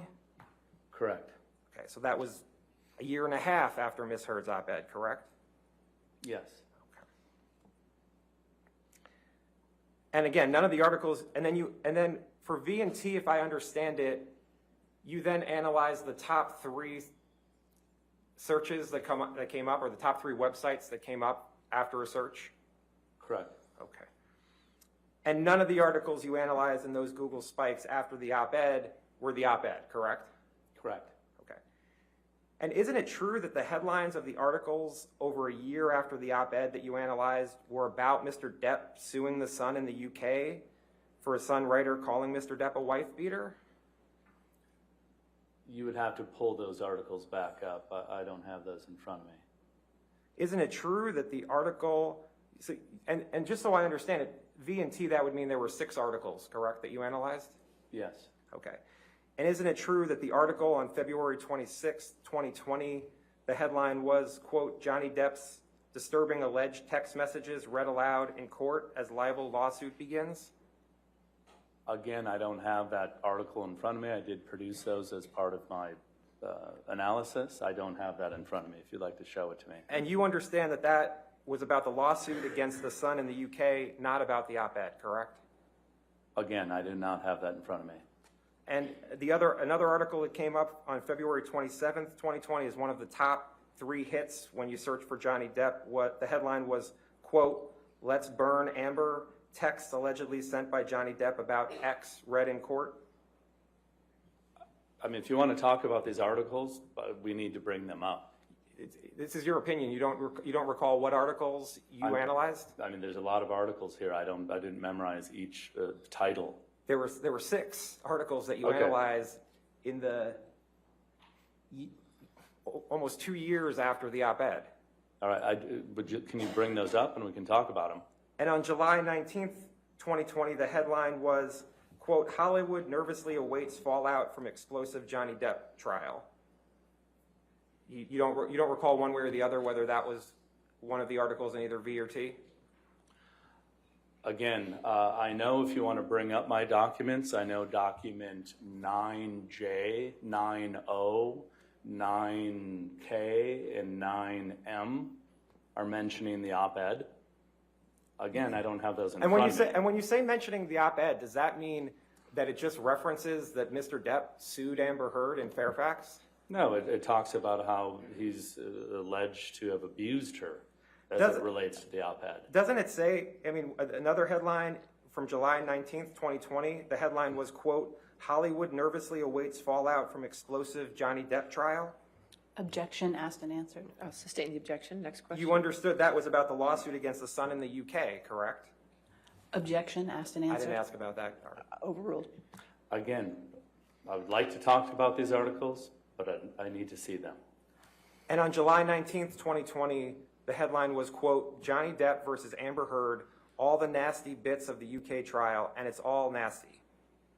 That was in point T, correct? Again, I do not have that list in front of me. If you'd like to bring that up, we could talk about it. And you understood that was about the lawsuit against the Sun in the UK, correct? I do not. And on July 19th, 2020, the headline was, quote, Johnny Depp claims in the Sun he beat ex-wife, complete lies, court told. That was the quote, correct? I don't see that here. That was in your report, correct? I would have to look at the documents again. I would be happy to discuss them if you would bring those up. And then you previously had a chart that had articles from November 2020, correct?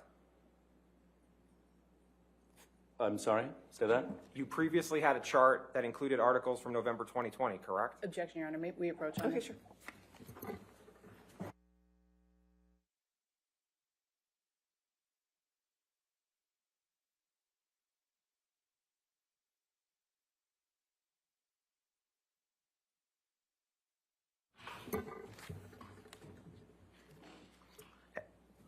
You understood it was Mr. Depp's decision to sue the Sun, correct? I don't know. That's not part of my analysis. Now, you talked about Q scores in your direct testimony, correct? Correct. And you testified about 3 particular Q scores for Mr. Depp, right? 3 periods of time are the Q scores that I analyzed. And you're not offering an opinion as to why Mr. Depp's Q scores changed, correct? That's correct. And Q scores can go up and down for actors for any sort of reason, correct? That's possible. You recall testifying that they could go up and down for any sort of reason in your deposition. Yeah, they can go up and down for many different reasons. So you're not offering an opinion that Mr. Depp's Q scores were damaged because of Ms. Heard's op-ed, correct? That's correct. And in comparing the Q scores from before the op-ed to the Q scores after the op-ed, Mr. Depp's Q scores dropped by 2 points, correct? I don't have those Q scores in front of me, but if you're looking at them, I believe We can show the 3rd page of this demonstrative. What was your question, please? Mr. Depp's positive Q scores from B to C dropped by 2 points, correct? Yes. You're not an expert on statistics, correct? Correct. And even though you're not an expert, you have an idea about what the term statistically significant means, correct? Yes. And statistical significance is a measure of whether your findings are meaningful, right? Yes, I don't think you need statistics to understand Q scores. And you don't know if there's any significance to a drop in 2 points in positive Q score, correct? Well, there absolutely is. When you're ordering Q scores on points at time. Mr. Banya, go to your deposition, page 113, which is on 29.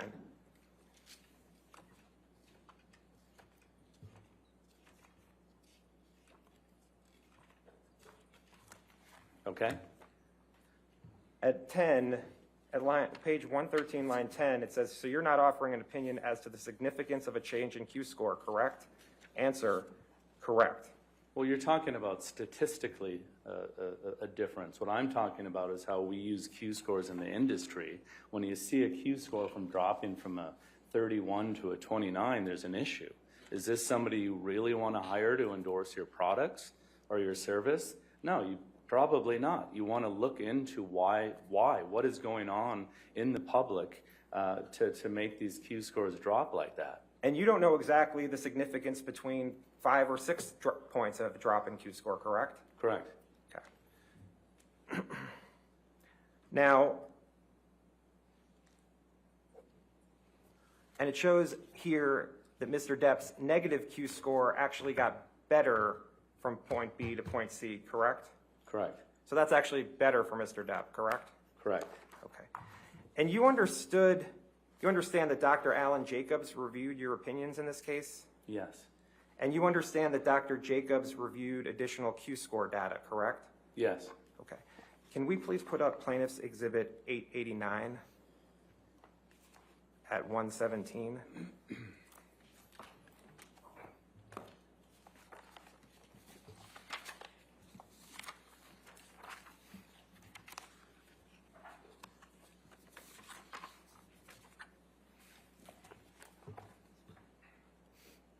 Mr. Banya, do you understand this as a chart of Mr. Depp's Q scores from winter 2012 through summer of 2021? Yes. Do you have any reason to question the Q scores that are shown in this chart? Like I said in my deposition, I've not received the actual data to build this chart, but I don't have any reason to not believe that this is accurate. And as I understand it, Q scores are performed on a celebrity like Mr. Depp twice a year, correct? Yes. So there's winter of a particular year, and then there's summer of a particular year? Yes. And the winter scores come out around February, is that right? I don't have that information in front of me, but it sounds right. And so would you know when the summer scores come out? I don't. Okay. And this chart shows, well, permission to publish this chart as a demonstrative, Your Honor. Any objection? I don't think this witness has laid an appropriate foundation for it, Your Honor. He said he has no reason to question the Q scores. I'll allow it as a demonstrative. That's fine.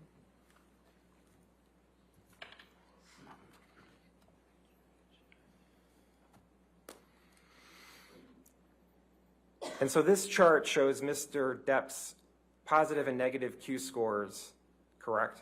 Correct. And the positive Q scores are in blue. That's correct. Can you blow it up a little bit, Michelle? And the negative Q scores are in red? Yes. Okay. Objection, Your Honor, may we approach for a moment?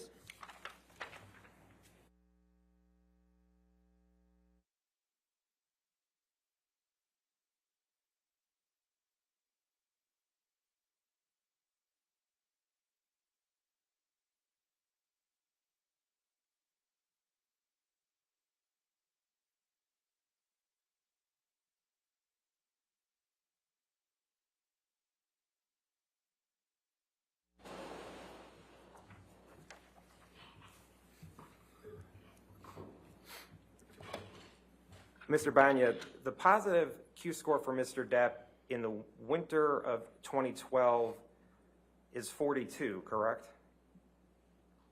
It's in between. Yeah, it's in between 40 and 45. Okay.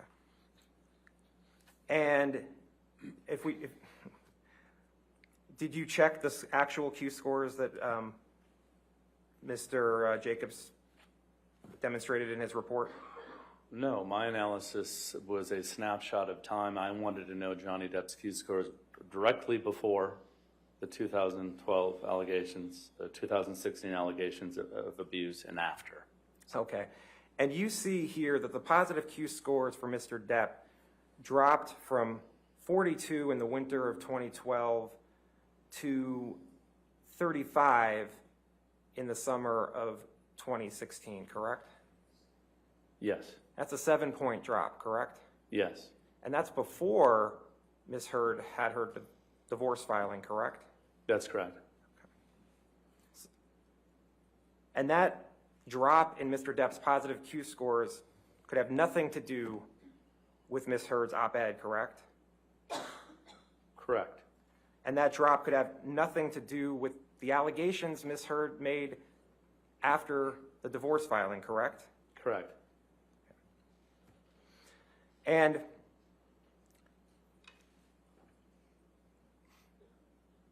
would you agree that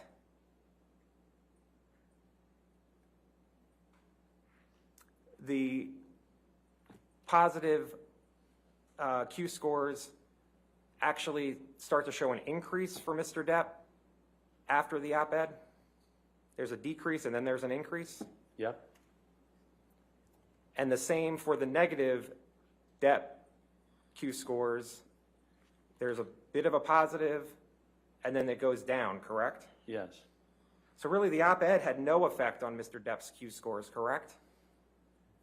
As I mentioned, my analysis looked at the snapshot of time, and it shows that he was harmed, from before the allegations of abuse in 16 to after the op-ed in 2018. You looked at 3 Q scores, and you could have looked at 1, 2, 3, 4, 5, 6, 7, 8, 9, 10, 11, 12, 13, 14, 15, 16, 17, 18.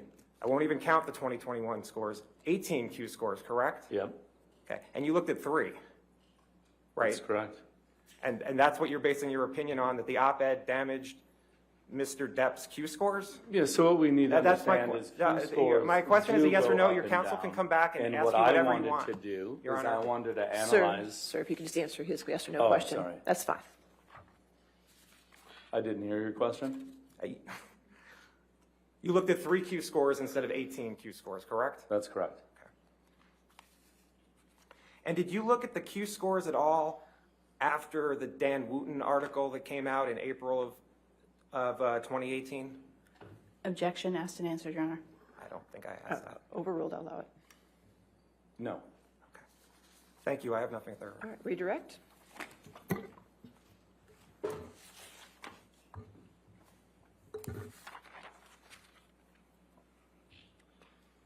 Mr. Banya, on cross-examination, you were asked some questions about the fact that you made a determination about which of these articles had a negative connotation. Do you recall that?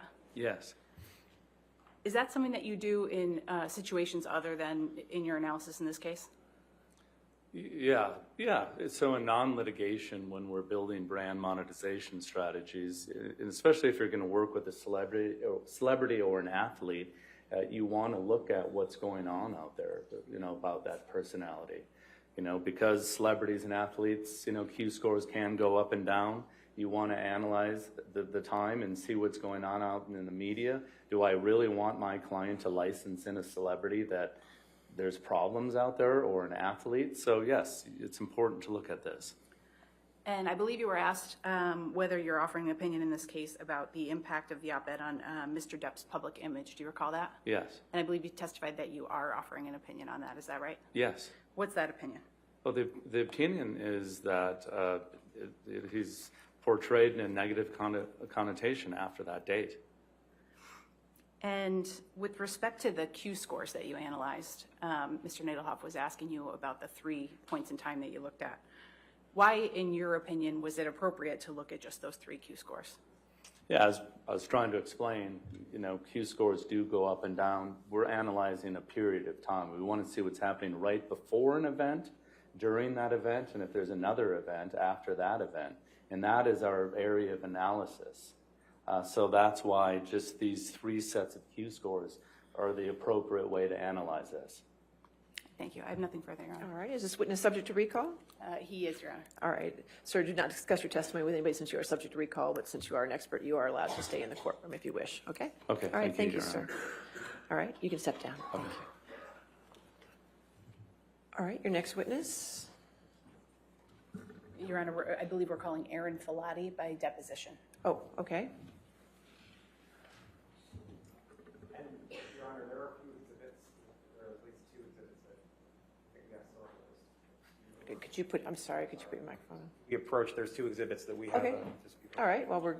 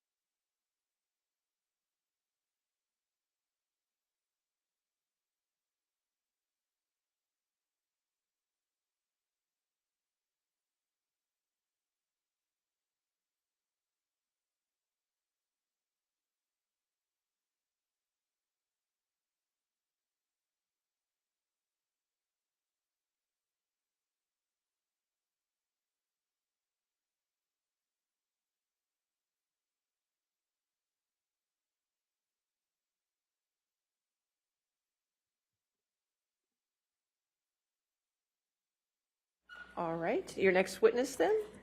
Thank you, Your Honor. Plaintiff calls Aaron Filati, also known as Aaron Borem Filati, and Ms. Heard's counsel begins the questioning. Okay, thank you.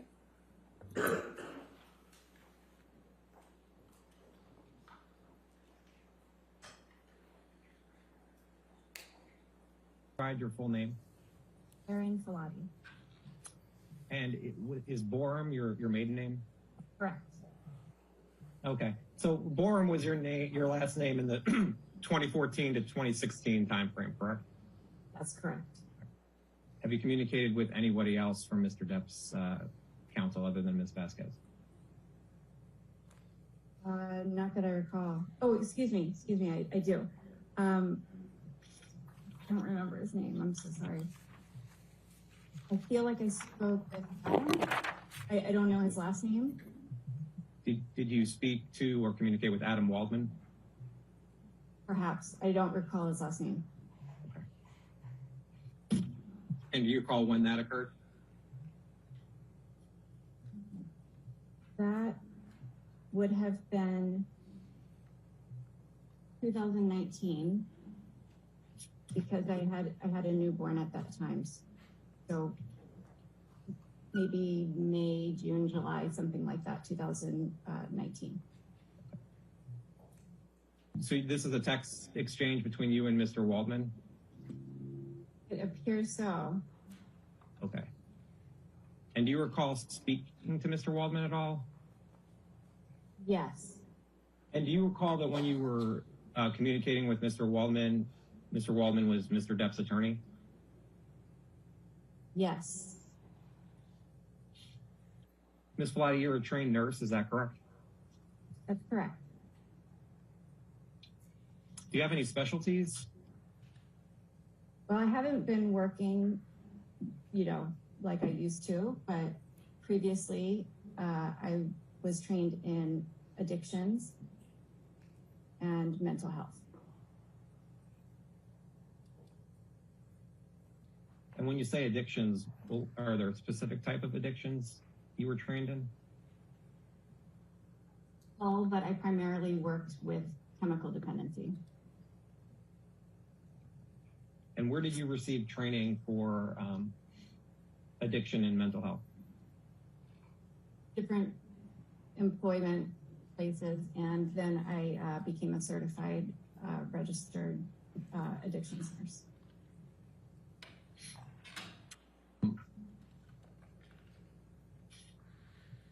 You know who Dr. David Kipper is, correct? Correct. Did you work for Dr. Kipper? Not directly, but he would hire the agency I provided nursing services for, which was Turning Point, I believe. So I worked under his guidance, but not specifically for him. Most of the time. There have been times where I've worked specifically for him.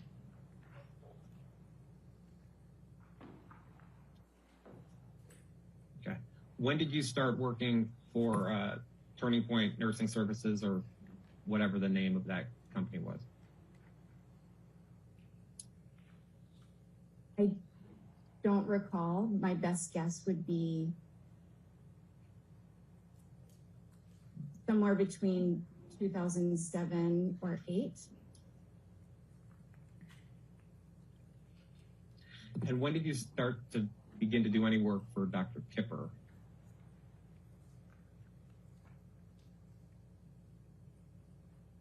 I believe 2014.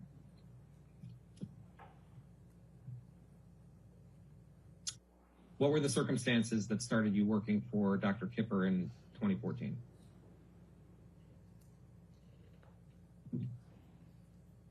If I recall correctly, it would be for services for Ms. Heard. Were you ever responsible for Mr. Depp's nursing care while he was under the treatment of Dr. Kipper? I provided him with nursing care. Exhibit 2.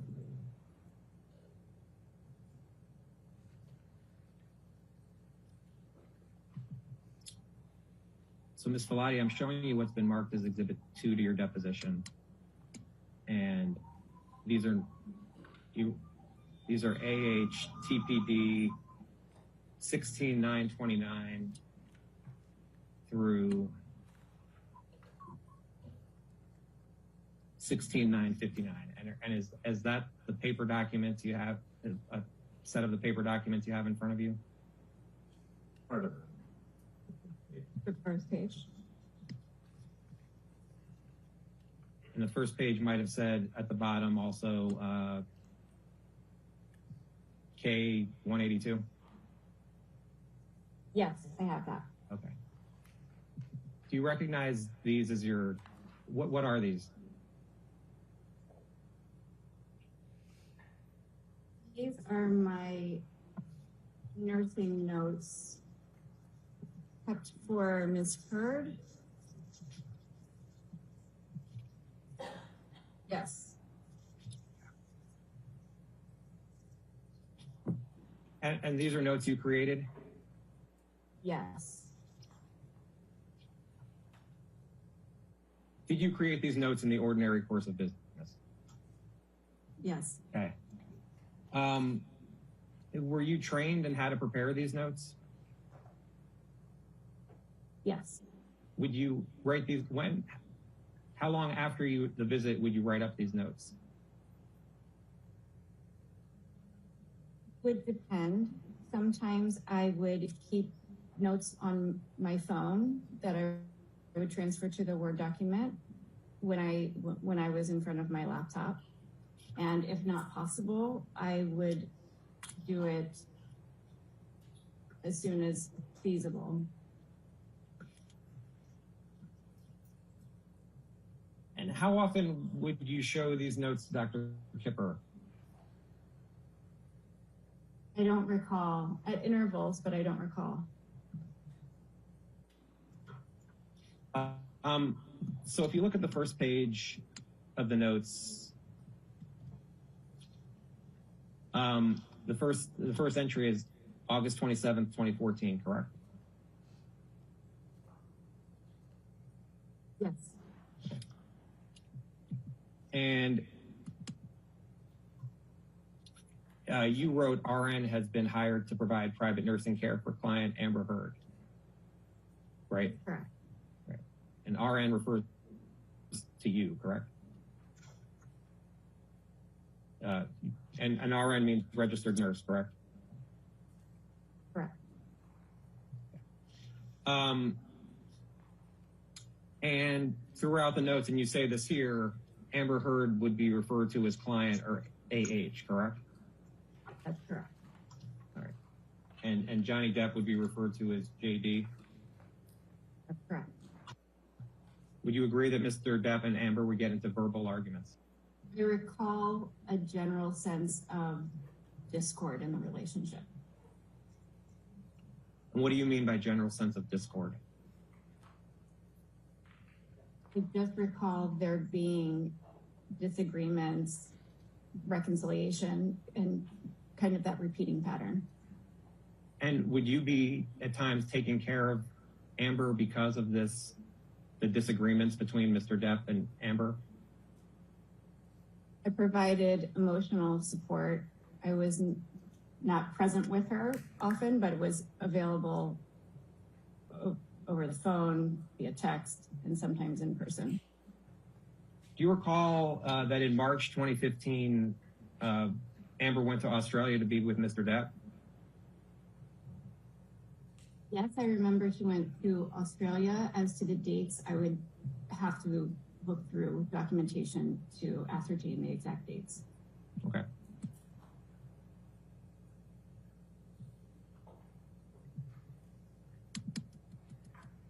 And on Exhibit 2, this is your note of March 7th, 2015?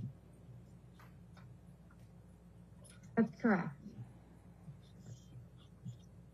And you wrote, client notifies RN via text of increasing anxiety? Yes, I wrote that. And then on 3/8/15, you wrote, RN received report from Debbie RN. Debbie being Debbie Lloyd, correct? That's correct.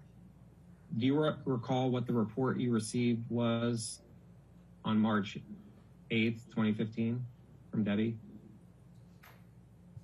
I mean, I'm just reading my notes. Sure.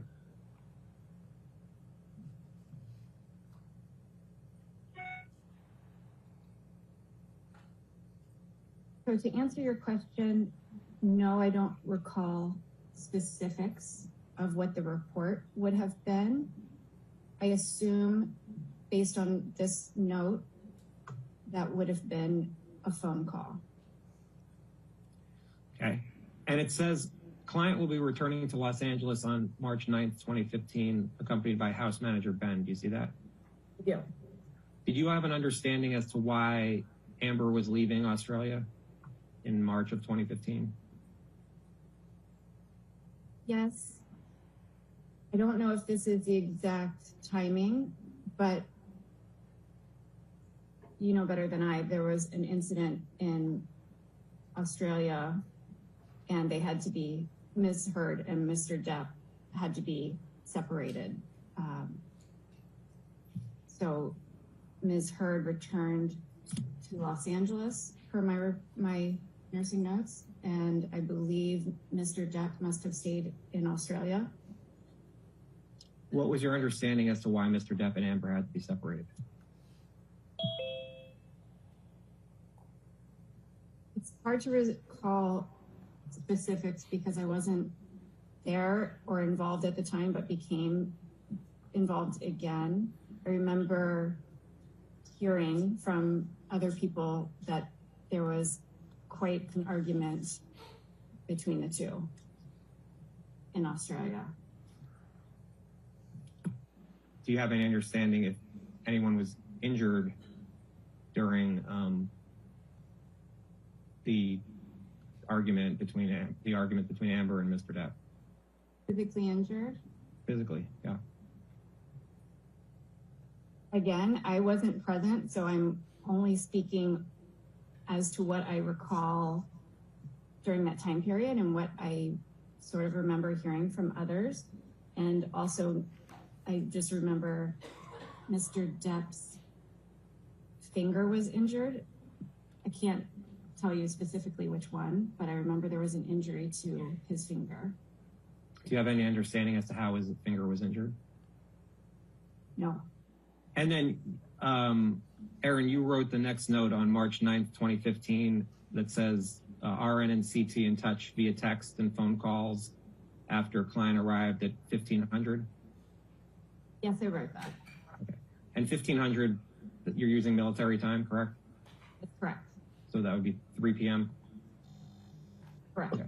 And you wrote client expressed feeling, quote, sad, right? Yes, I wrote that. Do you recall what Amber was sad about at approximately March 9th, 2015? I can't speak to the, I don't remember specifically, but I would assume based on my March 8th note, I would make the assumption that those feelings were in relation to the relationship issues. You wrote, client states she would like to discuss recent events between her and husband with RN in private tomorrow.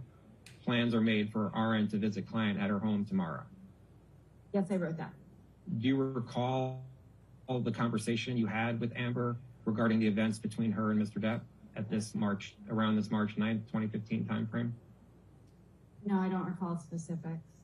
Do you recall anything in general? I really don't, I'm sorry.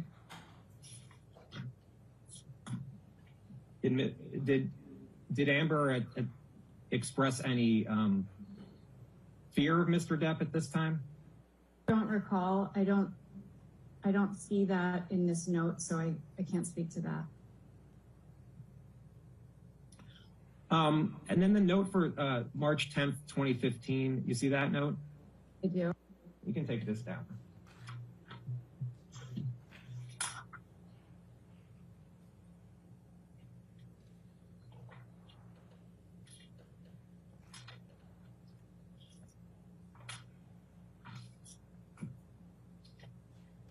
we put up attachment 25, please. Stand by.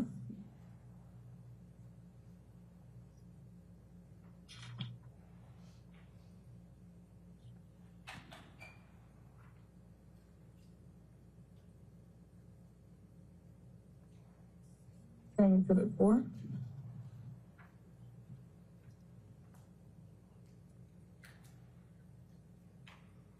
Ms. Velati, I'm showing you a text chain between you and Whitney Hurd on March 23rd, 2015. Do you see that? Yes, I do. And on March 23rd, 2015, you texted to Whitney Hurd, Debbie just told me what's going on and to check with you, is Amber awake or fall asleep? Do you see that? I do. And then Ms. Hurd wrote she finally fell asleep. You see that? Yes. Okay. Then you wrote, thank goodness, she must be Sorry. exhausted. I'm sorry, just to confirm, this is from Whitney Hurd, not Amber Hurd, correct? As I understand it, it says Whit Hurd. Is that your understanding? I assume. Thank you. And then do you recall ever communicating with Whitney Hurd via text or chat? That sounds familiar. Okay. And you wrote, thank goodness, she must be exhausted. You want me to come to the loft, or is she safe and sound asleep? You see that? I do see that. Okay. And then Whitney wrote, safe? Question mark? No, she's not. Kept saying she wants to kill herself. You see that?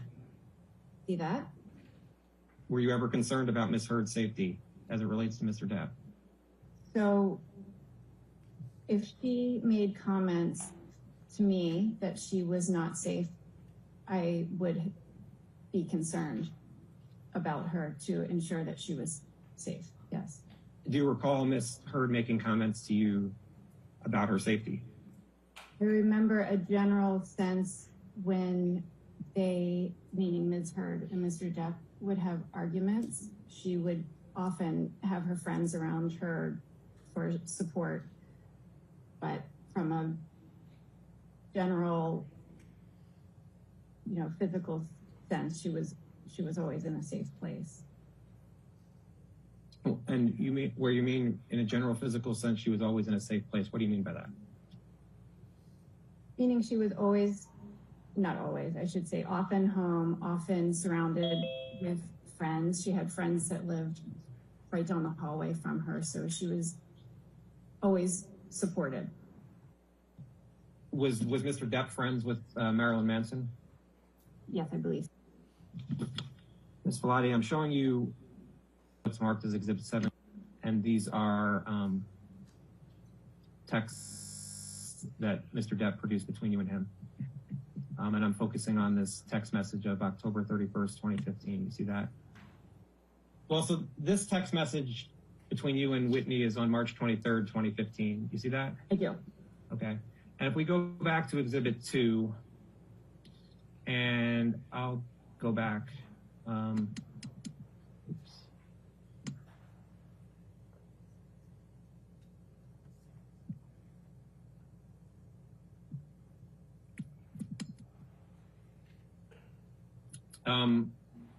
There's no entry for March 23rd, 2015. Yeah. You see that? Not everything you did for Ms. Hurd as a nurse is reflected in these notes, correct? And the next notes we have are November 25th, 2015. Do you know why there's a long period where there's no notes? Yes.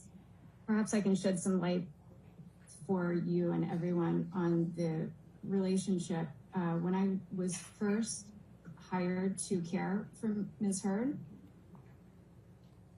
I worked full-time. I was assigned 24/7 basically. And after a period of time, I became more part-time and on call. And I was working with different clients at the time. So I would, how to put it, I would not be working regularly, but would also be available if an issue arose or a medication change needed or things like that. So I would assume that would account for this gap. Why did you move from full-time to part-time? I don't know the exact answer, but I assume that's not my decision to make. That's usually the client and or treating physician. Okay, so that's the first page of Exhibit 2. Yes, thank you.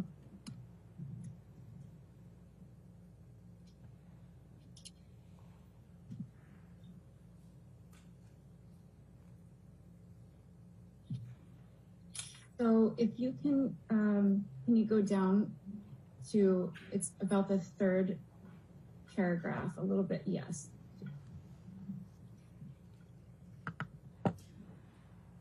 Per report from JD, which refers to Mr. Depp, Debbie, RN, and Dr. Kipper, client AH, which is Ms. Heard, has reportedly been experiencing increased anxiety and agitation recently and has had several outbursts of anger and rage.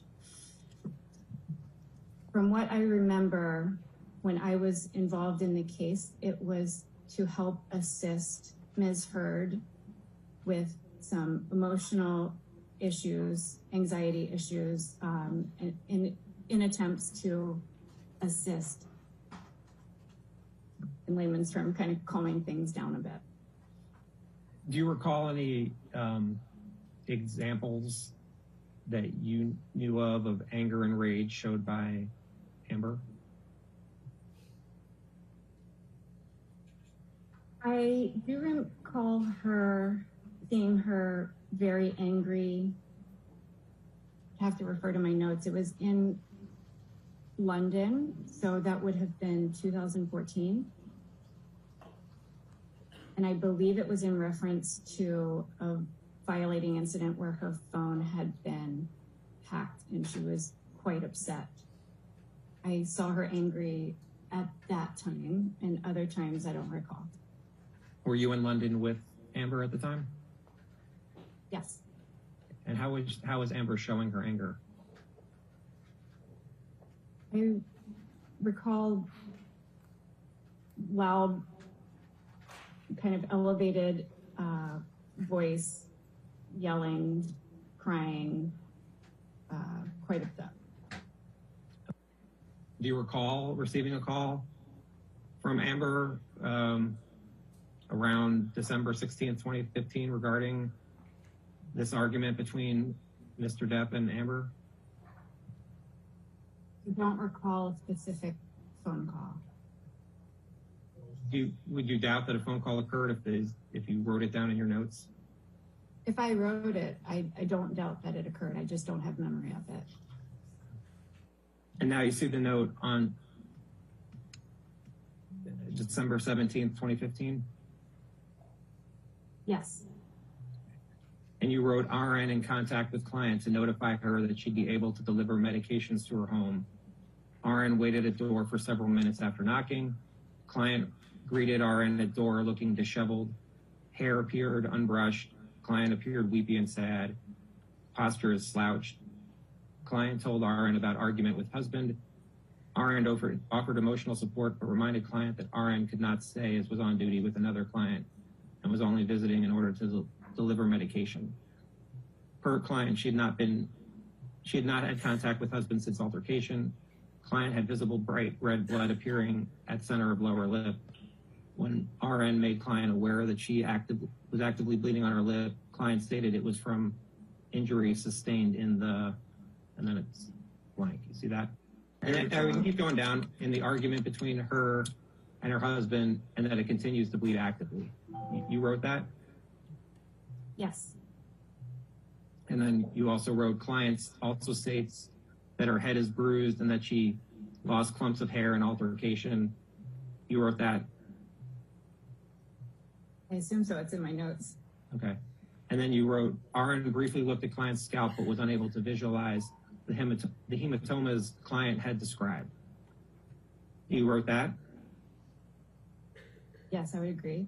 And then you wrote RN encourage client to be seen by physician Dr. Kipper or go to emergency urgent care for thorough assessment. You see that?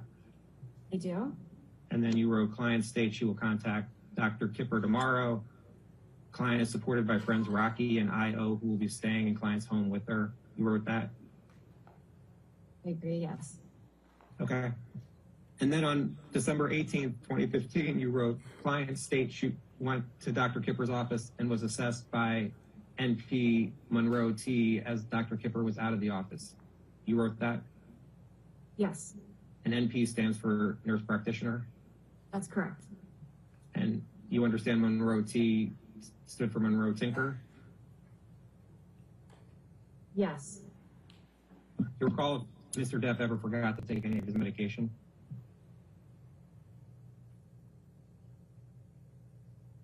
at a specific time or ever?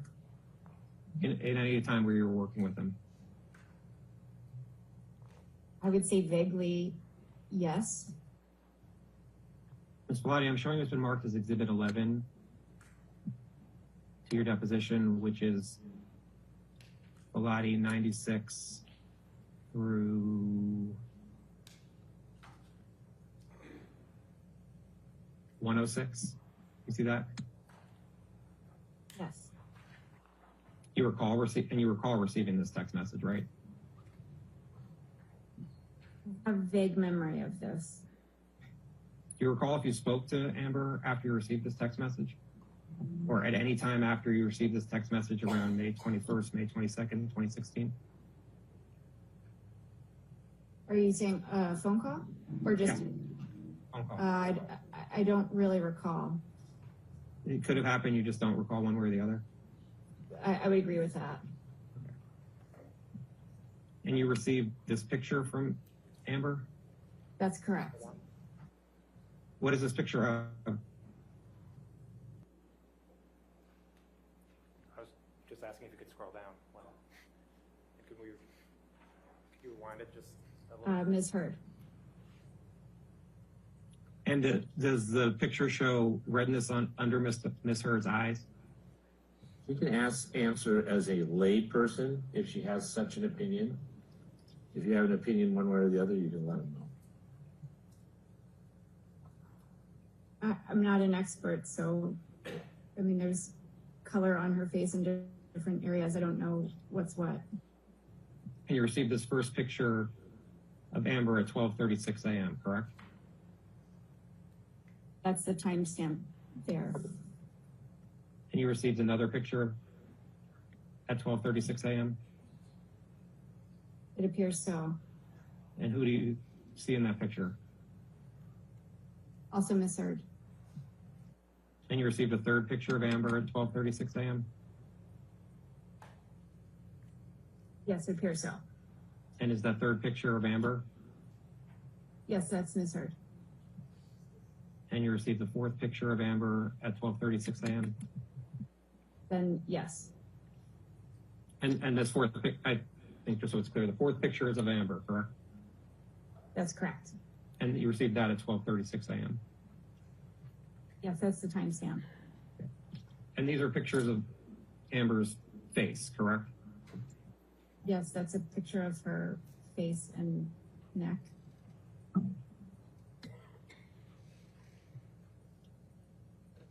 Do you recall do you recall receiving those pictures?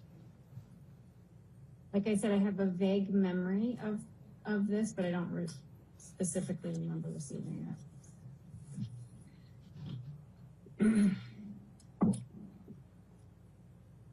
Okay.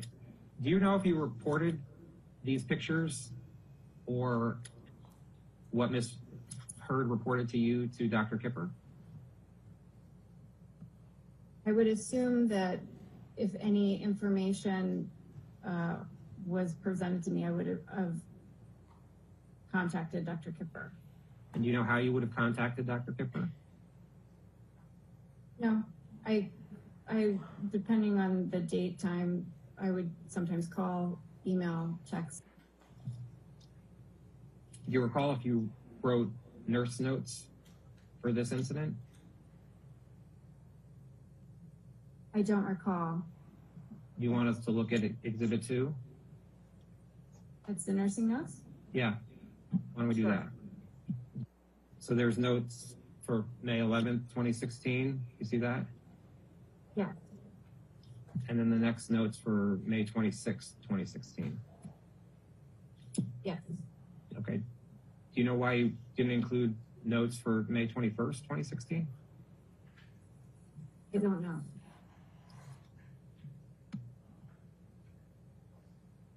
And on May 26th, you wrote, client texted RN requesting Ambien as she states she's suffering from insomnia due to stress and anxiety. Client reports, quote, having the hardest week of my life, end quote. You wrote that? Yes. And you wrote, client states she cannot deal with the negative media publicity she has received surrounding the divorce she requested from her husband, JD. Dr. Kipper notified Ambien 10 milligrams, QHS PRN 14 ordered. Per Dr. Kipper, client is encouraged to make appointment with Dr. Kipper in office to be assessed. Client did not respond. You wrote that? Yes. Ms. Vladi, I'm showing you what's been marked as Exhibit 12 to your deposition, which is Vladi 114 through 119. You can take a look through them. It appears to be notes of when you were Mr. Depp's nurse, as opposed to Ms. Heard. But feel free to take a look. That's correct. I think these are my nursing notes in relation to Mr. Depp. So client now is Mr. Depp, correct? That's correct, because these nursing notes are in reference to Mr. Depp. Yes, that's correct. Okay. And in the nursing note for April 23rd, 2015, you wrote that Dr. Kipper will introduce Rosalind Phillip to Debbie RN and clients Amber H. and Johnny Depp. Debbie RN will assist in coordinating session appointments between clients and Ms. Phillips. Do you know if Mr. Depp and Amber ever saw Rosalind Phillip? I don't know.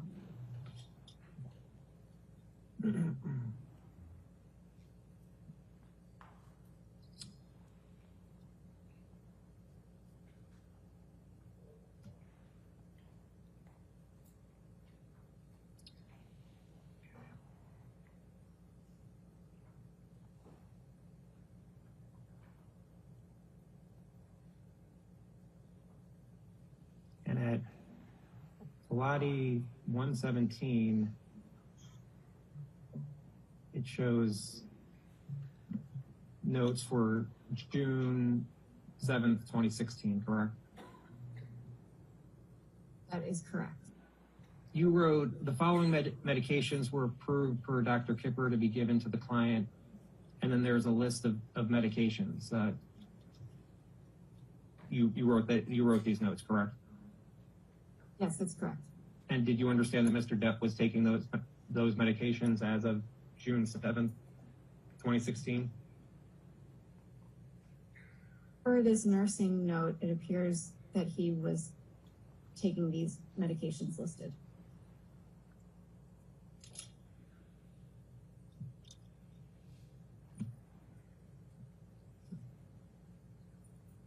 And then there's a nursing note for June 26, 2016. You see that? Yes.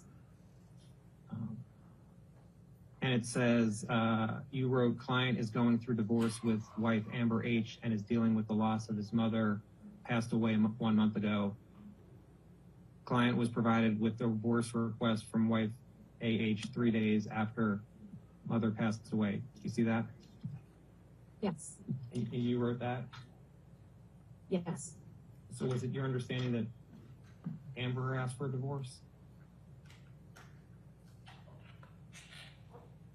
This note says that Mr. Depp was provided with divorce request from Ms. Heard, so it appears she was the one requesting the divorce. Right, and you wrote, next, client states he was not aware AH wanted divorce and expresses confusion regarding AH's desire to terminate marriage. You wrote that? Yes. Is that what Mr. Depp told you? I would assume if I wrote it in my notes. Then you wrote, client's divorce has been highly publicized and wife AH has been accused him of several character damaging allegations, including domestic violence. You wrote that, correct? Correct. Was this on did you write this based on information Mr. Depp provided you? I don't know. I would assume that I've had discussions with him regarding this, considering that this is a nursing note for Mr. Depp. Did Mr. Depp tell you his character had been damaged as of June 2016? I don't recall. I have to go by what my note says here. So it alludes to that's something that he had discussed. And you see where he wrote, client states he felt helpless previously but is now angry at AH and wants to clear his name. Mr. Depp told you that? Again, I don't recall for sure, but I would go back to my nursing notes because those were written more at the time. So I would assume that he and I discussed that. Okay, farther down, you wrote, RN assisted client in processing feelings and encouraged client to continue utilizing individual therapy as he responded well to RN's use of therapeutic communication. You see that? Yes. And you wrote that, correct? Yes. Then you wrote, client is resistant, stating, quote, I don't want anyone like Amber's wife therapist. He has only made things worse, end quote. You see that? Yes. And you wrote that? Yes. And where it's quotes, I don't want anyone like Amber's therapist. He's only made things worse. That was something that Mr. Depp told you? Again, as I have it in quotations, I assume he made that statement. A little farther down, you wrote, throughout RN's visit, client maintains attention and is actively participating in conversation. Client consumed 3 vodka drinks during RN's seven-hour visit. Client did not eat during visit and drank water only with several prompts from RN. RN educated client on possible interactions between prescribed medication and alcohol. Client verbalized understanding but stated, quote, right now I need a little alcohol for all the bad things I'm going through, end quote. You wrote those lines? Yes. Say the document speaks best as to how many drinks Mr. Depp had? Correct. And that Mr. Depp drank 3 vodka drinks during your visit? That's what my note says. Then you said RN provided one-on-one emotional support and encouraged clients to limit and or abstain from alcohol and illicit drugs. You wrote that? Yes. Do you recall why you told Mr. Depp to abstain from illicit drugs? No, but I did, and not just with Mr. Depp, but in my line of nursing, provide education always with any medication clients are on and contraindications. Do you know if Mr. Depp ever took any illicit drugs during the 2014 to 2016 timeframe? I don't know. I didn't witness him using any illicit drugs, so I can't speak to that. Your Honor, at this point, the questioning switches over to questions for by counsel for Mr. Depp.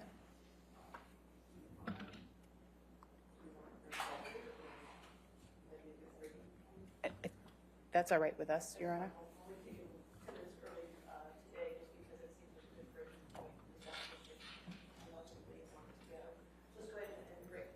I'm sorry, let's go ahead and break for the evening.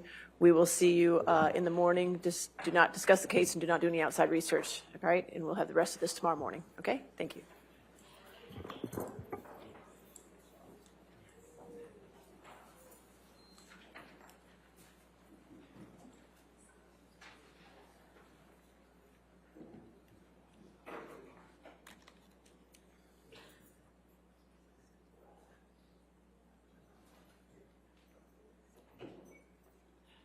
All right, so we'll see everybody at 10 o'clock tomorrow, okay? Thank you. Thank you, Your Honor.